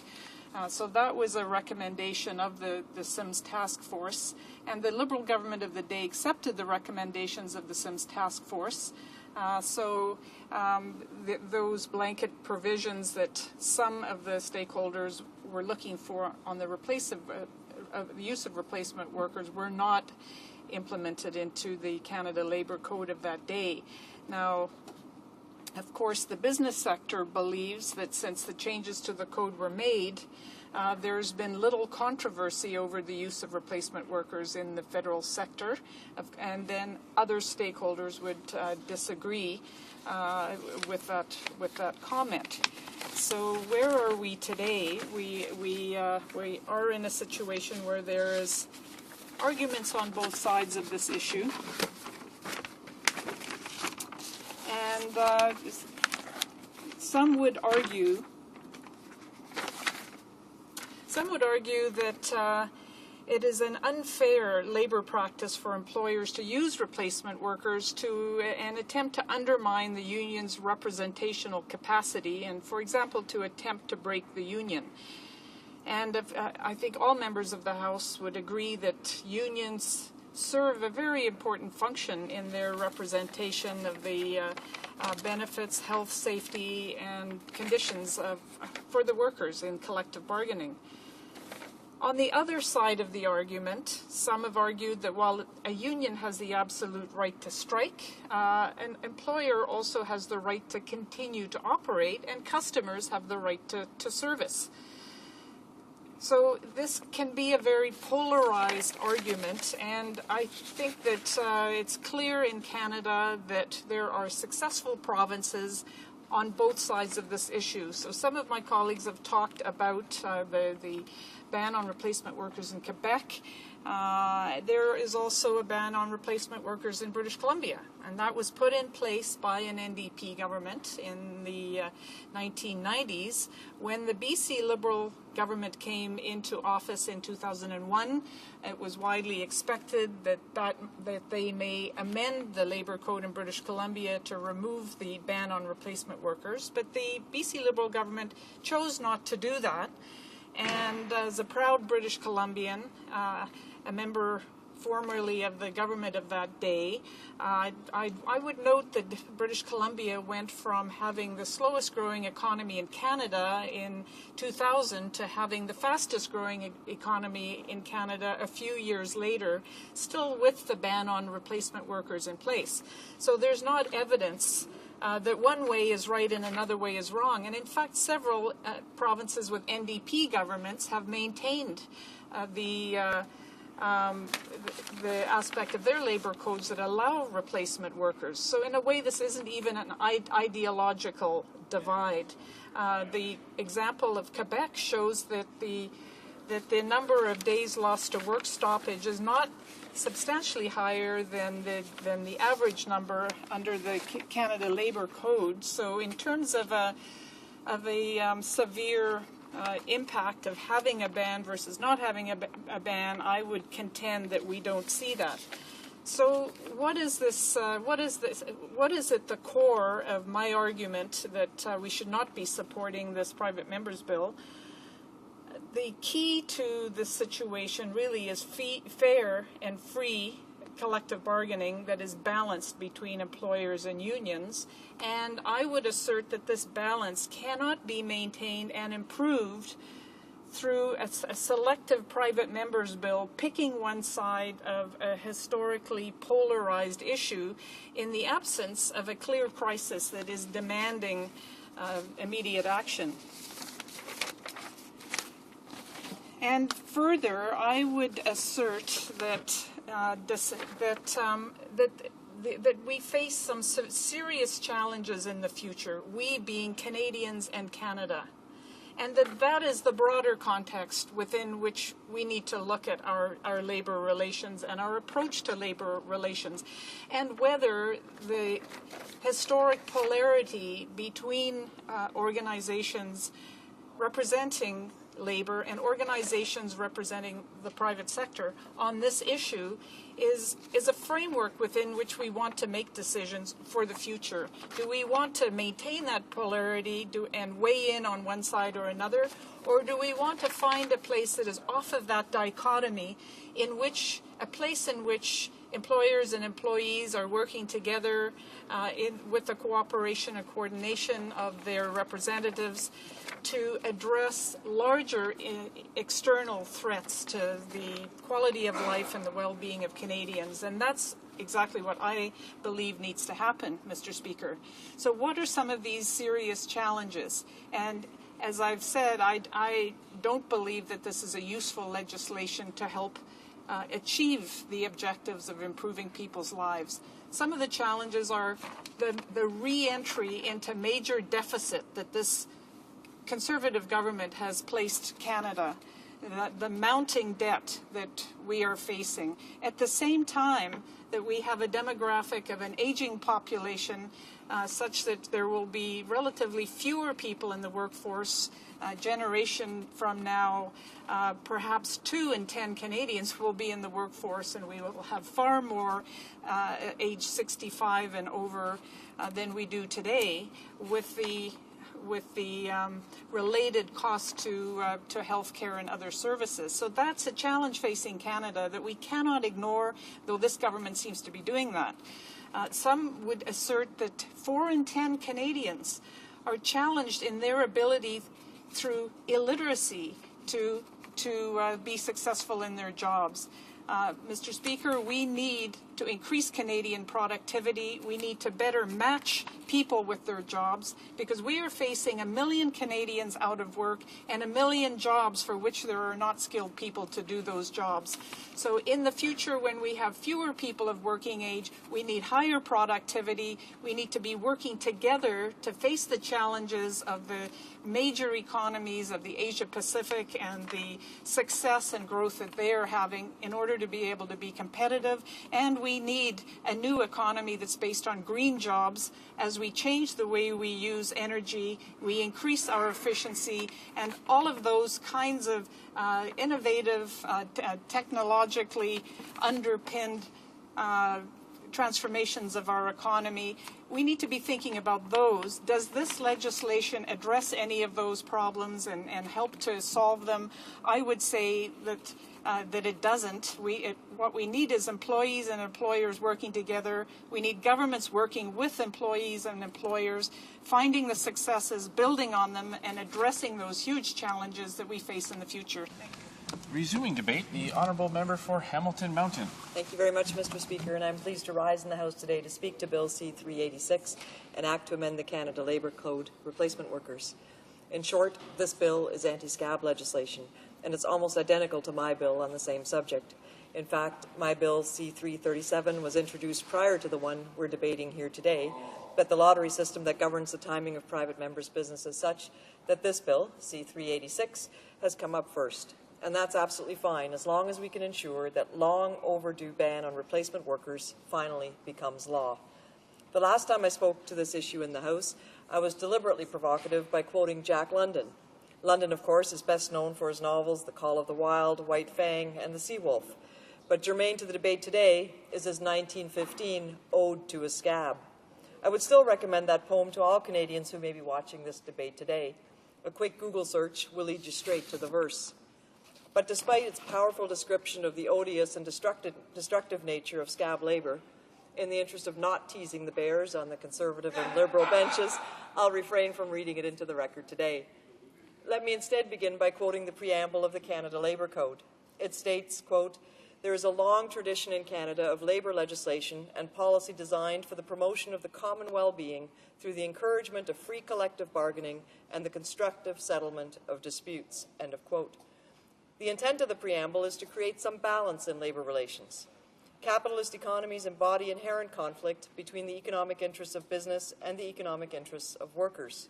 The very nature of the employment relationship is authoritarian and exploitative, and thus conducive to insecurity, distrust, and class antagonism.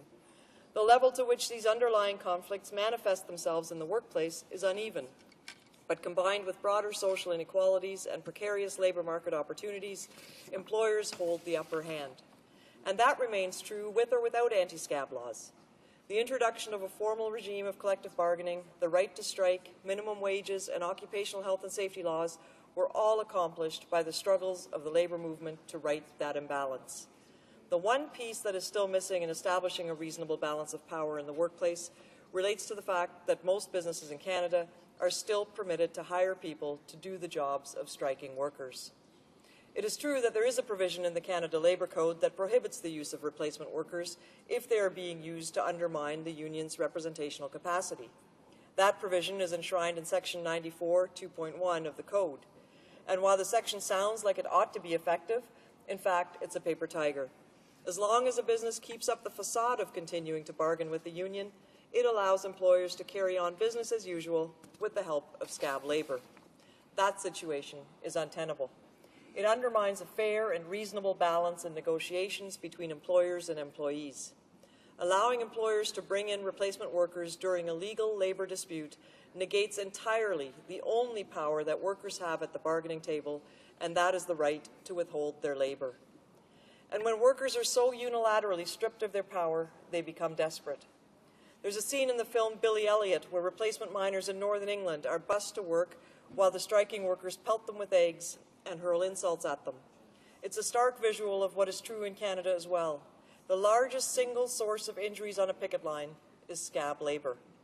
By contrast, anti-scab legislation promotes civilized negotiations during labour disputes, during strikes or lockouts, and reduces picket line violence and the social and psychological problems caused by the extraordinary stress of labor disputes. Banning replacement workers will diminish the resentment that employees feel upon returning to work and foster a just balance and greater transparency in the negotiations between employers and employees. And that's not simply idle speculation.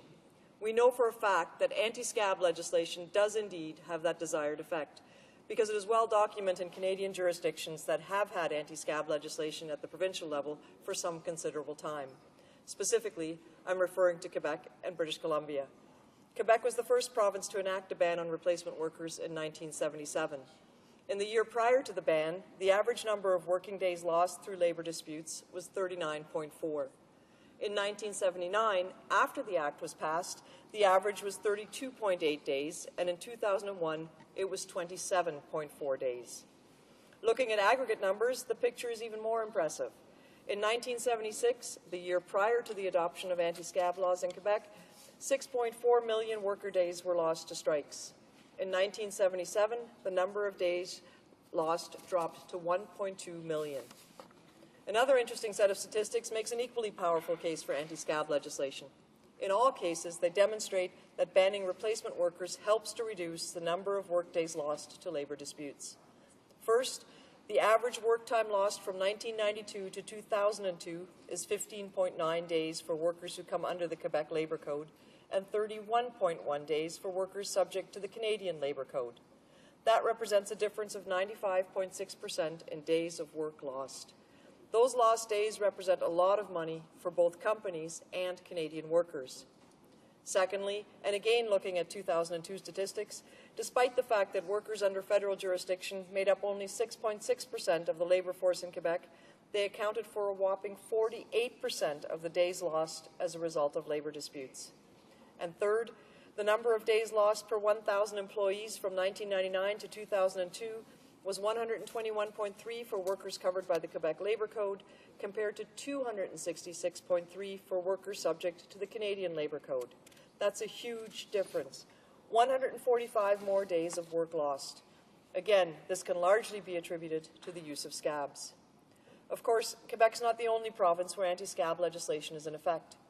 British Columbia passed a similar law in 1993, which had the effect of reducing strike days to levels comparable to those in Quebec. It also resulted in a 50% drop in the ratio of time lost. Ontario, too, adopted anti-scab legislation, albeit all too briefly. The NDP government enacted it in 1992, and Mike Harris repealed it immediately upon taking office. Nonetheless, even in that brief period, precipitous declines in work stoppages were evident in Ontario, too. Clearly, the introduction of anti-scab legislation did not lead to the creation of strike-happy unions run by unreasonable and irrational negotiators. One of the biggest fears of employer organizations has always been that a ban on replacement workers would render unions more militant and difficult at the bargaining table. However, there is little evidence to suggest that any relationship exists between jurisdictions using anti-scab legislation and increased wage demands or settlements. Unions are not interested in negotiating an employer out of business. Economic conditions, rather than the presence of anti-scab laws, are what continue to dictate the tone and content of negotiated agreements. So where does that leave us? Anti-scab legislation diminishes picket line violence, fosters a fairer balance in the negotiations between employers and employees, reduces legal proceedings that arise during strikes and lockouts, and mitigates the bitterness felt by employees when they return to work. All of these are benefits to both the workers and the businesses involved in labour disputes. Clearly, it's a win-win. So why then is the Canadian business community so adamant in its opposition to a ban on replacement workers? It is fundamentally about power and who wields it. That is why the existence of anti-scab laws not only matters to workers and bosses, but also to anyone concerned about the growth of corporate power and its consequences for democracy. The Conservatives have made their agenda clear. At every step, they support their corporate friends at the expense of hardworking Canadians. As recently as their last budget, they chose to give $6 billion in additional corporate tax cuts to their business friends in the most profitable corporations, while at the same time robbing the Employment Insurance Fund of its $57 billion surplus. They know which side they're on. But there are more of us than there are of them, both in this House and right across this country. Labor rights and democratic rights are basic human rights, and yet they weren't won without a struggle. Without resorting to hyperbole, it is true that people literally gave their lives to secure these rights for those of us who follow. Now the responsibility falls to us to defend those rights. Each and every one of us in this House has a choice to make. We have to ask ourselves, what kind of Canada do we want to leave for our children and our grandchildren? We have to ask ourselves, which side are we on? So far, each time similar legislation has been before this House, New Democrats in the bloc supported it unanimously. And each time, as would be expected, the Conservatives opposed banning scabs.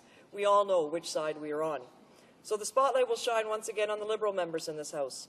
On all previous occasions that the ban of replacement workers was debated on the floor of this House, the Liberals said all the right things. But when push came to shove and they had to stand up and be counted, they voted against the legislation in sufficient numbers to ensure its defeat.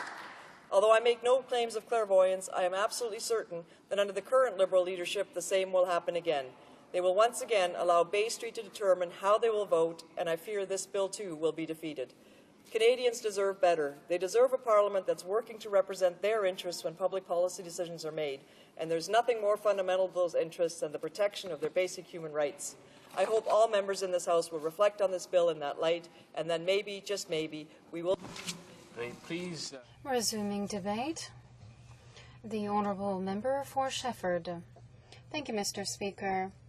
It's a pleasure for me to speak today with regard to Bill C-386, introduced by my colleague from Argenteuil-Papineau-Mirabel, who, on behalf of my political party, is seeking for the umpteenth time to put an end to scabs in Canada and Quebec. Even if we have long had legislation in Quebec in this regard, workers subject to the Canada Labour Code who work in Quebec are not included under Bill 45, which was adopted during the first term of the late René Lévesque. Once again, the Conservative government has turned a deaf ear to one of the most important demands with regard to labour relations. So why anti-scab legislation? First of all, the Bloc Québécois would like all Quebec workers who are subject to the Quebec Labour Code or the Canadian Labour Code to have the same rights. The Conservative government's hard-headedness is creating two categories of workers in Quebec. In fact, for the Bloc Québécois, the best way to recognize the exceptional contribution of all those who contribute on a daily basis to Quebec society is to ensure real recognition for their rights, starting with the elimination of recourse to replacement workers during a strike or lockout. An anti-scab legislation would allow workers under federal jurisdiction to benefit from equality with their employer and limit to the utmost tensions on the picket line.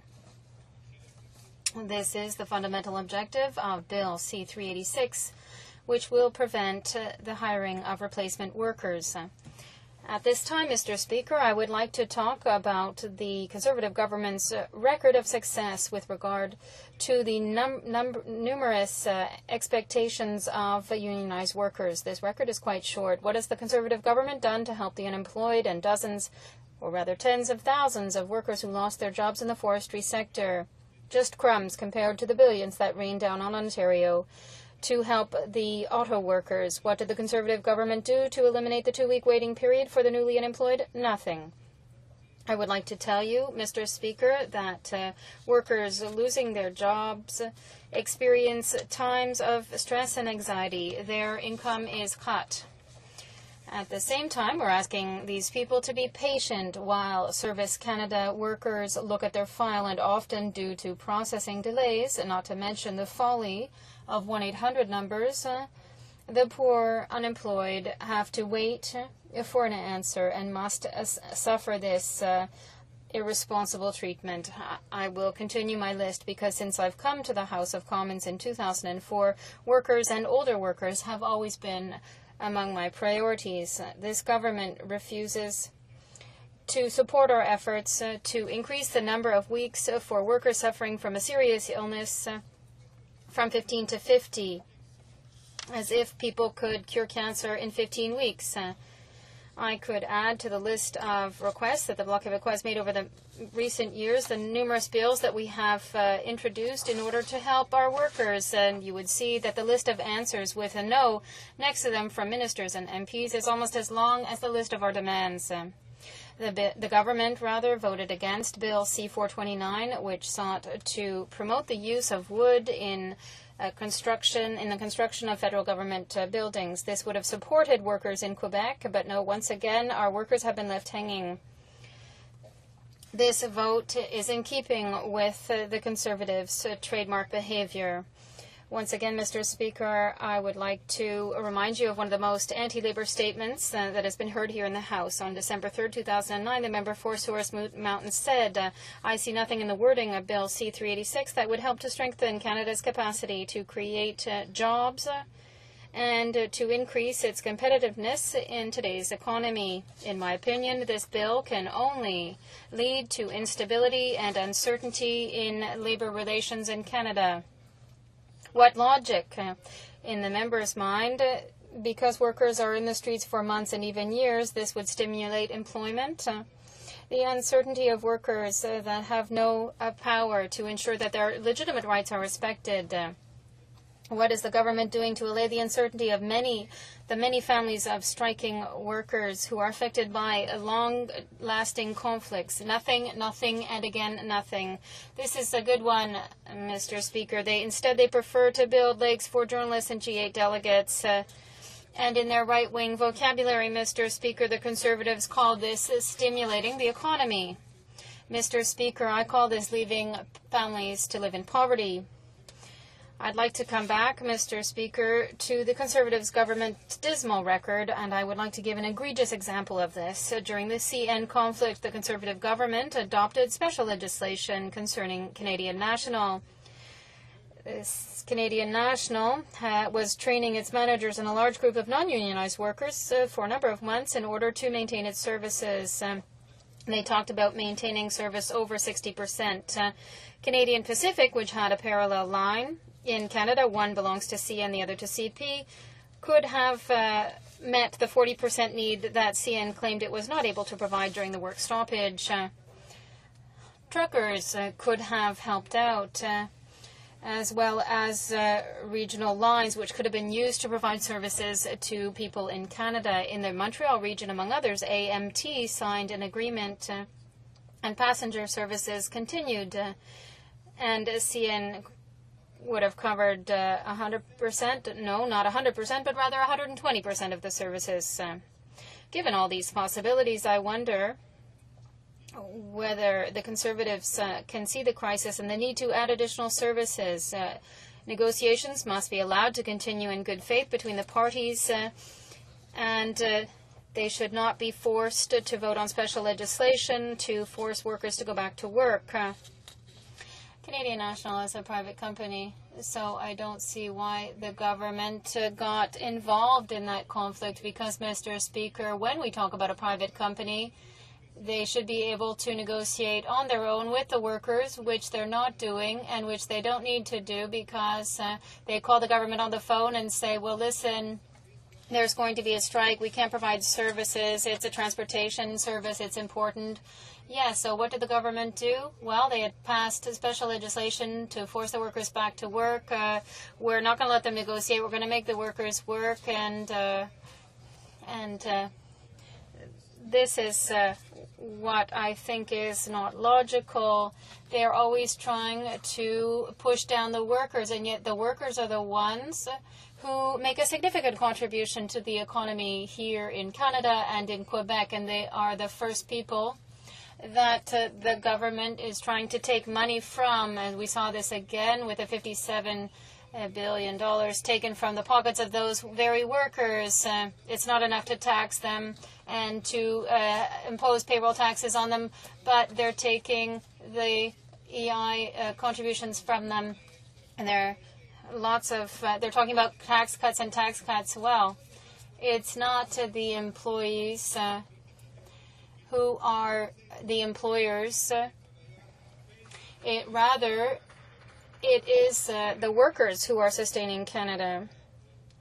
So I could tell you also, I could also talk about the theft of the EI fund, because you know, Mr. Speaker, my mother always said that when you take something that doesn't belong to you, it's theft. So when they took money out of the EI fund, well, then that's theft. That's theft. And that's what happened. If my mother said that to me, it's because it was true. And nothing anybody can say will convince me otherwise. When they were in the opposition, the Conservatives continually criticized the pillaging by the Liberals of the EI fund, and now under Bill C9 they're about to do the same thing. By starting from scratch, the Conservatives are saying to workers and employers, that is the real owners of the EI fund, that from now on and forevermore they can forget about the $57 billion taken out over the years from being repaid. The Prime Minister himself had recognized in the past that money in the EI fund had been misappropriated in order to pay down the deficit. And he made a moral commitment to workers to repay the $57 billion that Ottawa had taken out of the fund. Today he has broken his word in furthermore, the new measures concerning the EI fund are particularly revolting, given the fact that Conservatives are trying to hide those measures among dozens of others in Bill C9. Unfortunately, such anti-democratic maneuvering is commonplace with this Conservative government. A few days before the adjournment of the House, on behalf of the unionized workers under the Canada Labour Code, on behalf of the Bloc Québécois, we urge ministers and Conservative members to vote yes for the anti-SCAB bill. Thank you, Mr. Speaker.